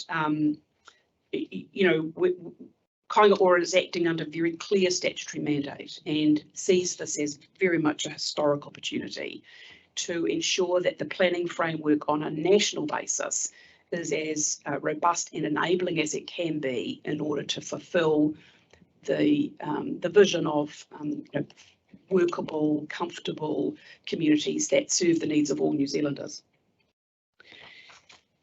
And I also have to say, Kāinga Ora is genuinely interested in supporting councils to achieve the objectives under the NPSUD. It wants to encourage councils to utilise this opportunity while, so enabling intensification, but at the same time in a way that respects the existing contexts of their urban areas and the diverse and unique needs and priorities and values of their local communities. But it does want to see this opportunity optimised to make sure that the framework is going to work not just for the next 10 years, but for the next 30 or 40 years. Kāinga Ora's view is that this process is very future focused, and I think that's evident in a range of the objectives and policies in the NPSUD. To that end, it's encouraging to hear from people like Gen Zero this morning. And I think the other gentleman, Mr. Robert Murray from Oriental Bay, in fact, one of them referred to the important yet silent voices of future generations. I think that is something that's very important for you to bear at the forefront of your deliberations. So, it's great to see them taking such an active role also. I think I'm sort of vaguely at paragraph 1.6 or so of the submissions. Kāinga Ora has a valuable national perspective to offer, and it's also really interested in facilitating cross-boundary consistency in this region. We have a number of, this is not an Auckland situation where we've had an amalgamation process, and we've got a unitary plan which speaks to the whole region. Here, there are a number of different councils who are doing slightly different things, tackling problems in slightly different ways. Kāinga Ora is very keen to see a greater level of consistency cross-boundary introduced in this region. And to that end, it is participating in the Pororua process and the Kapiti process and Huntdale as well. So in the background of all those processes, there is a joined up team making sure that submissions and evidence are taking as consistent an approach as possible. And there will be times in the evidence, I think, where the witnesses have pointed you to the way in which other councils are dealing with some of these issues. I know Mr. Heal has referred you to the definition of reverse sensitivity in the Pororua plan, for example. And so there are things where it might be of some benefit to you to look and see how the neighbour councils are dealing with some issues. One other thing I wanted to say is that it's a fairly intensive program that you've embarked on over the next few months with these dual processes.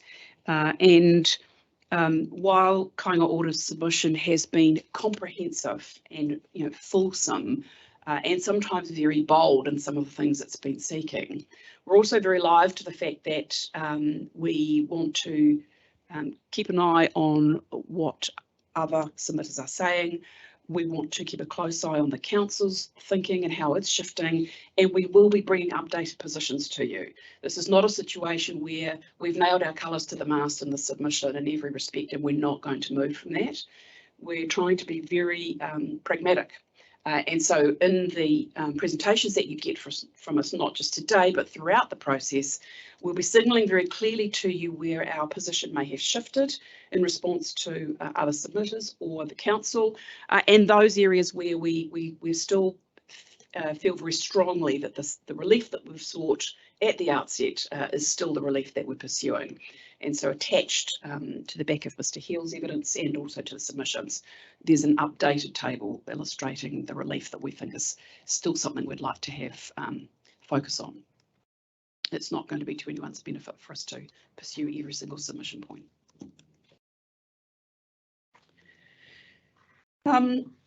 I'm going to leave Mr. Liggett to address you on the detail to the extent that he wishes to of Kāinga Ora's statutory mandate. The organisation has two distinct roles. It's providing housing to those who need it, including the development of housing. And Mr. Liggett has some interesting information for you about the way Kāinga Ora has had to pivot what it does to respond to the changing demographics and the changing needs of its clients. And also then it has an ongoing management and maintenance responsibility in relation to the existing housing portfolio. But some of the specific functions set out in the 2018 Kāinga Ora Act do give a very clear signal that one of its most important responsibilities is to provide a leadership role. Leadership and coordination in relation to urban development generally, including by leading and promoting good urban design and efficient integrated mixed-use urban development.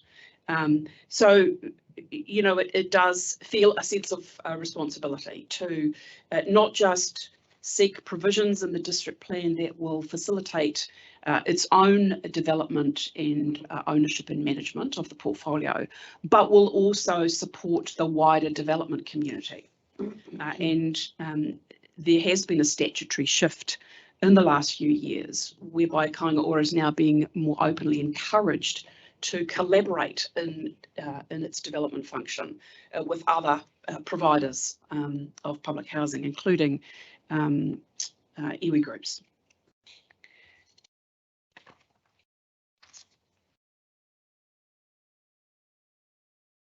So just going now to sort of 2.6, 2.7 of the submissions.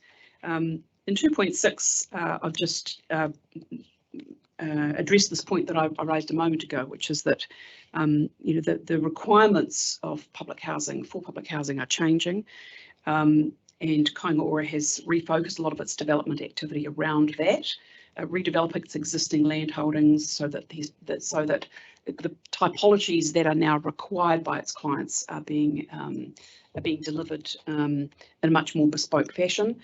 But successful developments of that nature require or need to be supported and enabled by district plans that recognise the need for them and provide appropriate objectives, policies and rules frameworks.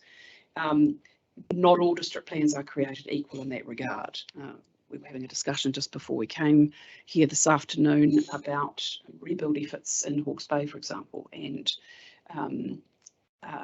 observing that that large Kāinga Ora development projects in that area have been quite difficult in the past because of very restrictive activity statuses and so on. So, this process provides a really important opportunity to try and fine-tune some of those things.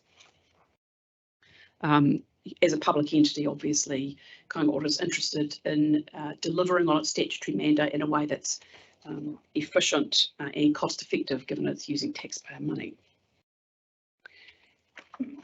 If the planning frameworks are sufficiently well crafted, as I've said previously, the benefits will flow not just to Kāinga Ora, but also to the wider development community. And I've just made that point in paragraph 2.9 about the expectation of the government that Kāinga Ora will increasingly collaborate with others.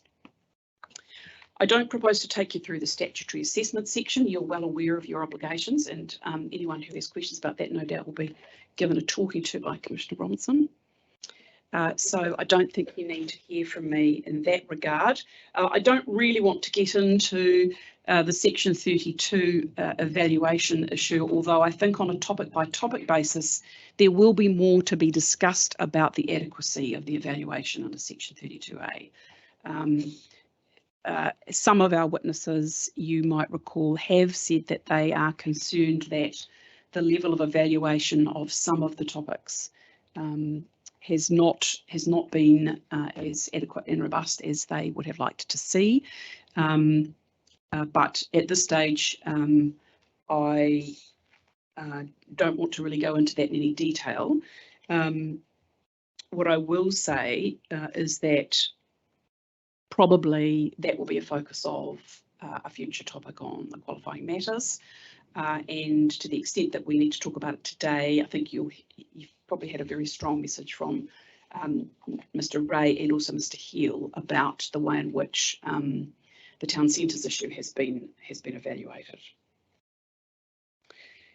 I know that one of the key topics in front of you in this first hearing stream is the strategic direction, the key objectives and policies.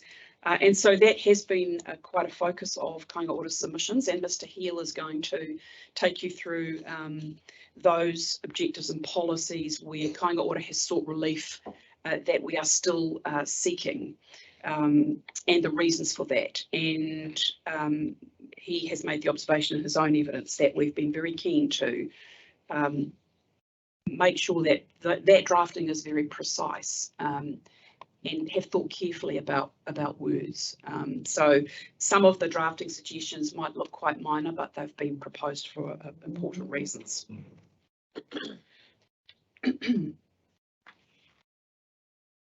I think at section 5, I won't go through the issues where we think that the Kāinga Ora submission points have been resolved, but I've set them out here. Obviously, the Section 42A reporting planner's conclusion that the Johnsonville line should be a rapid transit corridor was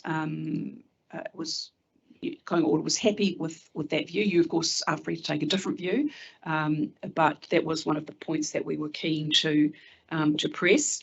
Some definitions we were happy to see agreed to, and also the exclusion of the definition of qualifying matter, and the recommendation from the report writer about some of the things that shouldn't be qualifying matters. And then in section 6, I've really just summarised the points that we consider remain unresolved, or the key points that remain unresolved from Kāinga Ora's perspective. And those obviously are the failure to include a town centre zone, the application of walkable catchments, some of the changes, as I've said, to the key strategic objectives, and the deletion of the reverse sensitivity definition. I've gone on to summarise the key planks of the Kāinga Ora position, but we have called reasonably extensive evidence on those matters. So I think those are best left to the witnesses to take you through. Excuse me.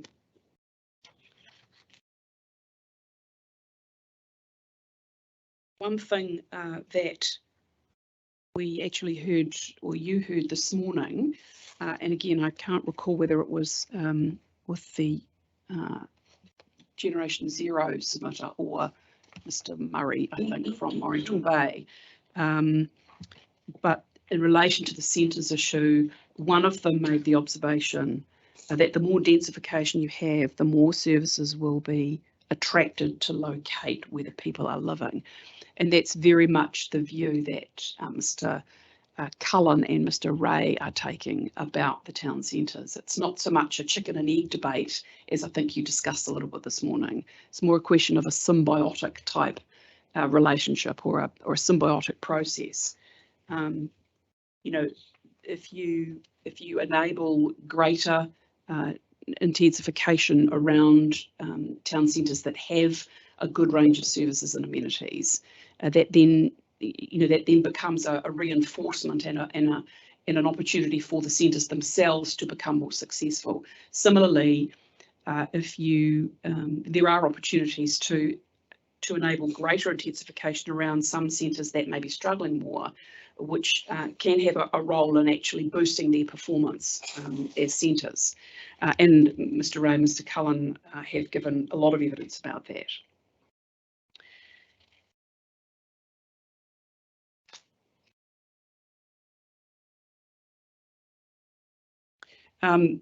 Just at 6.12, I suppose this is the key point, and I know Mr. Heal will emphasise this to you. This is about whether the failure to include a town centre zone is adequate to meet the requirements, the statutory requirements, and the NPSUD. And he concludes that it will fail to implement the overall objective of providing for well-functioning urban environments. It won't give effect to the national planning standards, which, as you'll be aware, establishes town centres in a centres hierarchy. And he also is of the view that it won't give effect to the Wellington RPS. And there's a lot of evidence by all of the witnesses about 3 town centres in particular, or centres which Kāinga Ora says have the relevant level of community services and amenities to support town centre status: Newtown, Miramar and Tawa. So I've summarised just later in section 6 just the key points about that, but I'm going to defer to the witnesses in that regard. Section 7, the application of walkable catchments. Again, I've summarised the Kāinga Ora position, but the evidence does cover this comprehensively. And at 7.2, I've set out the things that Kāinga Ora is specifically seeking. So for the high density residential zone, 15 to 20 minutes or 1,500 metres from the edge of the city centre, 15 minutes or 800 metres from the edge of the metropolitan centre zone, and from existing and planned rapid transit stops, and then 10 minutes or 800 metres from town centre zones. One of your submitters this morning made the interesting observation that walkability or the walkable catchments is a proxy, really. There's no expectation that everyone will walk. It's more a question of what can we use to form a pragmatic, workable boundary within which we can enable greater intensification. And I think that's in some ways quite a difficult notion to get your head around. Because some people, I think, have latched on to the walkability issue and said, well, I don't know anyone who'd be prepared to walk for that length of time. Again, it comes back to, well, we may not be prepared to walk that far because most of us in this room have spent most of our adult lives in a very much a motor vehicle driven city. And yet our children and our grandchildren are likely to have a very different view about what's walkable and what's convenient. I'm struggling even to get one of mine to get a driver's license. I mean, as far as he's concerned, driving motor vehicles is just so, it's a boomer activity. It's not something that young people are remotely interested in. They want public transport, and if they have to walk a little bit long to get to it, it's not a big deal. So, I think we're all going to have to adjust our mindsets a little bit on that. I think probably, yes. Sorry, I said I wasn't going to ask any questions, but on a very generic sense, just a legal question on your paragraph 612C, could you just help us with that, because it applies not only to Kāinga Ora but other submitters about what the legal test is in terms of a operative regional policy statement versus a proposed change to a regional policy statement. I just wonder where the paragraph C conflates the two a little bit. Oh, it possibly does, but I'm going to defer to Mr. Hill on that. Well, it's a legal question. I mean, my understanding is that that district plans must give effect to an operative regional policy statement, but they must have regard to a proposed. Yes. Yes. Yeah, I agree with that. That's Okay. true. Thank you. That's okay. Thank you for that.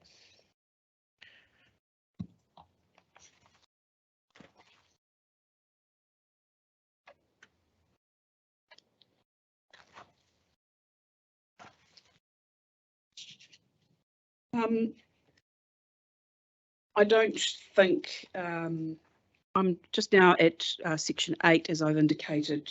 Mr. Hill's going to address with you what he considers to be the important changes that do need to be made to the strategic objectives. There's not a lot of wholesale amendment in there. They're quite precise amendments that Kāinga Ora is still seeking. One of those is the inclusion of this word feasible in relation to development capacity. I don't think I want to get drawn into that debate, but it is a critical question. You just how much is enough capacity? Sufficient, theoretical, feasible, realistic, viable. It's not just about economic viability. And Mr. Cullen in particular makes the point that there are a number of other factors which drive the extent to which enabled capacity is taken up, including, a human desirability factor. So I think all I would say about that is, while there will be an immediately forecast need, and in some situations, perhaps not Wellington, but in others, there's often a historic shortfall of enabled capacity. But you are still directed to look to long-term needs as well as short and medium term. So I think what our witnesses, what the Kāinga Ora witnesses would say is that we don't know what factors are going to drive the uptake of enabled capacity. So just providing, only enough or only the minimum to give effect to your obligations under the NPS is really missing an opportunity to look far further into the future about what might be needed and where the market might go, for example.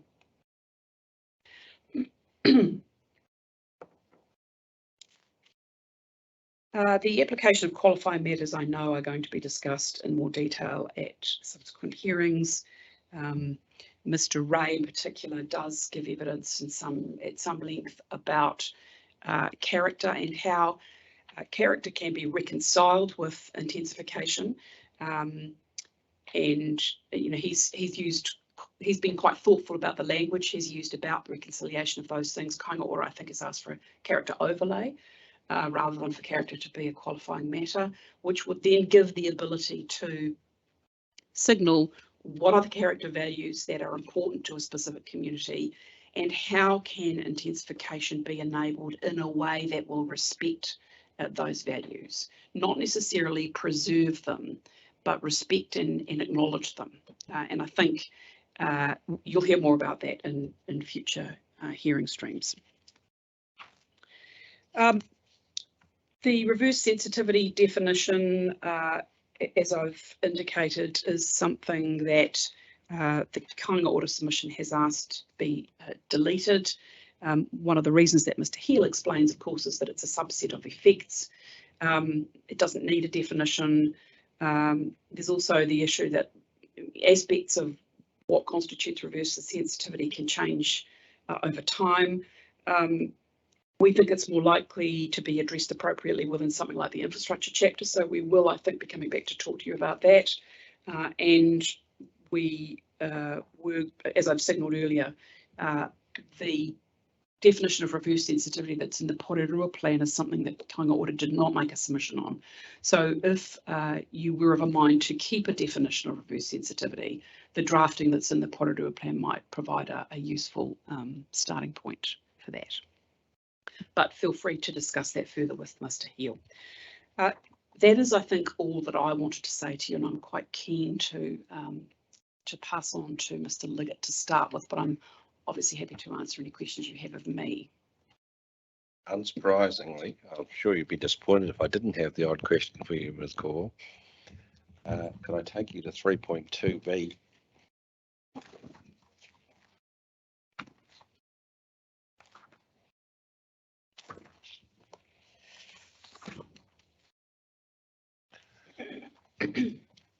I've seen this submission many times quoting rational transport. I've never understood what Justice Gendall meant. So I'm going to ask you, most appropriate doesn't mean superior, so what does it mean?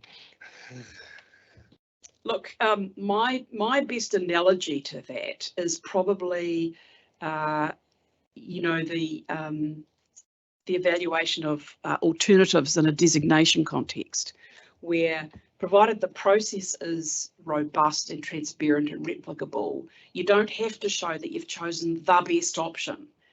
You just have to show that you've given thoughtful consideration to a range of options and made a choice or a recommendation for sensible reasons that are well underpinned by evidence. So when I look at that, most appropriate doesn't mean superior. That's really the sort of analysis I'm thinking of.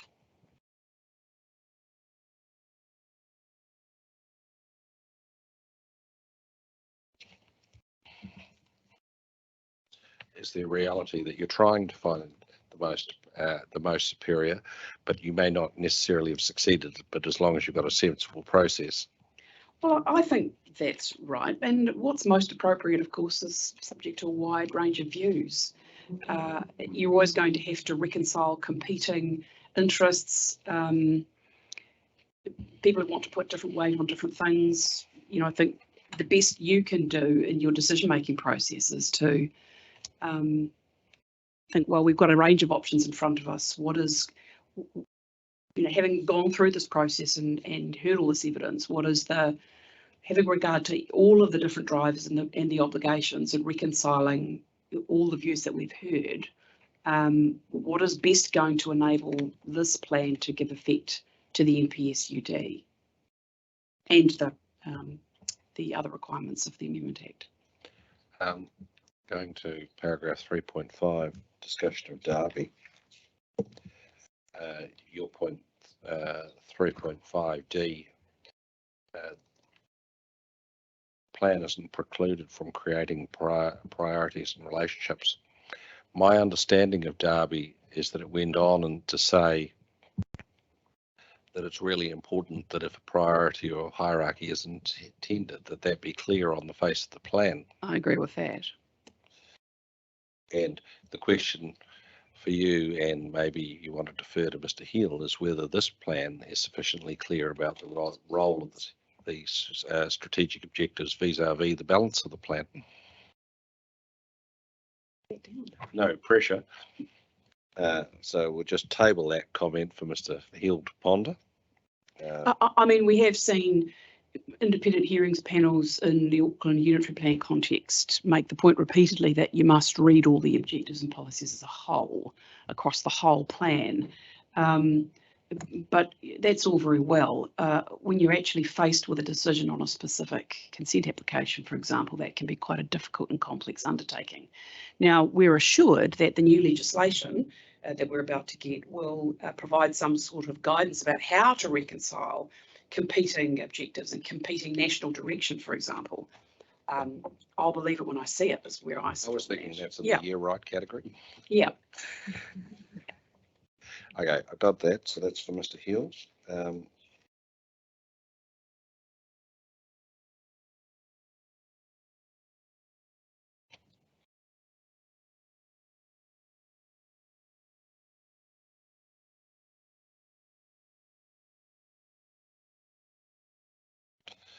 Next.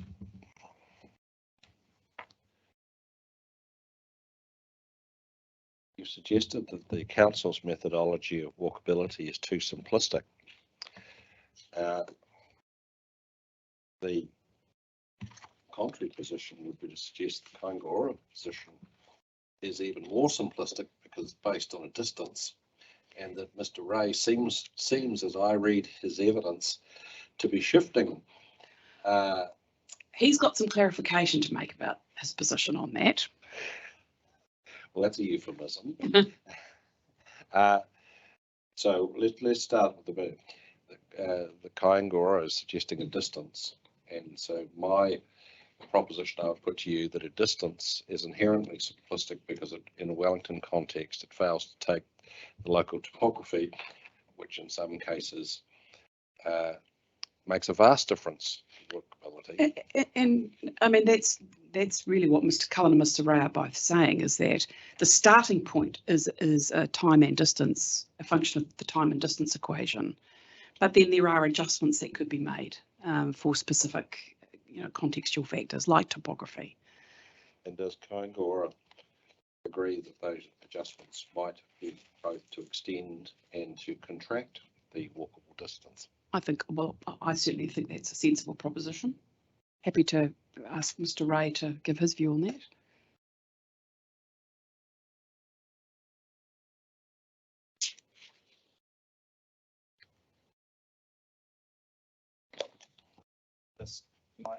Can I just respond to that? I think you'll see in my evidence on in terms of the changes to policies and definitions on the pyramid 63 and 60. I'm talking about minutes. From rapid transit stations and centres of the city centre. That's because it's a policy. I've discussed this with Mr. Ray, and we have to draw lines on a map. So that's where at some point you've got to come up with a distance to be able to draw a line on a map. Policy level, where you're considering applications in the future that might be outside that line, walking distance may be more appropriate. Happy to tell, but that's my. Sounds like you haven't pressed the microphone button, by the way. Thank you for that.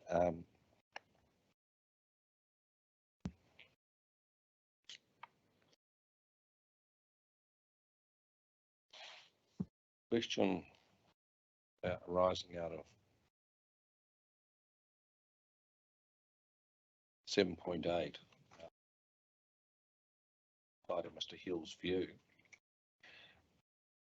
about how to define guided by policy rather than a defined term.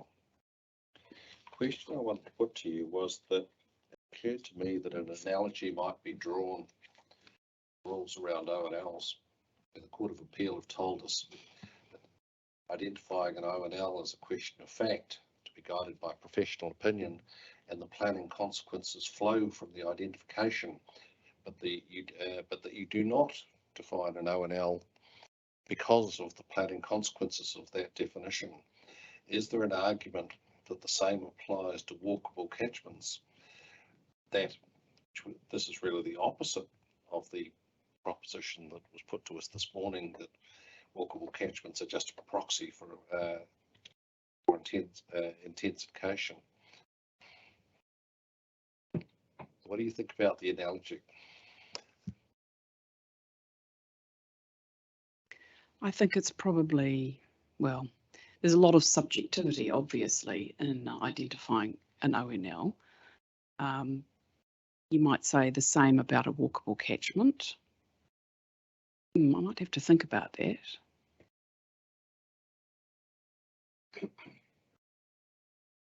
I would say possibly, although there is subjectivity in identifying an O&L, it's still generally a physical based exercise. You're evaluating something that's tangible. Although, no, that's quite a difficult, tricky proposition you've put to me there. I'll have to think about that. That's fine, as long as you can tell me the answer by the time before you run out the door. And the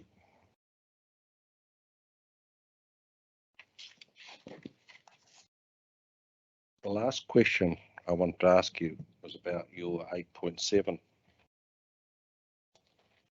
You say, top line, councils are also required to undertake a site-by-site analysis Where is that requirement stated?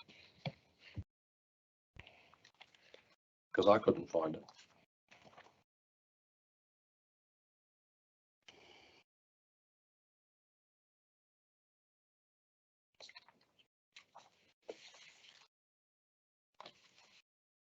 Is that an MDRS requirement? I think it probably is. Let's say, can you point me Yes. to the? Because it's clearly not in section 77J. Mm.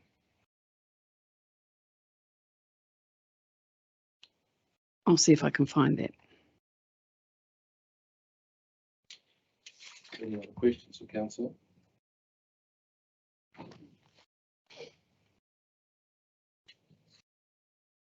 Oh, it's thank you, Mr. Leggett. It's section 77LC that refers to a site-specific analysis.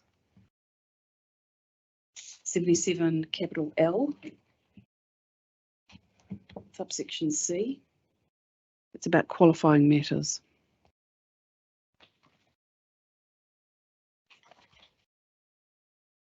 Just give me 2 ticks so I can eyeball that.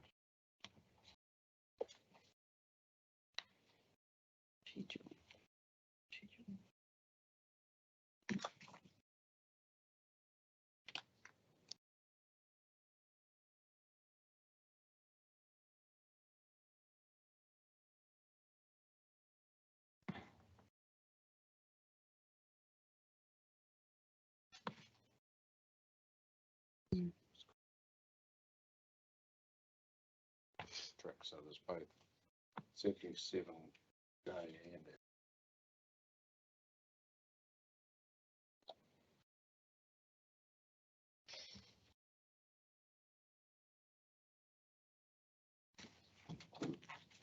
does that mean that you have to physically, well not physically, actually analyse each site, or could you say the following 15 sites have the same characteristics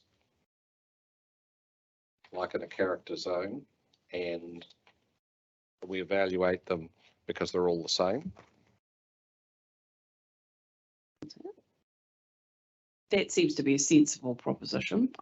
In fact, when I read that site-specific piece, I had the same thought. It's quite an onerous undertaking. Well, especially if you're talking about like a hazard map or flood hazard map.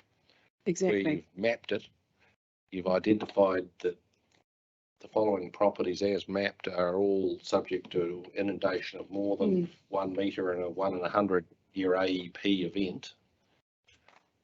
You need to say number X meets the standard, number Y equals the standard, when in effect you're saying exactly the same thing for all of them. Yes, I can see the issue with that. Well, it's clearly a waste of time. If the sites had different characteristics, then yes, of course you need to evaluate those differences. But if they're all the same,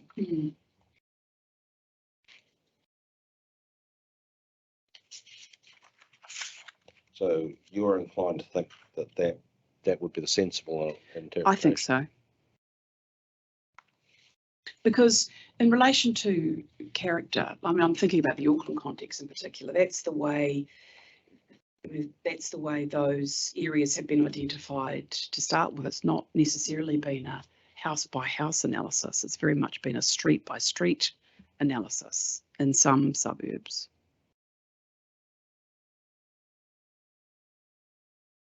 So I think,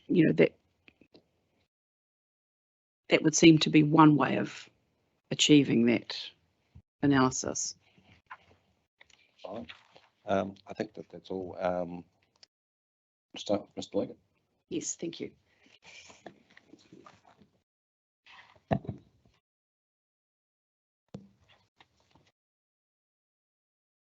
Good afternoon, panel, and thank you for the opportunity to present to you. What I was proposing to do is quickly run through and give a bit of a summary of what the evidence is touching across each of the points, and then open up for questions, or if there are questions along the way, happy with whatever the panel wishes to proceed. But this point was just going to run through the evidence and provide some highlights to it. So fundamentally, why are we here and what are we trying to cover off? I guess the overall statement that I've prepared and put in front of you is there fundamentally to introduce who we are and why we're in the process at the front end of it. Why is Kāinga Ora taking such a substantive commentary on this process and why it's important to us. A brief overview of our national portfolio and why we've taken that lens as referred to, but then also more specifically our Wellington regional portfolio and then the Wellington City portfolio, and then some high-level commentary on some of the positions that you will see that respond specifically to this hearing, but you will see us take right through the entire process. How we develop them, why we develop them, and how we see that running through. Just in terms of section 2 of the evidence, I won't go through that. That's just diatribe about me and my personal experience. Looking at section 3, and that's sort of more of a statutory setup and discussion of who we are from a legislative framework. But fundamentally, we are here to deliver the government's housing outcomes from a delivery perspective. The government, when it created Kāinga Ora in 2019 under its own legislation, brought together Housing New Zealand as it was, a subsidiary of that, Hobsonville Land Company, which was there to develop Hobsonville Point out in northwest Auckland, and the Kiwi Build Unit, which was there looking at how the government can contribute into the market mechanisms to assist in the delivery of more affordable housing rather than doing it itself, but as partnering with the market. Fundamentally, for our organisational structure, we're a Crown entity, so part of that requirement as a Crown entity is we must give effect to government policy of the day, and which takes us into the government policy statement on housing and urban development, very similar name to the national policy statement promulgated under the RMA, but a slightly different focus. For us, that is a little bit of a shining light, and we do have to deliver against that. And fundamentally, we see that that policy statement aligns very much with the activity that we have to undertake on a day-to-day basis.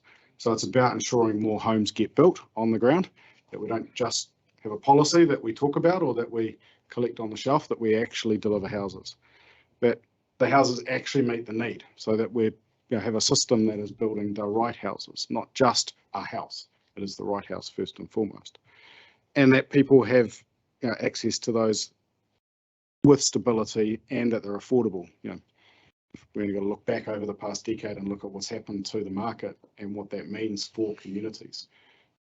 If we bring it back into the national policy statement context, does that mean we have a well-functioning urban environment if the population can't actually afford to intersect with that when it comes to housing? There's statements around supporting the people, obviously people at the heart of it, and then how we deal with housing in its various forms. So there's housing as a home, but also housing, and it's been a sort of flavour for people, it's an investment vehicle or has become an investment vehicle. The government policy is clearly to try and reverse that around and make housing as a home as opposed to housing as a capital asset. In terms of our role in that under our Act, there's two functions that we have. First and foremost is managing the public housing estate. So we are a landlord first and foremost. That is primary function. The people that need our help, we need to serve them, and everything that we do comes with that lens. But also both lead, coordinate and facilitate urban development projects, both as built form projects, but then also widely when you drill into that purpose, it's about partnering with various sectors in the industry to actually see that urban development can happen across the country in a more efficient and coordinated way. It's largely through that lens that we comment more broadly on the district plan provisions that you are considering, and in this case an entire plan. And you will note from our submission it is far-reaching and does touch on more than just the residential chapter, because actually when you look at the plan, we need the entire plan to function as a complete document so that we can actually deliver urban development. Urban development isn't about just a coverage control or a session plan. It's all of the things that you need alongside that to actually build a house. And we've got to deal with earthworks, subdivision, drainage, transport. The active development reaches across an entire plan, hence our commentary is across the entire plan.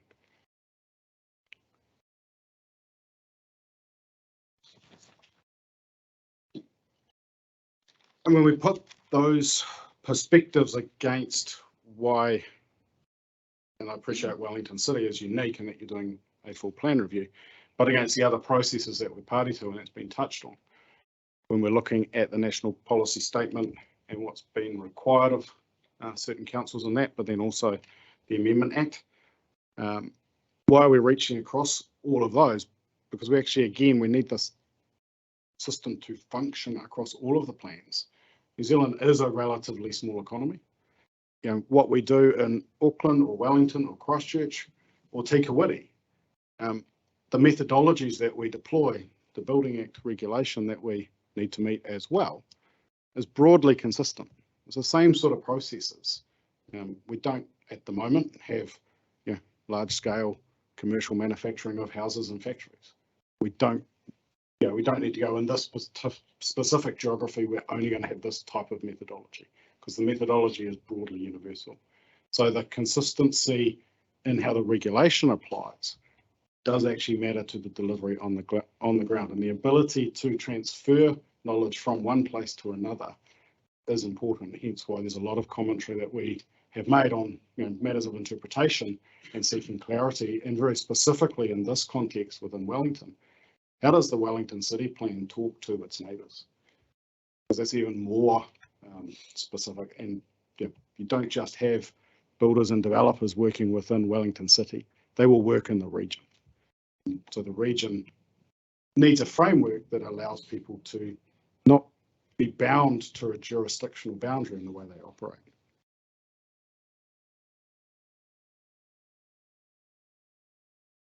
Just touching on our wider portfolio for a second.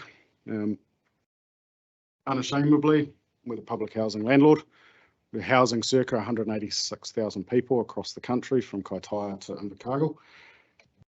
Comparatively to what you're dealing with in terms of the geography here, about 90% of Wellington City's population, but dispersed across an entire country.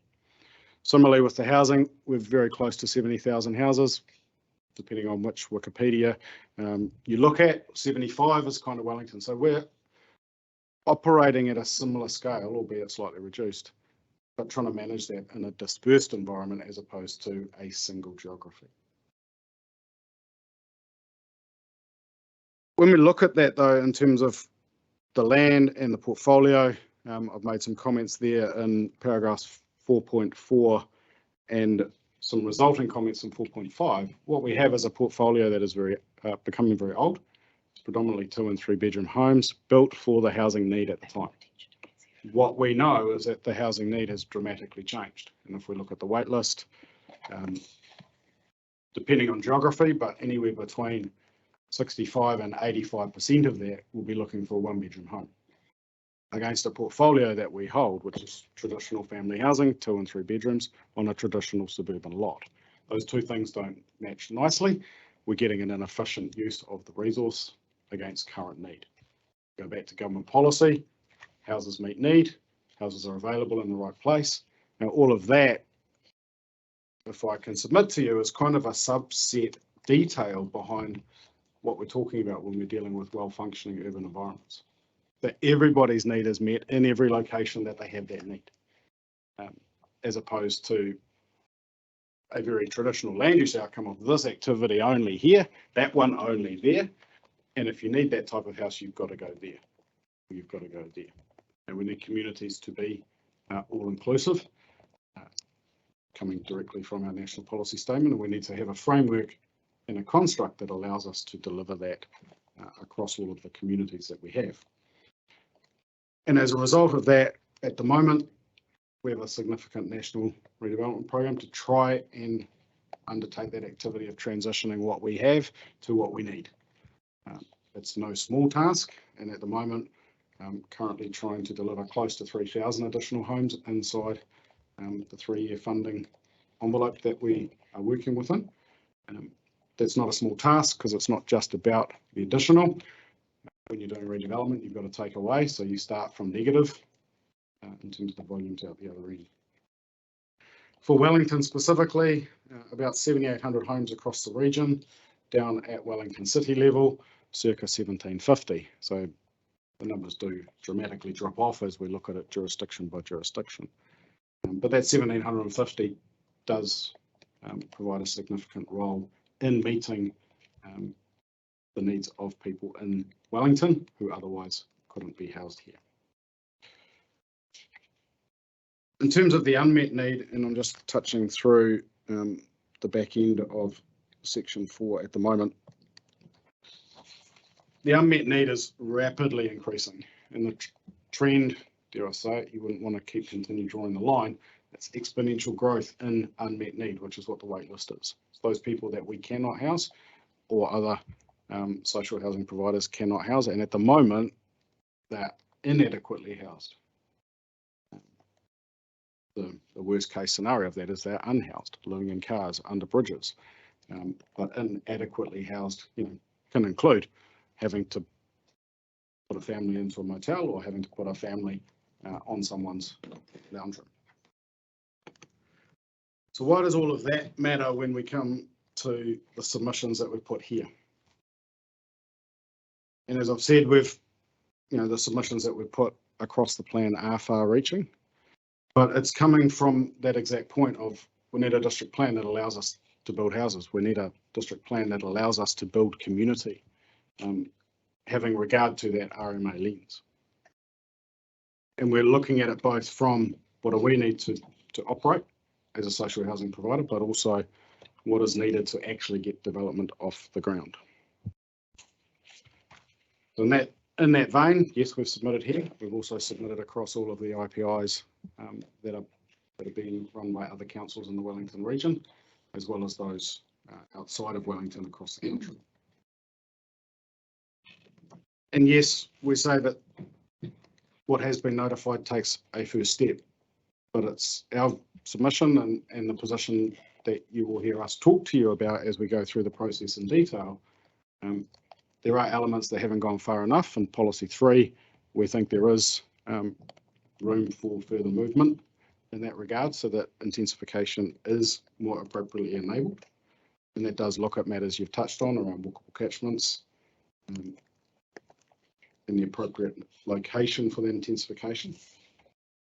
We touch on town centres as being a zone that hasn't been provided for here. There's a number of reasons for that. It's not all about intensification. If we go back to objective 1, well-functioning urban environments, people have what they need, where they need it, and they can access it. When we look at the urban form of Wellington City as a whole, we don't just have the CBD and a couple of major centres and then everything else is just purely localised. The reason for that submission was when we looked across Wellington as a whole, and our experts will be going through this as we march through the various hearings, is that there are centres within Wellington City that are more than local. They are servicing more than just their immediate community. They do provide other services to those communities and they draw people in. But are they at a scale of the city centre? Are they at a scale of your Johnsonvilles? No, they're not. Could they grow to that? We won't crystal ball gaze to that, but we do see that there is a category between the metro centre and the local. And as a result of that, if you're going to signal that, and we say you should, when you signal that, we should be targeting investment there. We should be expecting growth there. And if we're doing that in the centre, what does that mean for the residential environment that supports that? So yes, we do have a different response. We have promoted a town centre. We have promoted high density housing off the catchment of that, in contrast to the local centre, where yes, there's a degree of intensification, but for us that is mainly framed with respect to medium density housing outcomes. And we've maintained the medium density housing zone, although thought that a degree of increased height is put in around that. There's some commentary that we have through the evidence and some questions were raised around some of the definitions, and some wouldn't necessarily be your first response. You'll see we've made submissions seeking assisted housing being deleted. That definition, when you read it, kind of says Kāinga fits really nicely into that.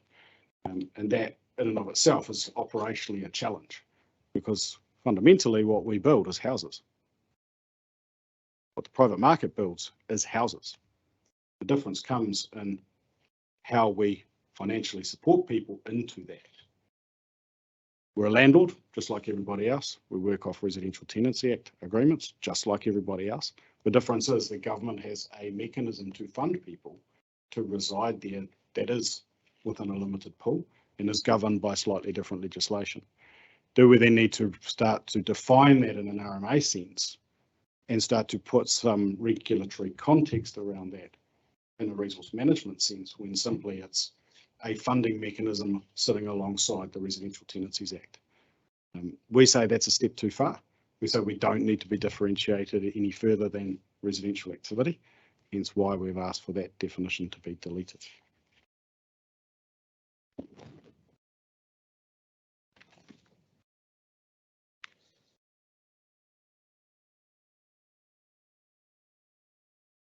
Probably broadly covered just in that discussion, section 6, 7, 8 and 9 of the evidence. Section 10, I was touching on the city outcomes contribution policy. And again, the submissions that we have made seeking that be pulled back and highly modified and removed may come as a surprise. And fundamentally, the place that we're coming from is that we need housing across all forms, affordable housing most definitely. But when we come down to the Resource Management Act and its construct around effects, if we're saying it's appropriate for a particular height to be facilitated in a community, and that's an appropriate effect, why are we saying you can only get that if you do something else unrelated to that? So we're putting an artificial cap to try and achieve another purpose, as opposed to the management of effects, which is the RMA construct. So why are we doing that when what are the other mechanisms and other processes we should be turning to achieve that outcome? Instead, we've gone, we'll just cap things. If people want to go up to what is an appropriate height, we're going to take something from them. Well, what does that do in the market as a response? Do we mean we get less, not more, housing as a result of that? And character precincts, and I know there was a bit of a discussion just before on that. Our position has been that there does need to be a refinement in what council has done there. We are of the view that the necessary assessment hasn't been done. And just to touch briefly on the conversation that happened, the Amendment Act does introduce qualifying matters and does introduce various tests. There are some that automatically qualify, and those are listed out at the top of the section. For us, in our interpretation and our response to character, that is an other qualifying matter, and we universally are saying this across all processes. And for us then, the more detailed level of scrutiny is to be applied. We're not dealing with a Section 6 issue, matter of national importance, but the national policy statement in and of itself is a matter of national importance, and the provision of well-functioning urban environments, and when coming specifically down to policy 3, that urban intensification is provided for, then yes, there does need to be a very robust assessment as to the trade-off between those matters that we are holding up as needing to limit the degree to which intensification should occur versus the national importance of actually enabling that intensification to occur.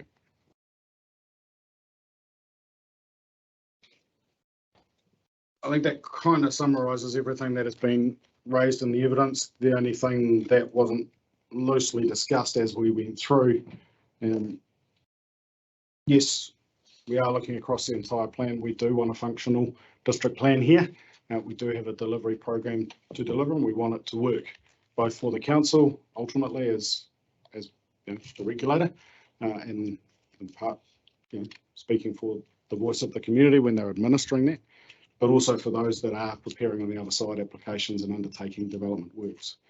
And through this process, I guess we're looking for a dialogue with the panel, with the council. We do want to be of assistance. There is a delivery experience that we can bring to the table, which will be slightly different from a pure expert perspective. And I guess from our side, we're here to help, we're here to assist, but we will be here regularly.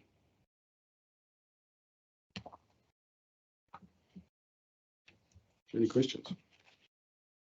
One or two. Leah, first question I had was about your reference to policy 3 of the NPSUD.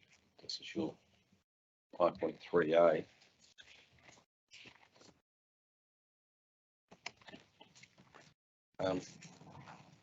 Saying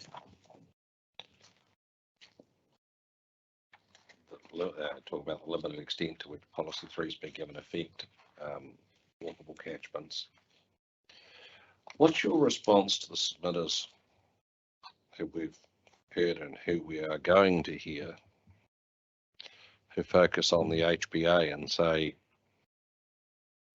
Wellington needs more 2 to 3 story townhouses. It doesn't need more 6-story apartment blocks, particularly up in, for instance, the western suburbs that are well out of town. I think there's two responses to that. The HBA, as a methodology, as a model, developing a response to need. We've got a demand side on one side. This is a supply model. It's working out, how will provisions of a plan respond when they actually delivered. And to touch on the point of this theoretical plan enabled capacity, we then go through feasible, realisable out the bottom, and yes, there's a typology that the assessments say is needed today.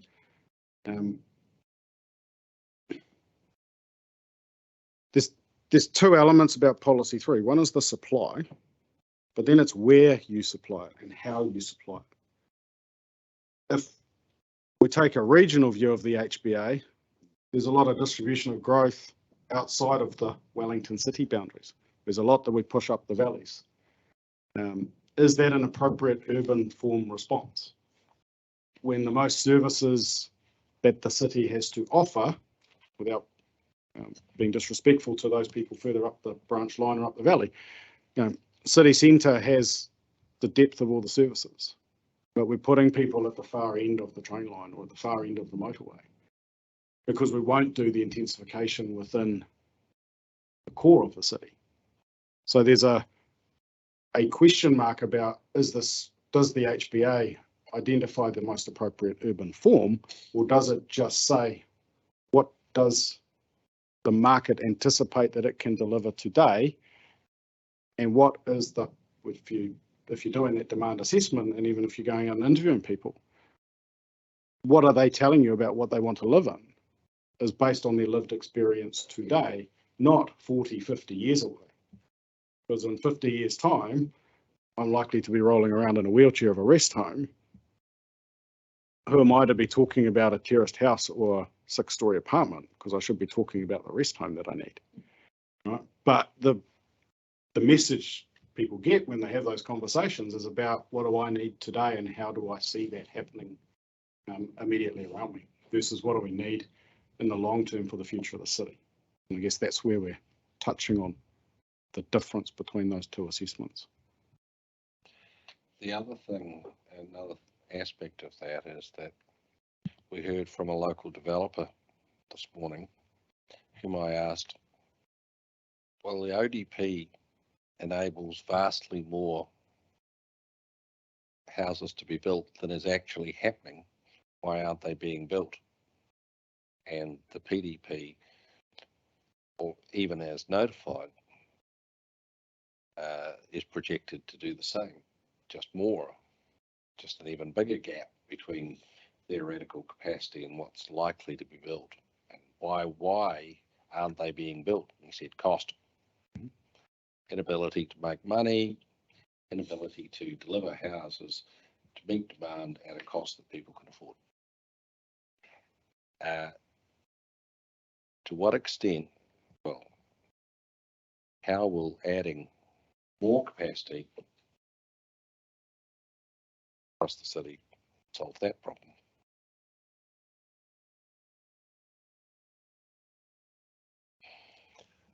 And if you want to defer to your economist, then well, yeah, I was almost about to do. There's an element of that does speak to macro and microeconomics, and I won't go there because that's not the background that I'm bringing to the table. What I can speak to is the issues that, those issues are real. Every time you increase yourself up the typology ladder, as you go from standalone to duplex, duplex to terrace, terrace to low-rise apartments, and right up through to the high-rise apartments you see in the CBD. Every time you do that, you add cost into the construction of the house out the other end. And there is a point at which there was in other processes predating this one, there's been a lot of discussion about should we be facilitating 4-story outcomes. The reality is it's a nice tied up in a bow, and it's looks good from a regulation standpoint, and it's kind of just a little bit more for existing communities. So in this forum, we can get it through. But if you said, let's land on a 4 stories, well, you're needing to lift that building to make it functional. The cost to put the lift in, 10 years ago, we were saying 5 stories is what you need to make a lift work. Now we've got examples where we've designed a 5-story building. Because of the lift, actually, when we get it on the ground, we need to go to 7. And it's the very reason why in the CBD, you will see really big buildings or really, really small buildings. You won't see that gap in the middle. It's because the market is responding to the cost. There does need to be a degree of once you start going up, your in-ground costs, you need to keep going up in order to recover those and some of the other ancillary costs around lifts, etc. Same with even that transition between the standalone house and the terrace. If you're doing 3 terraces on a site, well, you're just going to build 3 standalone homes. It gets to a point where you need a certain quantum to actually cover the cost. You need to get some benefit back somewhere else. You need to be adding a number of houses into the development site in order to respond to the extra costs that you're getting from those typologies. So it is a balancing act, and it's a real issue that we face daily.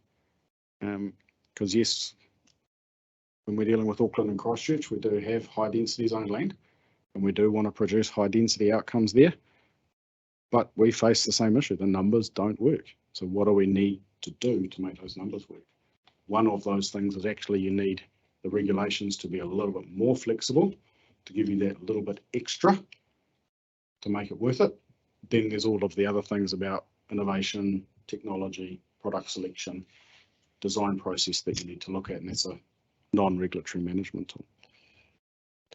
Commissioners, any other questions for Mr. Leggett?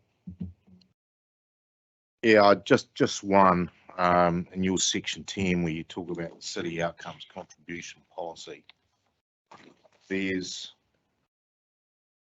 at 10.1, the very final sentence, and and having had a look at this, that's included in a future hearing stream, the determination on that, but you choose to sort of elevate it in terms of its importance to the overall case at strategic directions level. You say you support a policy that encourages positive city outcomes, but not one that requires it. Is it because you just don't like to have excessive policy direction, or is it in reality that you don't think it's a good policy? Particularly if you look at part of the function of Kāinga Ora, which is to assist housing needs of those that most need it. Yeah, and that's the reason why we say we support a policy that encourages that outcome. Unless it's the marriage between the outcome we support, but the language that you use at the policy is then what do you do with that in terms of the methods that follow. If you're requiring something to be done, then you're requiring an intervention, you're requiring a rule or something to be done. And it's at that point we say you've gone and said if you do over height, you must do this. Well, why are we capping the height at that if the height is appropriate? If the height doesn't have an adverse effect on the environment, why aren't we permitting people to build those houses? Well, there's other things which need to come into the overheight assessment as well. Yeah. What's the point of having a height limit at all if you're just going to say, well, I want to build much more, so let me do it. There used to be a thing called planning gain back in the day, which is sort of if you're going to do something which is outside the boundaries, what can it actually give back? So I'm just questioning Kāinga's just reluctance to even wouldn't call it admit, but to also recognise that assisted housing, affordable housing is part of the mix in terms of the overall contribution that housing can make to a city environment. I think the response I would offer to that, the ability for the community to afford the housing stock that are available to it is fundamental. That's why we support the intent of the policy. But is the tools and the methods of the RMA the appropriate response? Yes, there will be some, if you pick up this policy, and I don't want to get fully into that discussion, there will be some benefactor. But have we actually achieved the full benefit that we could have otherwise achieved if we did it differently? That is still a very live question for us and one we haven't resolved. Yeah, and I think it's a live question for us as well. And I'm not on the residential hearing stream, but I'm sure the others that are will be looking at that in some detail. That's my only question. Thank you. Mr. Leggett, I've got two questions. To 4.10, you refer to the public housing plan, and there's the target there of 470 to 690. That's a national. Is that a national target? That's not a Wellington target, is it? It's a national one, or is? Well, that's my question. That's a Wellington target. So that 470 to 690 is a Wellington target or forecast. Wellington region, yes. Oh, yes. Do you know off the top of your head the Wellington city number out of that 690 or roughly? And that's where we're putting the marriage between a territorial authority boundary and the boundaries that we operate within. Our Wellington region fundamentally picks up those councils covered by the Wellington Regional Council. And we look at the portfolio in that lens. We don't get all the way down to Wellington City. We're going to supply this. Largely because, we don't have vacant homes. We can't just go, it would be really nice to knock that one over and build on it. While that would be nice for a program, it's not that simple. And we do need to work across the region and managing the supply. So is that up for review, the National Housing Plan, given it's 24? We would expect through the government process that we get another one, 24 to 27. And there will be conversations occurring around that. Just I'm not privy to them at the moment.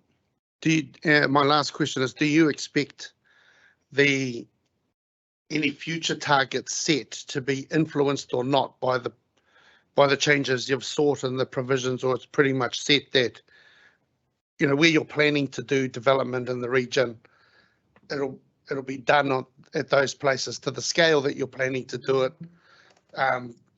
Because it's generic. Is there anything that you think will be inhibited by this plan in the forecasting that you have or the targets you set for the future? I'm assuming 25 to 29. If you don't know that, we can. What I can speak to, when you look at the region as a whole, aside from I've cited there the Arlington and the Mount Cook projects. If you look at the distribution of our supply across the region, given Wellington City's qualities and its role in terms of its economic function and its broader function in the region. My own view would be that we're disproportionately supplying our houses across the region. It's easier for us to supply housing up the road away from Wellington City than it is within it at the moment. There's a number of factors in that. The district plan is one, land availability is another, and suitability is another. But the district plan in Wellington does currently prevent outcomes that we would like to see happen. That's why they sit and wait, because we're waiting for this process so that we can those projects forward. And yes, the district plan does heavily inform how we think about the portfolio and what we can and cannot achieve. Goodbye. Thank you. I think that we'd better crack into Mr. Ray, given his time constraints. He's advised us that he's got a little bit more time, but I think that's right. We should get straight on to that. Nick, are you ready to go? Yes, good afternoon. We need a screen. Can you just hold that thought for a second? Yes. We have you. Please proceed. Good afternoon, commissioners. I thought I'd just take you through some probably just key points, and then sounds like you've got a few questions for me, so it might be of more benefit to you. I'm happy for you to ask questions as we go or at the end. However, I just wanted to cover off the sort of density issue and then the walkability issue, and how how I'm thinking about those things. I'm working on a number of plan changes across the Wellington region, and it's been quite interesting trying to rationalise the different approaches in that regard in terms of walkability, but also how the different councils are applying density to different parts of their plan, which has been quite useful to understand in relation to Wellington. Anyway, I am an urban designer. I'm a landscape architect as well, but I specialise in urban design these days. I've had a number of, quite a bit of experience with various plan changes, and most recently I think I can't actually see who's exactly here in front of me, unfortunately, but I think I heard one person I recognise from the New Plymouth hearings that we've been undertaking in the past, and also some more recent work in and around Drury in the south of Auckland, which is really talking about these issues of walkability and town centres and the relationships of those two train stations. I generally support Kāinga's submission, which seeks to provide greater opportunity for residential development and density than the Section 42A is recommending. And in considering that the topography of Wellington City and Porirua, particularly in that corridor, is generally more challenging than many other places in urban New Zealand in terms of providing walkable catchments and connectivity between the various centres and residential communities. So I consider that that you've got a great opportunity to intensify the centres that are existing, and you've actually got a really good rail network across the region that can support that movement network as well. In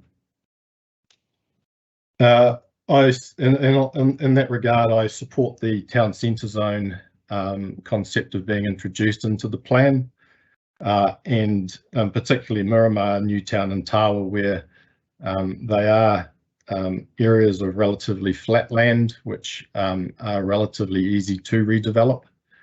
And I was kind of thinking along the lines of the national planning standards around what a town centre does versus a local centre provide, and that's really the distinction. I know the plan at the moment does enable residential in the local centre, but depends on how we go with consistency across the region, but town centres encourage residential in the centre, and I think that's one of the main opportunities for the Wellington region to intensify residential development opportunity. And I think, as discussed before, the centres need to respond to development intensification around them as well. And I raised the question early on, you know, particularly when considering Miramar, for example, if you're going to intensify this area, where's everyone going to work and recreate and go shopping? And the answer is ideally in Miramar, and ideally in the places where people live and work, and so we don't have to move as much as we have been in the past. And when we do move, we try and use a public transport system as a priority, or walking and cycling.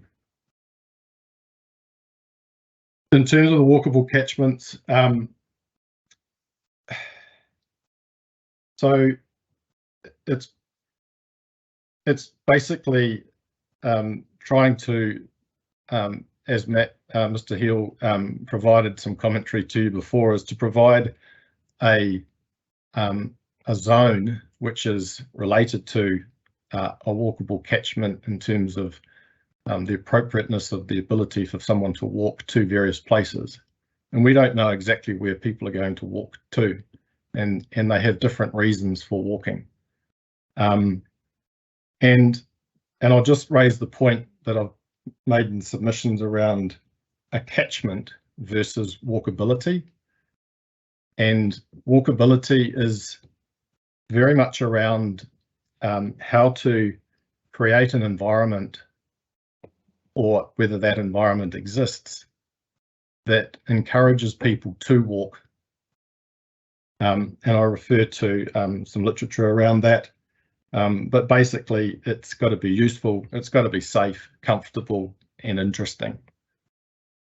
And that's primarily why, from an urban design perspective, we're very concerned around the interface between the public and private realm at the street network level. So arguably, there's a lot of places in New Zealand that don't have all the attributes like that, that have really good walkability. I think Wellington Central is very much near that level, except, as I say in my evidence, there's not a lot of activity at night. And so increasing density and residential activity in the centre will hopefully create a nightlife and people, which will then actually contribute to safety and vibrancy of that centre, not only during the day. And that should apply across all the centres to varying degrees. Now, I understand that the National Policy Statement on Urban Design is about forward thinking. It's about providing for and quite a significant change in our urban fabric. And so I've taken the view that a walkable catchment is an area that we can zone to enable various things to happen.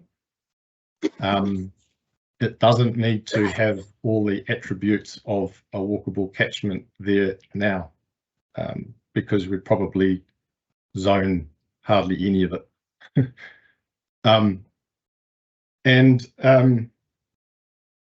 consider that that catchment should be based on time, and I just wanted to clarify that, because people make a choice as to whether they will walk somewhere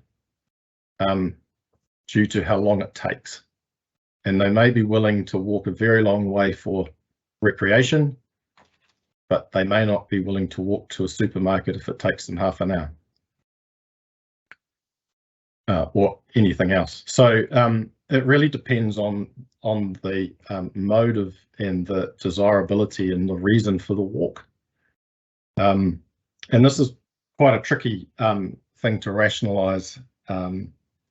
And look, what I found, particularly the differences between Porirua and Wellington methodologies, is that Wellington is relatively focused on the speed of walking and whether it's of a gradient that slows people down too much, and therefore we should limit the catchment.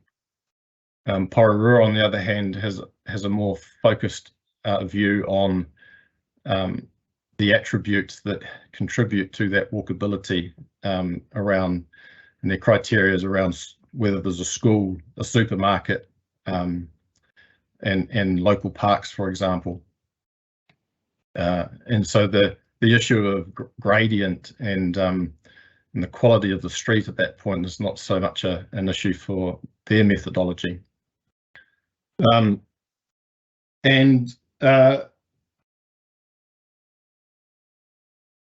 mean, obviously, and it goes without saying really, but obviously flatter land is generally more walkable. It takes less energy. It's more inclusive for impaired people to travel without a vehicle,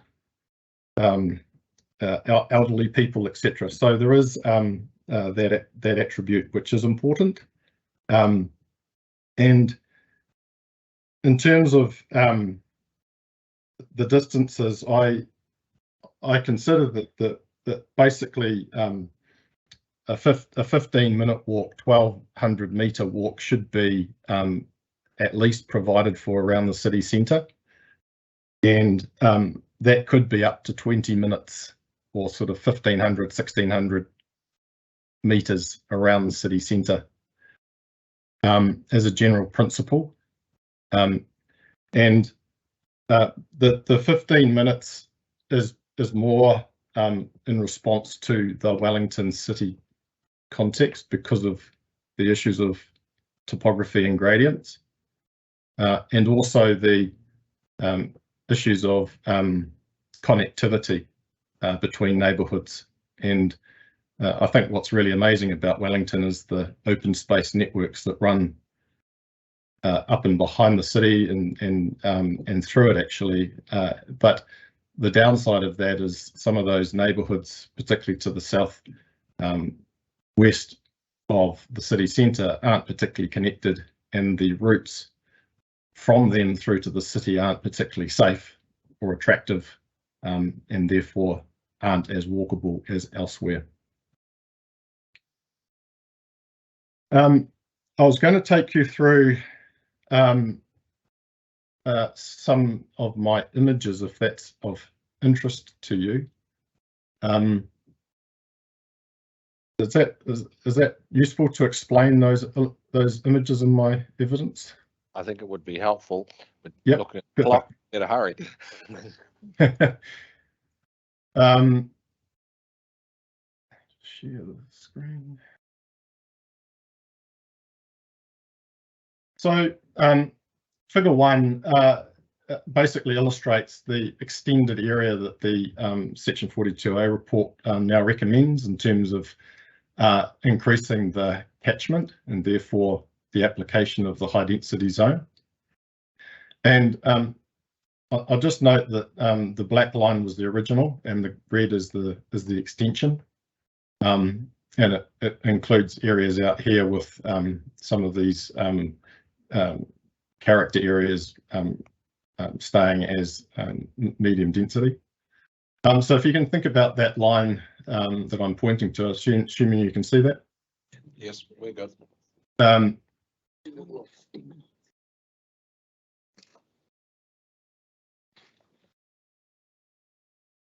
Just do that, might help. So I've turned that line into a blue line. So you can see the difference between what the Section 42A is recommending now and what the submission drawings show. And so the Kāinga Ora expanded area is in the hatch. And that's roughly a 1,500 metre catchment from the edge of the city. And then the blue line is then transposed onto this three-dimensional drawing of Google Maps, actually, which is quite useful. And then you start thinking about, well, how does that relate to landform? And in this case, that boundary exists on Upland Road, and which is on the western side of the little ridge that runs through here, which I've indicated in green. And then it skirts around the road and then transverses the eastern orientated slopes. From a landform perspective, if you're enabling 6 stories of height on this part of the ridge, I don't see why, and I think it would be good to extend that along the full length of the ridge, rather than 6-story buildings perhaps coming up in front of other opportunities which aren't provided for. So when I talk about response to landform, those are the sorts of issues that I'm looking at. And when I'm thinking about Kelburn, for example,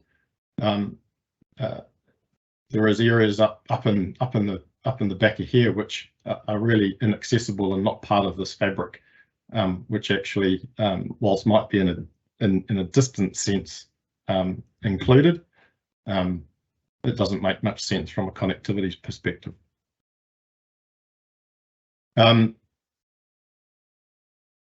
At train stations, so this is at the Redwood station in Tawa. The black line is the council's position, and the red line is the 800-metre catchment, which we're recommending around stations. And the hatch is obviously the Kāinga Ora's submission. In this case, the expansion is not particularly great, and it provides some more area, and it's consistent with providing that 800-metre distance rather than a distance that's related to an average walking speed that the council's determined, which is lower than elsewhere. And I'll just point out that areas of expansion might include the area in blue here, overlay, where this 800-metre catchment and the other 800 catchment from the station to the south don't overlap as they do here. This street would actually make sense in terms of built form outcome to be the same, and why you would zone that the same. And it's also next to the Redwood Park and the opportunities that more intensive development can achieve around those spaces. And I'll just point out too that a lot of the Wellington context is heavily constrained by infrastructure, such as State Highway 1. And so this is not a complete circle of 800-metre catchment, and actually the opportunity is more on the western side of the centre rather than the east, because of this barrier that exists.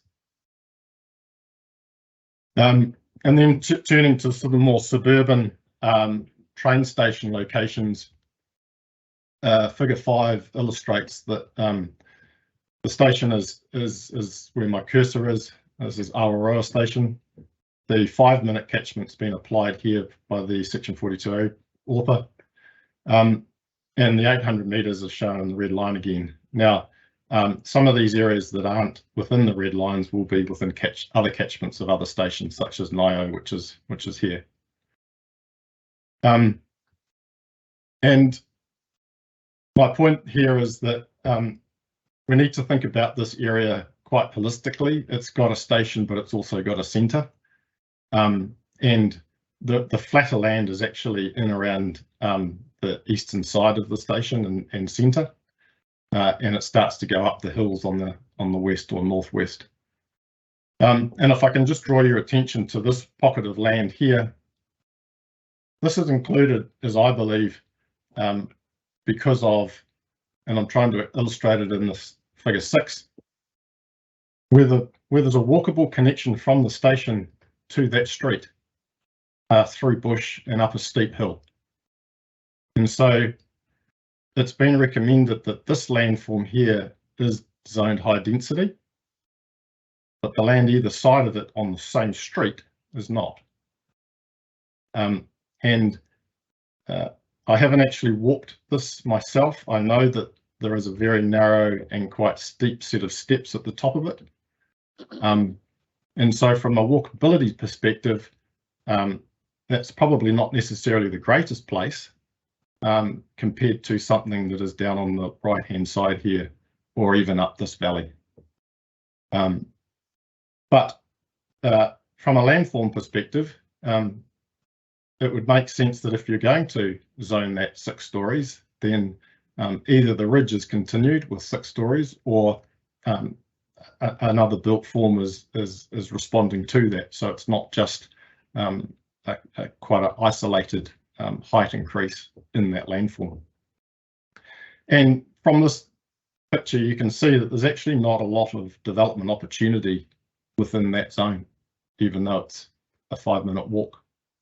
And so we're looking at an 800-metre 10-minute walk from that station, which is also supporting the supermarket and the school and other parks in the region. So look, that's kind of just really what I wanted to explain to you. So open to questions. Thank you. Mr. Ray, first question is, how many of these walkable catchments have you ground truthed? Have you walked? Look, I've spent a lot of time in the inner city of Wellington, walking up through to Kilburn, and then over to Kilburn. I've actually run a lot of it as well when I've been down there. Newtown, over to the Thorndon area. The other areas I have done by car mainly, however, places like Johnsonville we've walked around, and what I've found quite useful given the scale of the place is actually using Google Street View, so that I've actually identified areas where there could be issues, and you use that along with GIS contours to determine gradients and things. It is a very big task. I'm not underestimating that at all. Do you agree, well, I'll put this more neutrally. It's been suggested by a number of parties that some of these steep streets effectively preclude walking, that people will not walk. Or the odd mountain climber and fitness enthusiast will walk, but most people won't. Mm-hmm. Is that a question we should be asking ourselves? I think it needs to come into the consideration, and I consider that, and this is probably just a perception from myself at the moment, but my perception is that people in Wellington are probably more used to walking up hills than, say, in Auckland or flatter parts. So I don't think there's kind of a one size fits all. There are certainly guidance out there around maximum walkability gradients for streets. Waka Kotahi and Auckland Transport use them, for example, that I'm aware of. However, they are for the development of new streets because they have recognised there are some issues with steeper streets.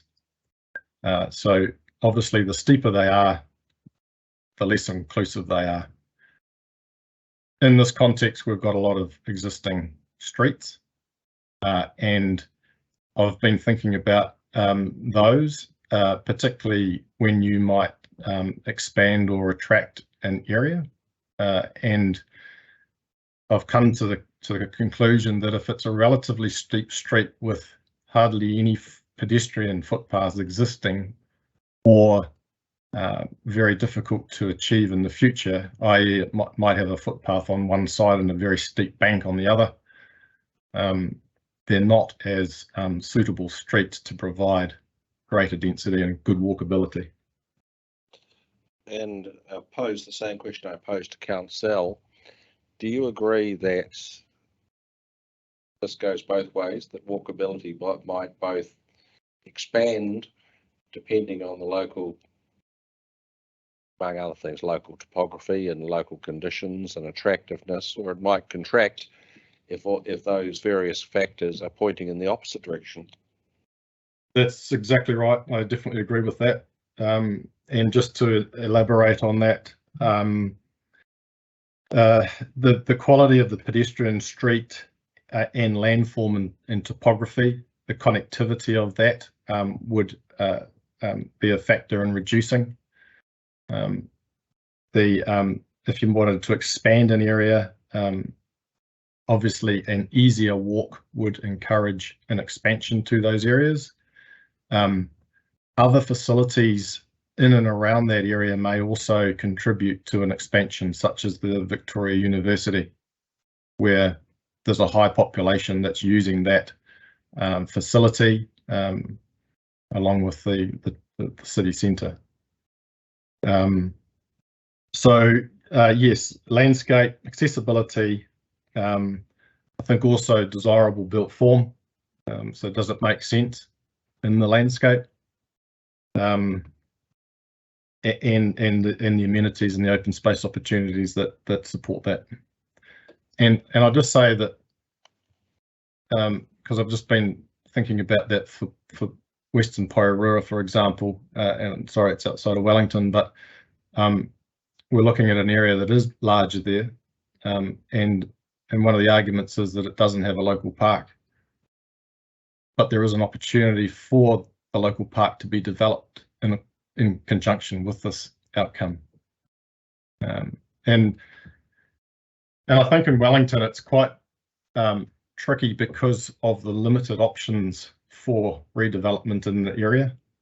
And again, in the Porirua or the Tawa example, opportunities to the west of the state highway or rail line are generally better. And so whilst the area might not be exactly within a catchment or an 800-metre walk or whatever the determining factor is, it might make sense because it adds the opportunity for density in that centre, which has been precluded because of connectivity issues to the east.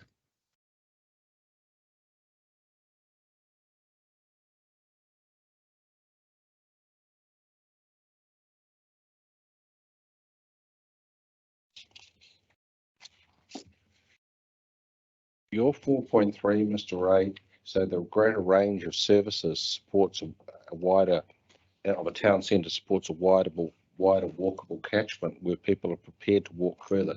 Is that the ultimate test, where people are prepared to walk? Where and how far?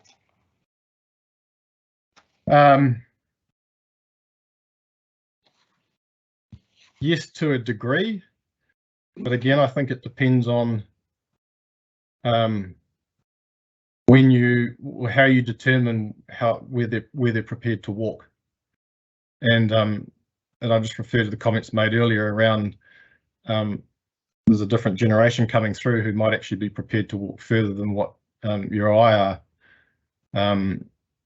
And so that's partly the challenge around that.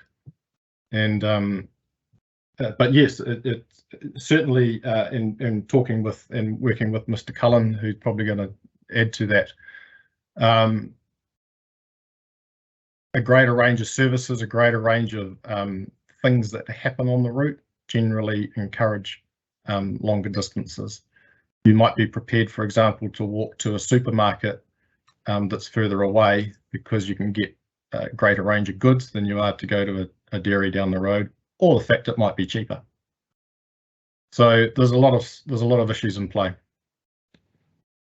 The position that's been put by submitters to us is that it's one thing to walk to a supermarket, whether it's downhill or on the flat. It's another thing entirely to lug several bags of groceries under your arm any distance.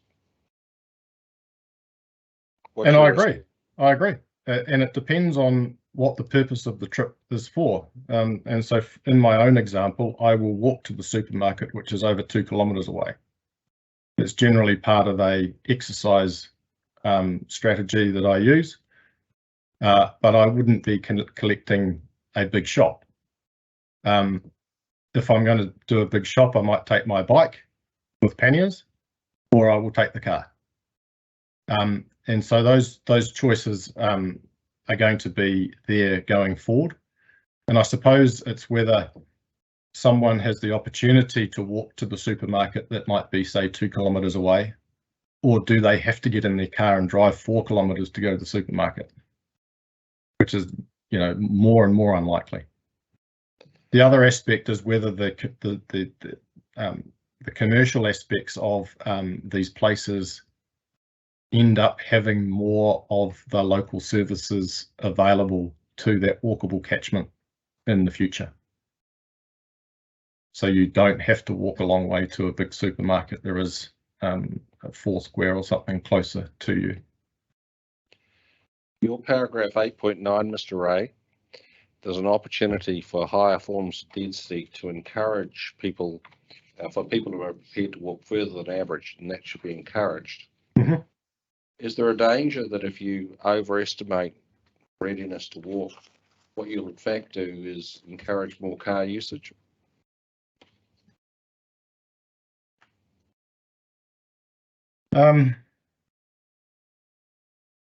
It's an interesting one because arguably the MDRS already does that.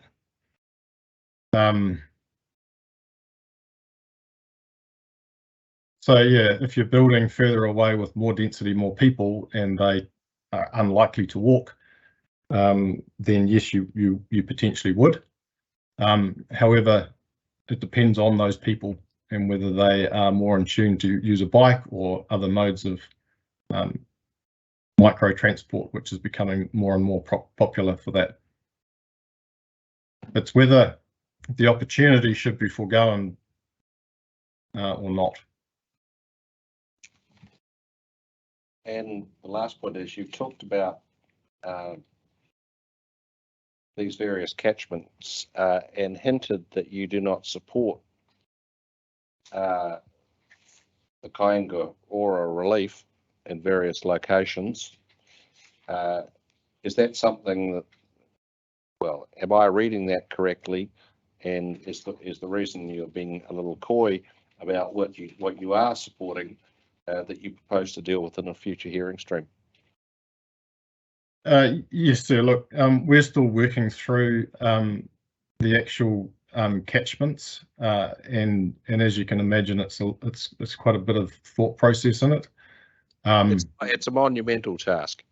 Yeah, thank you. So, yeah, you don't need to tell us how big the job is. Yeah. So look, if I'm a bit coy, then it's not for any reason other than to consider all of these opportunities. And at that time I wrote that evidence, I hadn't really taken a lot of consideration of the Poirua or other ones in terms of their methodologies.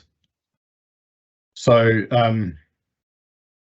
and look, we you know, there's submissions in there, you know, height in relation to boundary, for example, which is proposed by Kāinga Ora. I'm testing that and will provide evidence on those aspects of it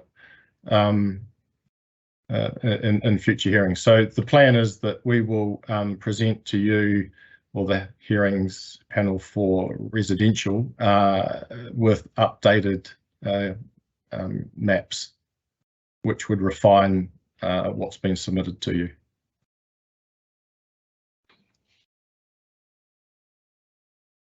Thank you. Commissioners, anyone more?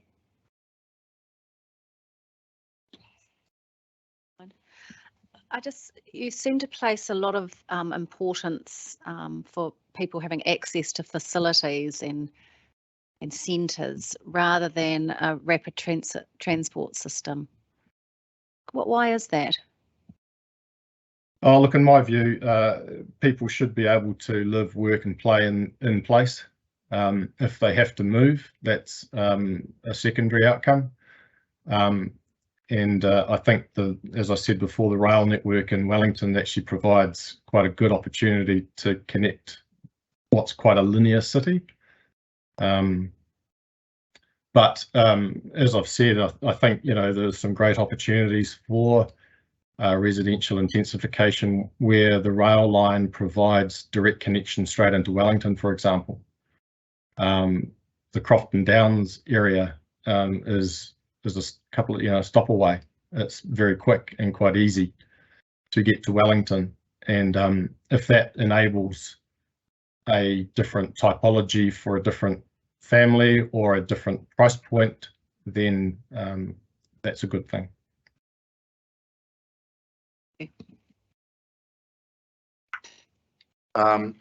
Thank you, Mr. Ray. In previous answers to your questions, I think you said it's actually quite a difficult task working out the boundaries or the lines on maps about where a walkable catchment might be. You mentioned the example where you've got perhaps a steep road with only a limited footpath as being a disincentive to walkability. And on the first day of the hearings, we also heard from Mr. Osborne, who is Council's economics advisor. We put to him various questions about how do you deliver housing at scale in these walkable catchments. It might be more an economics question, but I'll be interested in your view on it.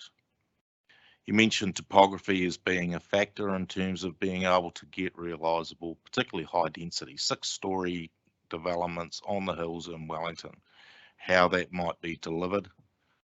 In terms of the higher the building, the bigger, usually the bigger the footprint required. You're going to need more land to do it. So you need to going to have to look at land agglomeration itself.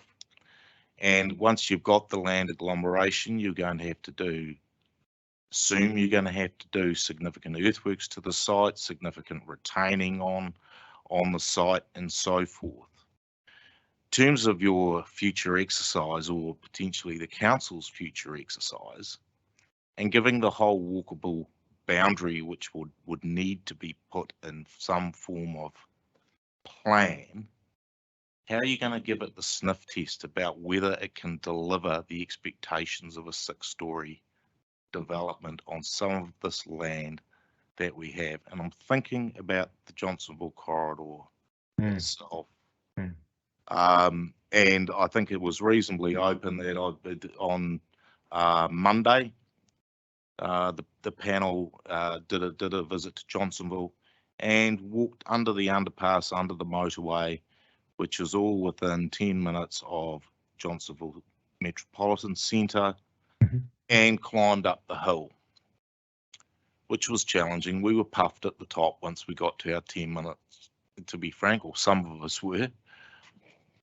So have you thought about, it's all very well in theory that you've got 10-minute walking distances, or 5 minutes or 15 from the CBD. How is this going to be delivered? Firstly, in terms of, is it a good outcome? Because there might only be fragmented sites or smaller areas of land available where you actually can deliver 6 stories or development at scale. Have you put any thought to the whole development economics, practicality, and whether, I think we talked about whether people will go up and down, your to and fro. But have you put any thought about and given the whole thing a big reality stiff test from is this feasible? From my perspective, I'm not going to give you evidence on feasibility. It's probably a good question for Mike Cullen. Sure. And I'd like to have further discussions with him on that. What I can say is I don't believe that steep sites are necessarily the issue. Steep topography in terms of streets and the walkability is an issue. Obviously, a steeper site generally has a higher cost because of the things you were talking about. Now, whether that is overcome in a feasibility perspective in terms of the opportunity that's provided to cover that cost, Mr. Cullen or someone else is best to answer that. Yeah. I have been doing a little bit of work looking at the alternative height in relation to boundary proposal, which is getting into the detail of this, but it basically says that you can have smaller sites with 6 stories on it and a really good outcome. So, sorry, can you just you've got a small site, Yeah, you've got, so the what are work, you calling a small site? You're talking about 500 square meters, 1,000 square meters? yeah, so the work we've modelled to date, in Poirua, we have a 530 square odd metre site. It's 15 metres wide and 35 metres long roughly. And that, with the height in relation to boundary, enables you to do 6 stories using the existing height in relation to boundary. The alternative creates a better opportunity to achieve full 6 floors on that site. Sorry, you're talking about MDRS height in relation to boundary. No, I'm talking about high density height in relation to boundary. High density. Yeah. So look, there's a whole lot more evidence to come before you in that regard. But what I was just flagging is that you can achieve 6 stories on relatively small sites of about 500-600. I acknowledge that they will probably be bigger because you don't get a lot using the standard height in relation to boundary if that becomes the rule in terms of the height. Okay. Now that might help feasibility. It might be that the size of the site is of a value that works with the opportunity that you can put on it in terms of the apartments that might fit on that site. But I'm not giving you feasibility evidence. Okay, well, I'd be interested in Mr. Cullen's view on this, because intuitively, if you've got a 500 square metre site, are you actually going to be wanting to develop it to 6 stories on such a small site? Yep, Okay, and that comes down to the form, and we can take you through some of that in due course. And whether it indeed on that sort of scale produces a good urban design outcome as well. Mm-hmm. Contributes to a well-functioning urban environment, as we're being told. That's exactly what we're thinking about. Okay. All right. Thank you. Thank you very much. Questions? I think that's us, Mr. Ray. Thank you for your input. Appreciate your time. Thank you very much for the opportunity. I look forward to seeing some of you at least in the near future. Very possibly. Mr. Chairman, I am conscious that we're coming up to 5 o'clock. Now, I should tell you that we did ask for several hours and we were told we had 50 minutes. So it's great that you've been able to accommodate us to this extent. But we're in a situation now where Mr. Cullen is in Australia, so he's 2 hours behind us. He can stay as long as we want him to. But Mr. Heel would need to make a flight change if we're going to press on. Witching hour is 6 p.m. Okay, so you're happy to press on? Yes. In which case I might ask Mr. Heel to make some alternative travel arrangements, and we might just go straight to Mr. Cullen if that's acceptable. Mike, are you ready? I am, yes, I'm here. Yep, and as you say, it's 2 hours earlier in Australia. My colleagues are saying that they're starting to flag and really need a 5-minute break before we, I think, with all due respect to the economics profession, we need a break before economics. And so we will have literally 5 minutes. It's 2 minutes to 5. We'll be back at 3 minutes past.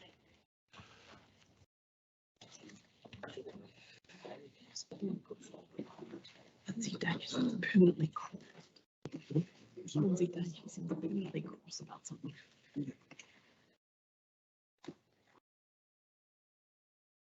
Uncle, some child might turn up with my bag. Here? Yes. Oh, okay.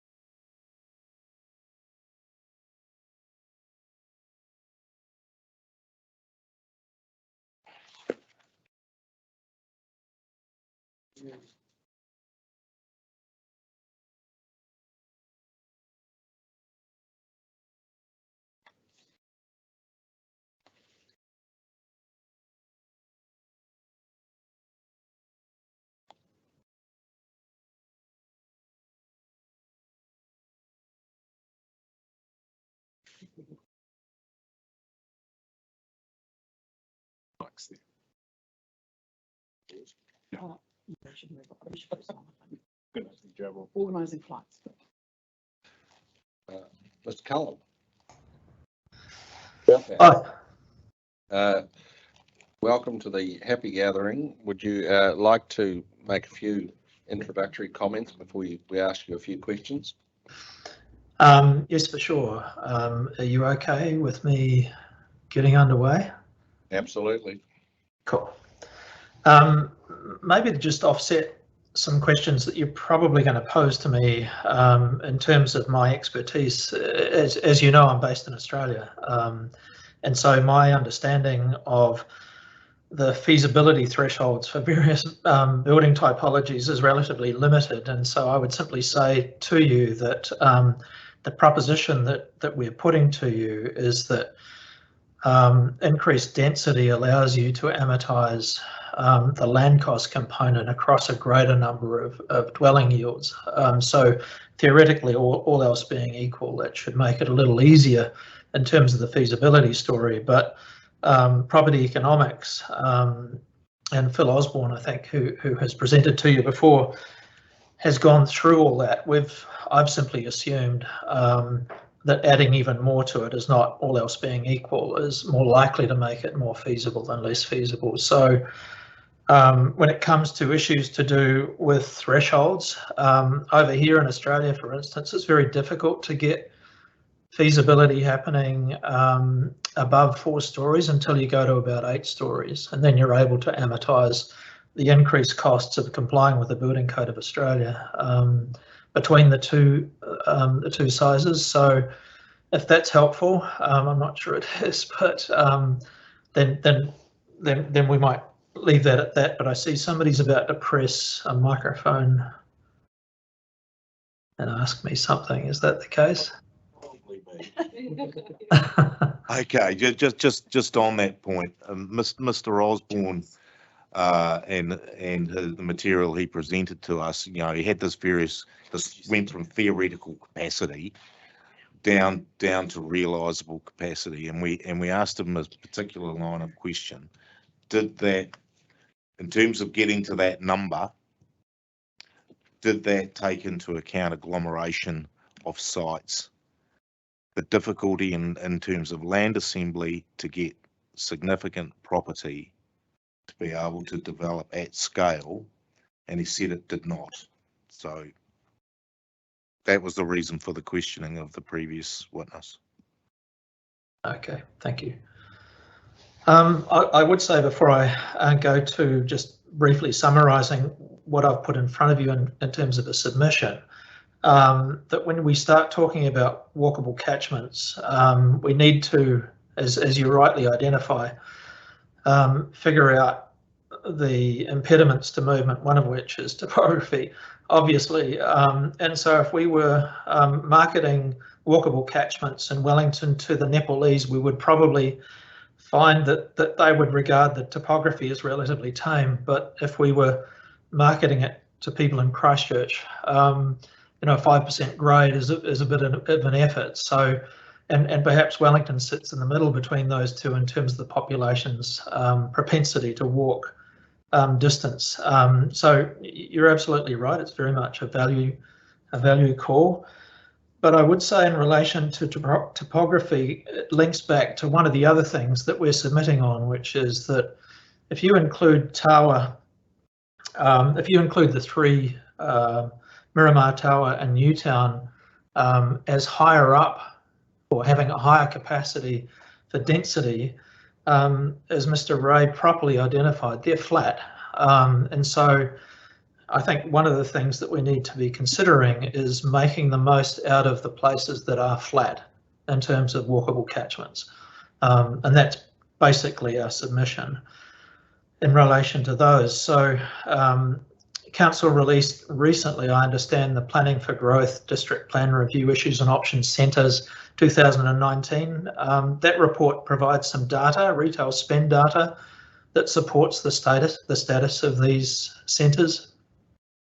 In analysing town centres or these centres particularly, and comparing them with local centres, we find an expanded employment base and supportive journey to work data that reinforces their status higher than local centres. So, and when we compare local centres and their employment base, they tend to be either retail heavy in terms of the employment percentage in terms of retail, or relatively low in their spread of employment. Not so with Miramar Tower and Newtown. And happy to make in the centres stream that data available to you so you can see that there's a rationale for supporting these things, and it's not all just to do with catchment. If we have a Bunnings store, for instance, a Bunnings store would have a 40,000 person catchment, but there's no way we could call a Bunnings store as a basis or classified as a basis for a centre's catchment. So it's a number of things, number of layered things that are important to determining how these things work in terms of their hierarchy. So centre performance should be an influence of density where it can be shown that increased density outside of its hierarchical role can materially improve the centre's performance. In some cases, the target of such improvement will be to restore or renew the centre. In some cases, it will elevate the centre in the hierarchy. So a parallel objective should be to elevate centre resources to reduce trips out of a catchment. So, and my client may not be happy with me saying that, but probably the most probably the most sustainable strategy is to elevate all centres in Wellington to metro level, so that people don't have to travel outside of their catchment in order to access goods and services. It's a wishful thinking objective, but I just want to make the point that it's important that centres do the best they can for the catchment that they're serving. And we shouldn't be worried too much about layers. So when we're talking about affordability and housing supply, a basic economic principle that I alluded to before relating to supply and demand is that when supply exceeds demand, the price of goods decreases. So for affordability, generally more is better. In our analysis with Nick, Kāinga Ora submissions appear to offer approximately 20% more capacity across the city, making the growth targets theoretically easy to achieve and reducing the risk of not. Whilst growth looking forward is one factor in housing supply, latent or unmet demand, which is looking backward, is another. Council has assessed a shortfall of 10,000, a little over 10,000 dwellings as at 2022, and this figure should be added to the target growth figures to complete the target dwelling figure. And the work that Property Economics has done in finding a realisable dwelling yield from the draft district plan is an extraordinary and high quality analysis. Will it be right? No. I'm sure Property Economics would agree. It's not intended to be right. It seeks to satisfy council that there's a good chance they have provided sufficient realisable capacity, but that's all it is in my view. To demonstrate, Property Economics developed a feasibility model that considers 30 years of growth dynamics, 30 years of market demand dynamics, 30 years of sale price dynamics, 30 years of construction cost dynamics, and 30 years of location preference dynamics. It then sought and needs to lock in assumptions about all of these in order to make its forecasts.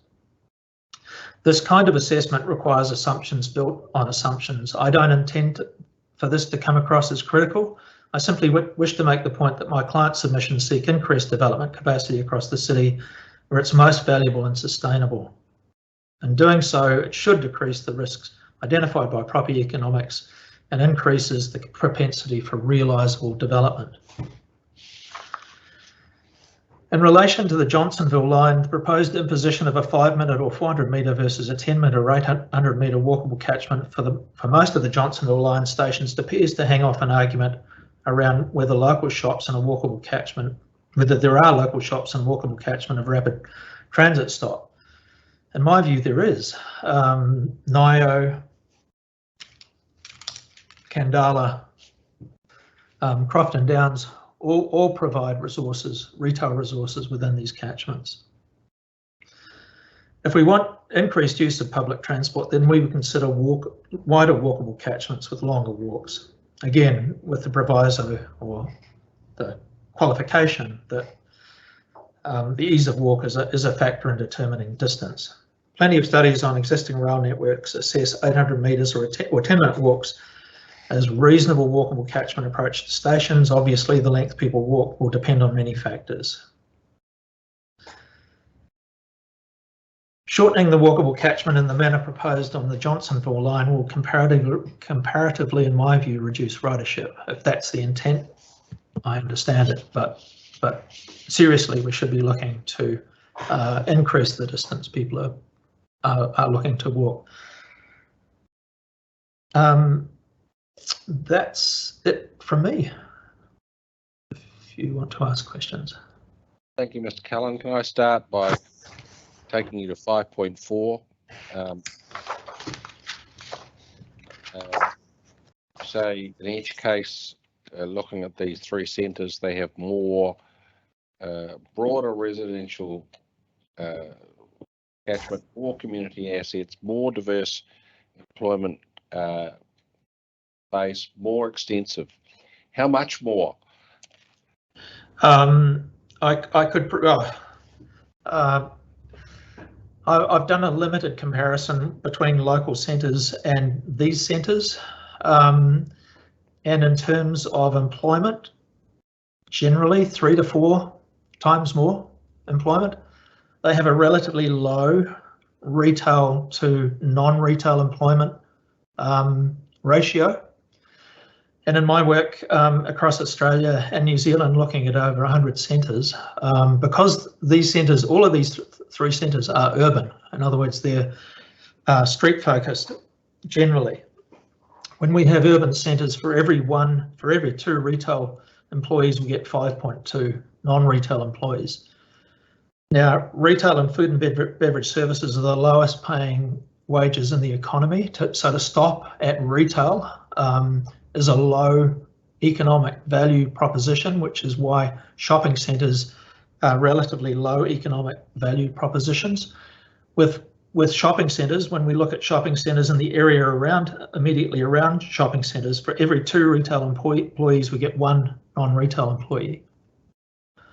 And so what I'm saying to you is this: shopping centres generally generate low numbers of employees, and that is non-urban centres generate relatively low numbers of employees at a relatively low wage level. So these 3 centres, I can provide you the data in terms of catchment, in terms of the spread of employment, in terms of community resources, in the comparison with local centres in Wellington. We're in the process of doing that at the moment. At the moment, I've only done 3 in comparison with Tawa, Newtown and Miramar, but the numbers are quite compelling. So the short answer is significantly more. I thought if I answered in that way, you'd ask me to quantify it. So I possibly went a bit too far. 5.7 and 5.8 seems to be sort of heads I win, tails you lose. It's an argument for densification either way.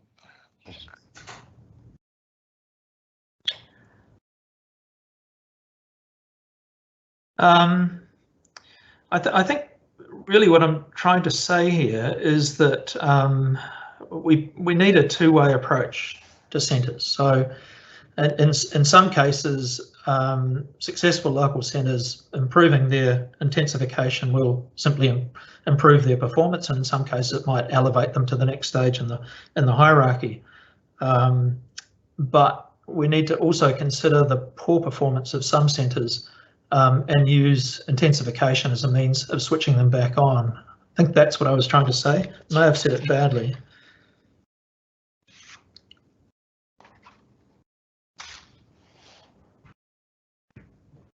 Questions?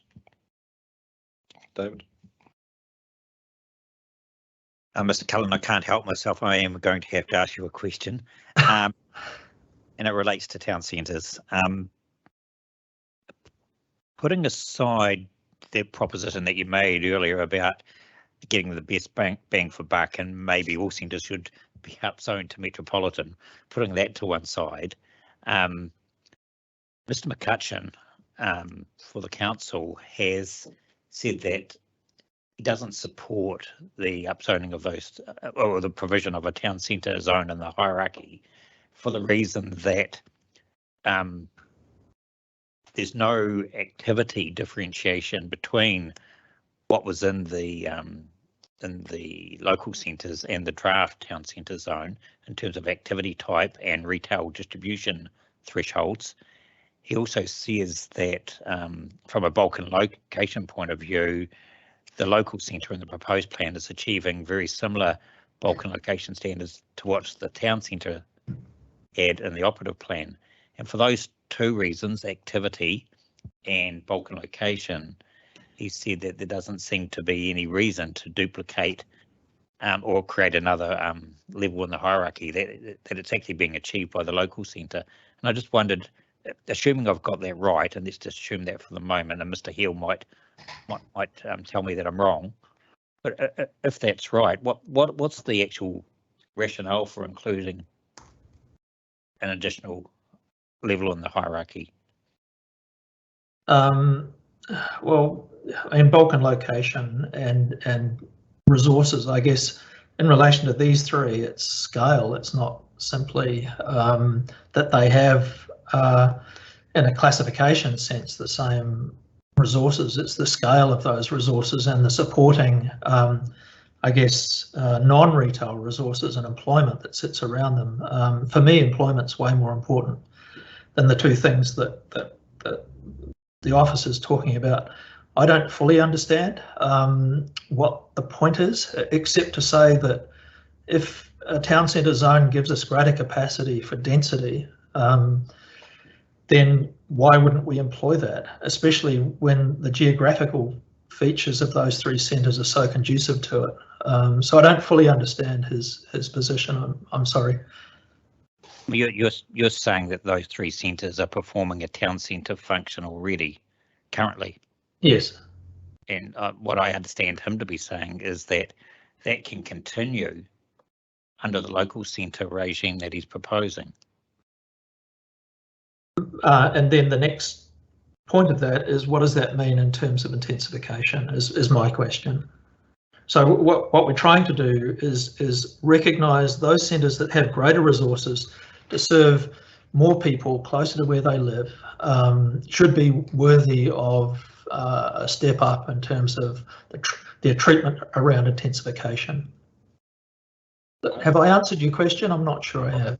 Well, you have in part, but I know that the chair wants to take it a little bit further. So I have a follow-up, and that's really if the level of intensification matches the scale of the centre, what does it matter what we call the centre?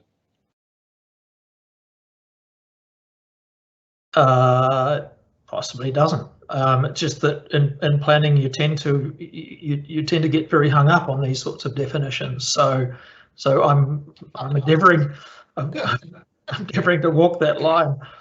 Perhaps I can answer that. Perhaps I can answer that. Because this is Mr. Hill's things, but the Kāinga are asking for a different level of building intensity around town centres as opposed to local centres. So it's not that they'll continue that; it's that they allow the opportunity for more. Is that the argument being put to us? Is the level bumping them up to town centre means you bump up the propensity for development and intensification for those areas that are suitable for it? That's my understanding. Yeah. Yeah, I might be able to help here, yes. Because if you turn to page 10. In my evidence, we outline what we're seeking in terms of increased height in the centre and adjacent to the centre, and in terms of high density zone. I think we've also made a point that in our submissions that at the moment there are standard provisions across all the zones. For example, integrated retail is, I think, 20,000 square metres, whether you're a little neighbourhood centre or a metro centre. So we've identified that that's a bit of an issue, and that needs to be considered. So Mr. McCutcheon is right. The plan doesn't make a big difference at the moment in terms of bulk and location, but we think it should.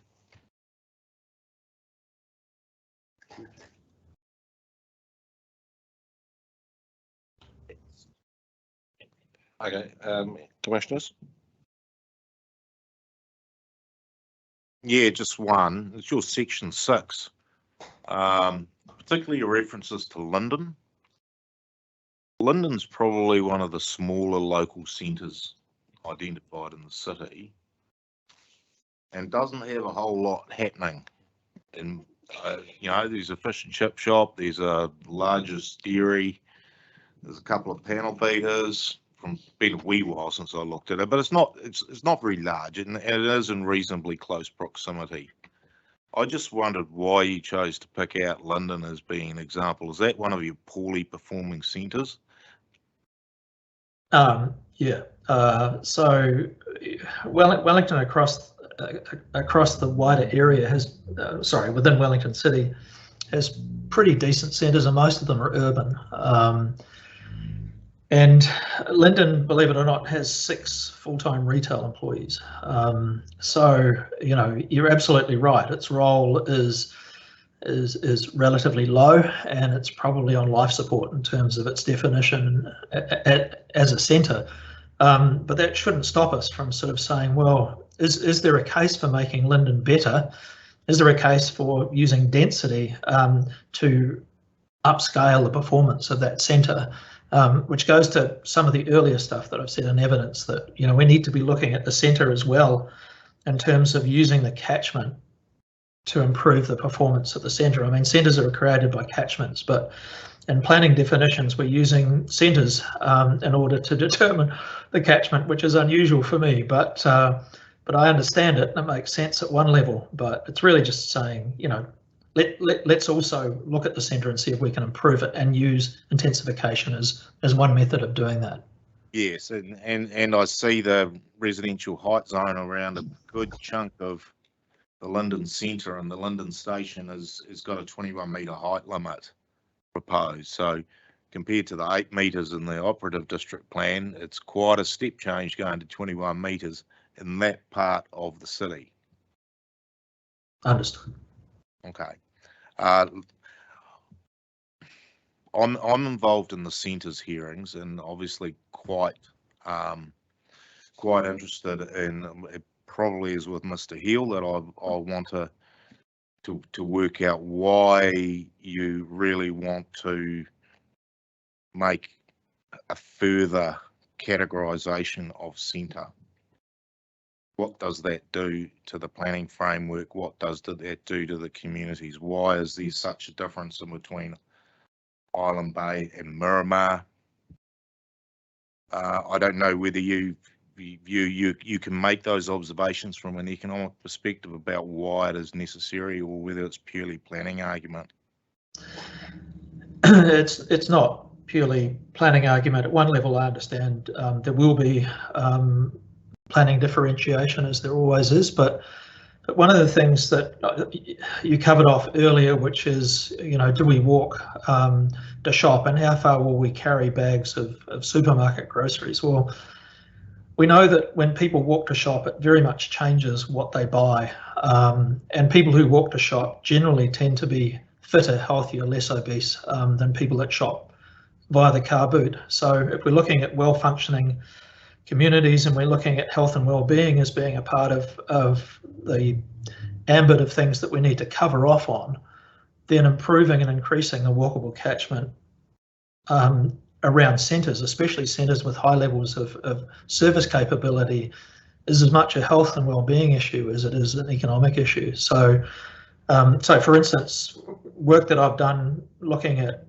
how people hunt and gather in everyday life, there's a serious difference between people who walk to shop and people who drive to shop. And I'm repeating myself, but I just wanted to make the point that that, you know, if we can get walkable catchments working for retail, and I'm not talking now about rail station, just retail, there's a major health benefit in doing that. Okay, thank you. Cullen, you have told us before that the plan with its zoning should make the most of the places that are flat. Yep. And prioritise that. And the best examples that you could see was Tawa, Newtown, and Miramar. What effect would you think does that have on the wider city and other areas that are zoned medium or high density? From an urban design perspective, but also from an economic perspective, because we have heard this morning a developer tell us that, of course, the flat sections is what they prefer. So everybody would just run and build on the flat sections, and the rest of the city doesn't get built in. What's your point on that? Yeah, well, they're absolutely right. It's the lower hanging fruit, and you're right. The easier things will happen earlier. It's one of the issues I have, I guess, with the property economics tied to sense partners sort of evaluations, that when we start looking at different typologies and we match them for growth and we allocate them around the area, what we haven't done, I don't think, well so far is figure out where people want to live, where affordability and ease of development is the easiest, and what effect that might have in terms of delivering realisable development over time. So yes, I unfortunately would like to divide things up evenly, but we can't. The market simply speaks. So and from an urban design and built form point of view, because I want to add built form because it often gets missed. Built form has a major effect on walkability. So if we're able to get the bottom 3 floors of apartment buildings with greater solid vertical proportions and less lateral proportions, to make the queues that are interesting for people to walk, make it interesting and visually rich for people to walk, and then that has to be a part of the whole walkability story, as well as, although I haven't submitted on this here, we might talk about this in another stream, finding places where you can do interesting things on the ground floor, a restaurant, a cafe, a design studio, an art studio, whatever, improves and increases the distance that people are prepared to walk on the journey to the final destination. So it's all part of the same story. In addition to that, we have also heard from other submitters that there is enough places, there's enough sites in Wellington where people, where developers could build. But of course, and I would assume that these are those sites that are not so desirable because they are not that flat and not that easy in terms of ground conditions and other issues. I'm just wondering if we prioritize the flat land and put the other stuff sort of on the back burner, are we then creating more empty sites in the rest of the city by, you know, allowing the flat land to be built up first and the rest has to wait until there's really nothing else left, and then we dig into that? Well, I'm not sure. Sorry. Yeah, what implications do you think does that? I'm not sure prioritising is the right word. I think we're enabling universally across Wellington. In some cases, the market, in fact, in all cases, probably the market's going to decide where is easiest and more feasible to develop. And so I think it's simply a natural force of nature, if you like, of the market. And there's not a lot we can do about it. Thanks very much for that. No, I think that's us, Mr. Cullen, but given, well, it's early where you are, but time is marching on where we are, so we'd better leave you and go to Mr. Heal. Thank you. Thank you. Mr. Heal, given looking over your shoulder at the clock, if you have any introduction, I suggest you keep it really short, because I think we will derive more value from our questions of you than from you repeating or summarising what you've already told us in writing. Kia ora koutou. probably what I do is just, there's a couple of corrections I want to identify. Yep. Corrections are the exception. Yep. So I've got a couple of handouts here. This first one. So these are the last couple of pages of my evidence, which shows the comprehensive changes that we're proposing to the plan. There's a couple of errors. I'll just hand that out and talk you through those.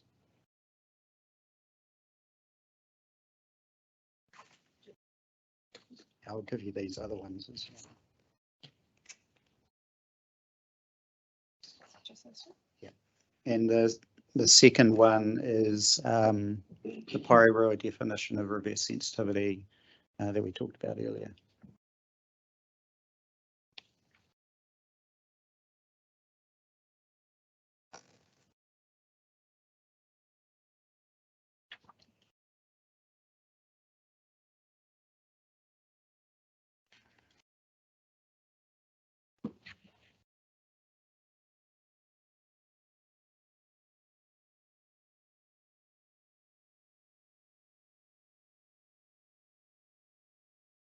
I'll just tell you what the corrections are. So on UFD 03, I've sorry, I know the page I just handed you out. Oh, that one. Yeah. This page, replacement page 69. UFD 03, we're seeking that medium 2 be crossed out and it focus on high density. And UFD 04, we cross out met or, so we're wanting it to be below, to be exceeded, not met or exceeded. That people got that? Yeah.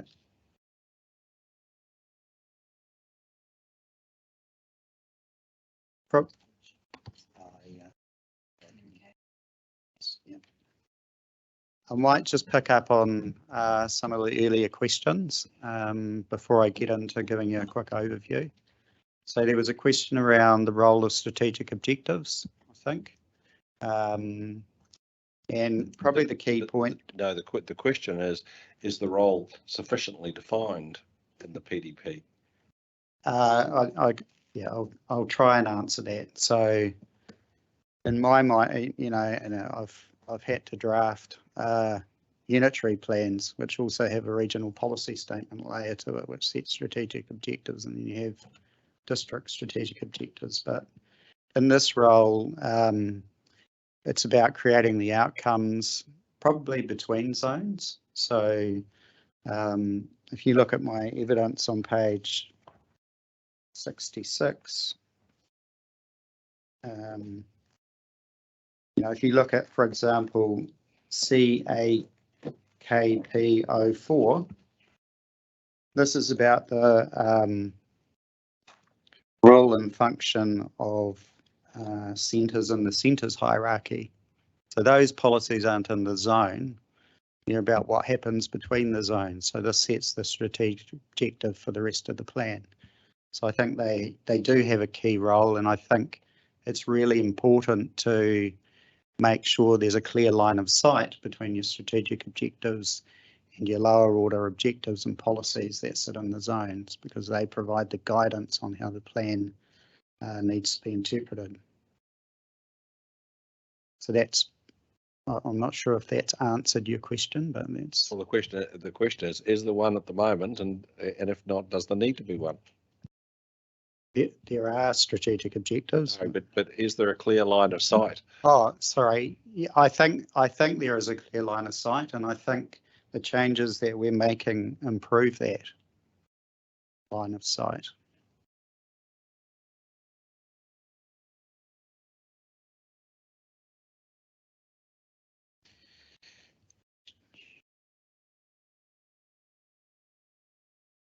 Probably another issue that came up earlier was around walkable catchments in terms of a definition or a policy. And you'll see on page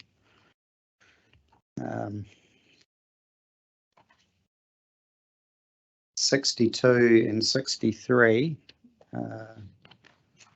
I'm seeking that the information about walkable catchments, so at 5.1 on page 63 and at 5.1 on page 64, we're seeking that these walkable catchments are described in a policy, both in the medium density zone and the high density zone, rather than in a definition. That's partly because walkable catchment isn't really used in the plan anywhere, so the definition does become a bit redundant. But also, if you put it in a policy and the walkable catchment that you've mapped in your zone, in your high density zone, isn't quite right, then when you're doing development in your medium density zone, if there's a change to the walkable catchment, so development happens and a new connection's created, which then makes the area outside the high density zone walkable, you can apply the policy when you're doing a resource consent for high density development in that zone. It's a definition.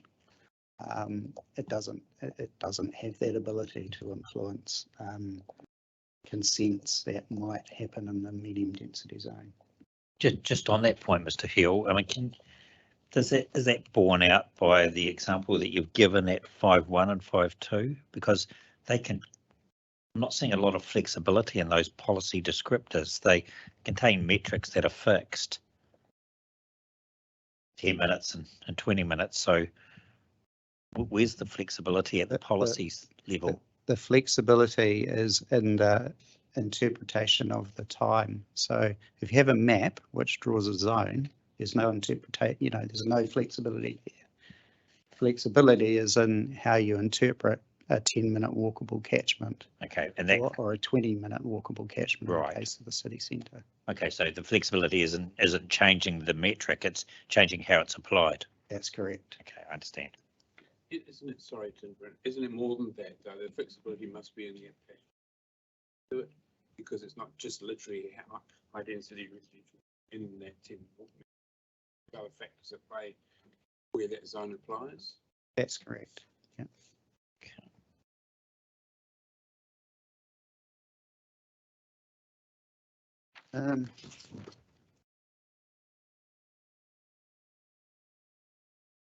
Probably I'll just focus on a couple of things. In the town centre zone hierarchy, which we are seeking to be included in the hierarchy. This is to better reflect national planning standards, which distinguish between, which is included in Appendix 3, evidence, which makes a distinction between town centre zones, which have more of a suburban catchment and a wider range of commercial and community services, than a local centre zone, which has more of a residential catchment. So that's one of the key reasons we're seeking a change there. Appendix 4, which is the journey to work information, all modes, reinforces this as well, because in those maps attached at Appendix 4, you can see that Miramar, Newtown, Tawa, for example, have a much more probably than a suburban catchment in terms of where people are coming from to work in those centres, as compared to somewhere like Karori, where it is a very much more the people travelling there are from closer to Karori itself than from coming further away, which suggests it's a residential catchment rather than a catchment from the surrounding suburbs. And I think the other point is NPS policy 3 talks about the need to provide for higher density housing depending on the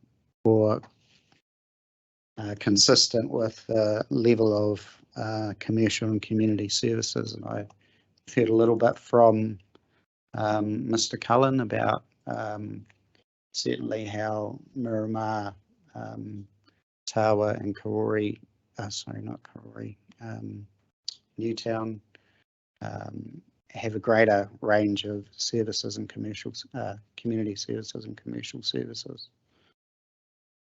I think just to add, to the point I made before, Kāinga submissions is seeking higher heights and different bulk and location controls for those higher order centres or town centres.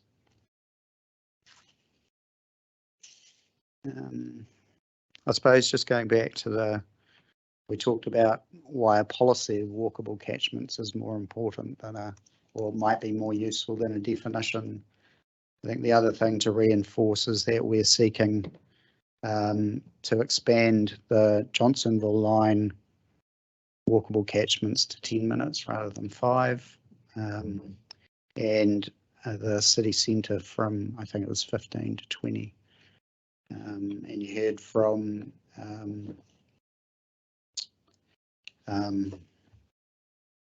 Mr. Ray about some flexibility being needed, particularly around the city centre where people are walking from a lot further away. That comes also, that's reflected in the maps that I've got in Appendix 2, which look at a 1,500 metre walkable catchment from around the city centre. And what these maps show are, we've used 2018 census data to define where the city centre is using these things called census area 2 catchments. And we've identified which census area 2 catchments people are walking from to go to the city centre. And you can see that's broader than a 1,500 metre walkable catchment. So people are coming from walking a lot further than 1,500 metres to go to the city centre. I've got examples there of Karori, which again has more of a local catchment. Kilburnie, again, surrounding suburbs. Miramar, surrounding suburbs. Newtown, surrounding suburbs. And Tawa, surrounding suburbs. Without going into any more detail and taking up too much time, I'm happy to end there and just take questions. Commissioner Dash, would you like to start? Yeah, I'd like to explore this town centre issue. And first thing I read in your evidence was that you actually did some work for Wellington City on this very issue for town centres not so long ago. And now you're in a position where you're basically opposing the position. Council has taken a notification stage. Can you tell us about the work that you did 2 years ago for Wellington City and why you're now in a position supporting Kāinga on something different from the current policy position? Sure, I can happy to answer that. The work I did 2 years ago was ghostwriting town centre or centre provisions for the draft plan to inform the draft plan. Did it go to identify, putting different centres in different spots in the hierarchy? And the work identified town centres in the hierarchy. So my advice is consistent with the advice I gave Wellington City 2 years ago. So you've got no problems at all with the position you're taking now? No, that's correct. I suppose the other thing that I didn't have access to then was the journey to work walkable catchment data, which is reinforcing the position I had 2 years ago. Okay, all right. And again on this issue of centres, you've mentioned Tawa and you've mentioned Miramar and you've mentioned Newtown, and you would have read Mr. McCutcheon's response to each of those issues. Well, what's your response to his position? his position was, but basically the provisions which relate to local centres will basically replicate what they would for town centres anyway. As I said earlier, Kāinga is seeking a different position. So on page 10 of my evidence, I've outlined that we're seeking increased heights in the town centres. So if you look on page 10, you'll see town centre height 36 metres. It's currently 22 in the plan because it's treated as a local centre. Yeah, I've got it as 21 on the map in front of me. Within the centre itself is 22, and then the surrounding area is at 21. That's correct. And then if you look at the right-hand column, we're asking for a commensurate level of high-density development around that centre. We're seeking greater heights around the town centres as compared to the local centres. Okay. Well, I want to know why Miramar in particular is in that same category as Newtown, considering the footprint of what is a centre in Miramar, and considering what there is in terms of retail offerings, etc., compared to Newtown. So one of the other things we're asking is for an expansion of the zoning of Miramar through our submissions, because we think there's an opportunity to increase the zoning. There's some built development. I think there's a council building or a community facility that's outside the zone, so it makes logical sense. It's also got a very large mixed use zone as well, which adjoins it. Yeah, that's correct. And there's an opportunity to expand that mixed use zone down the main street to the north. And then why not Karori? Well, so as I said before, Karori's got a different catchment. People aren't coming from suburbs to go to Karori. So you mean people from Northland aren't going to the Karori supermarket? Is that the sort of thing that you're saying? Well, all I'm saying is based on the walkable information and the journey to work data that I've provided, it's indicating that most people are coming from within that Karori area to go to that centre. Yeah, okay. Trying to be reasonably rapid here. I did have a few things for you, but it looks like we are running out of time. But I'll go straight to the last one that I had about UFD 08 and your proposed relief in terms of the changes to that. Now, I think Mr. McCutcheon has come back some way in terms of talking about streetscape, but in terms of character and identified areas of special character, what is the difference between character values and streetscape values in the context of those particular areas?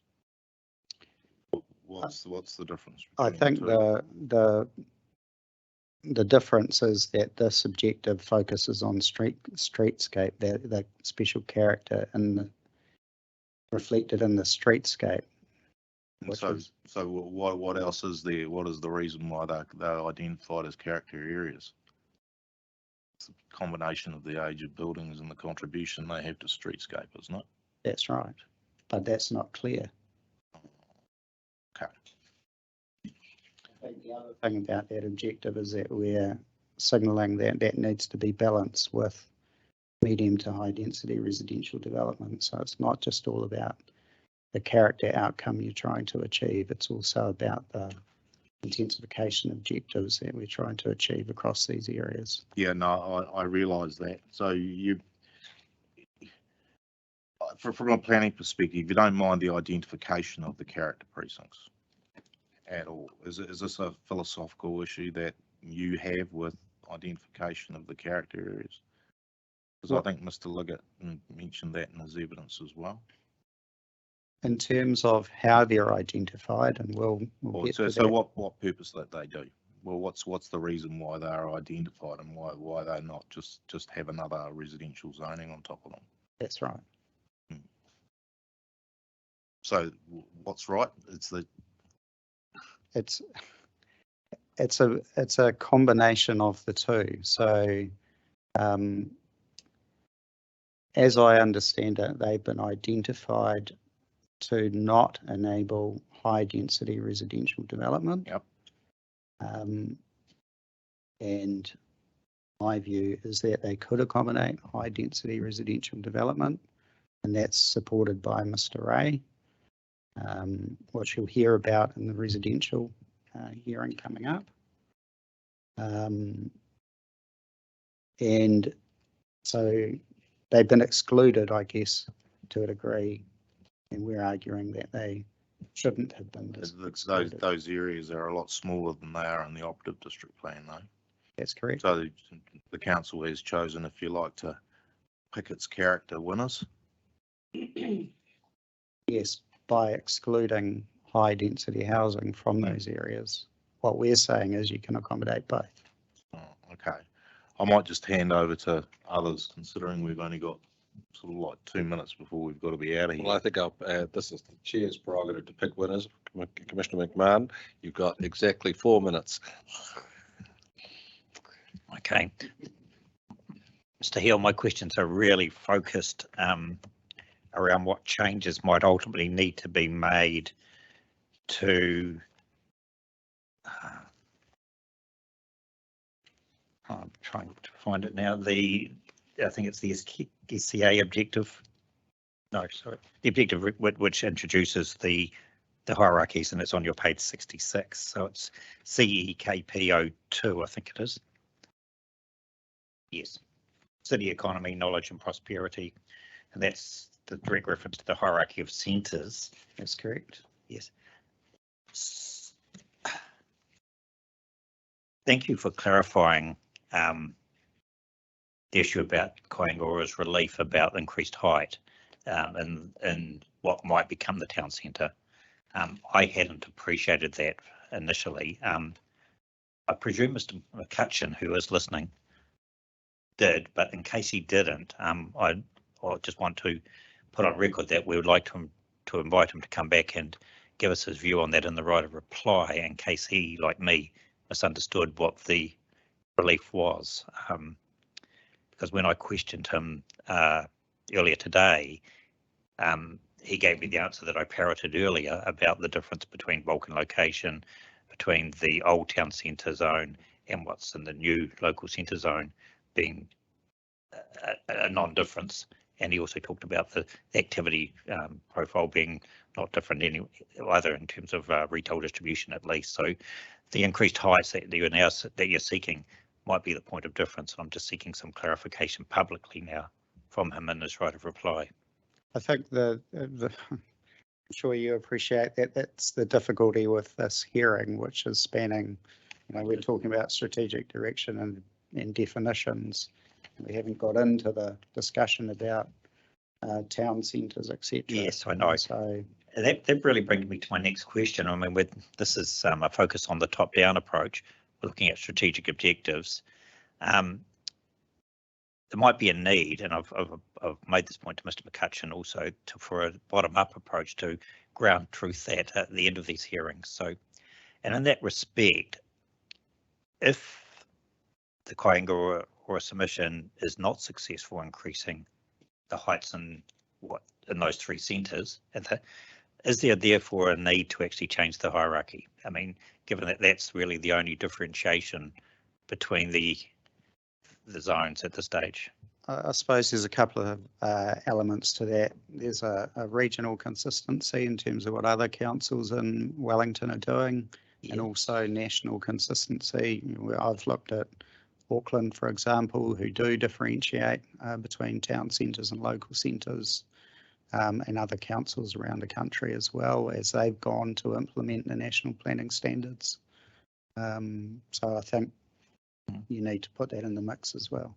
But if there's no actual differentiation, and in this case on increased heights in those three centres, why represent that in the hierarchy when on the ground it has no real effect? I hear what you're saying. Wouldn't it be a Clayton's hierarchy? Sorry? Wouldn't it be a Clayton's type hierarchy that really is not implemented at the at the zone and rule and standards level. To a degree, but you're also setting the parameters for the future as well, because this is, yeah, particularly in this part of the plan. In the event that in some future stage, the council might want to bring in a town centre. That's correct. Zone. Okay, thank you. One only. One only, I can do that. Just in paragraph 467, this is we recommending deleting appropriate locations for urban intensification. But I just want to put it to you that if we accepted your recommendations to modify the district plan, isn't that still what is being achieved in terms of this objective? Isn't it still urban intensification in appropriate locations? Because it's not happening carte blanche throughout the city. There's different levels of height and building intensity and things like that. So isn't it that's the objective where it sort of helps line of sight to those rules and things? To a degree, but you've also got objectives and policies in those zones themselves. And as I've outlined, it's about the manner in which you address that, not necessarily the location, because the manner gives you more flexibility in the location. You could add the word manner and locations in there. A manner is in there, so we're. Oh, yeah. So locations would be the other aspect then, because we are making spatial decisions around intensity and height. That's correct. I think we need to called 30 seconds. I do apologise, but just, is it not appropriate for an objective to sort of signal, you know that some locations aren't appropriate because of qualifying matters, and isn't it appropriate to signal that at an objective level? Yes, I understand what you're saying, but there are other objectives that sit below this that detail that further. So you don't think it should be highlighted or? I think the word manner covers it. That manner covers it. Enough. Sorry. Witching hour has passed. Ms. Caldwell, the curveball I threw you, can you submit a memorandum by when? Make a commitment. Give me a date. End of Monday. End of Monday, thank you.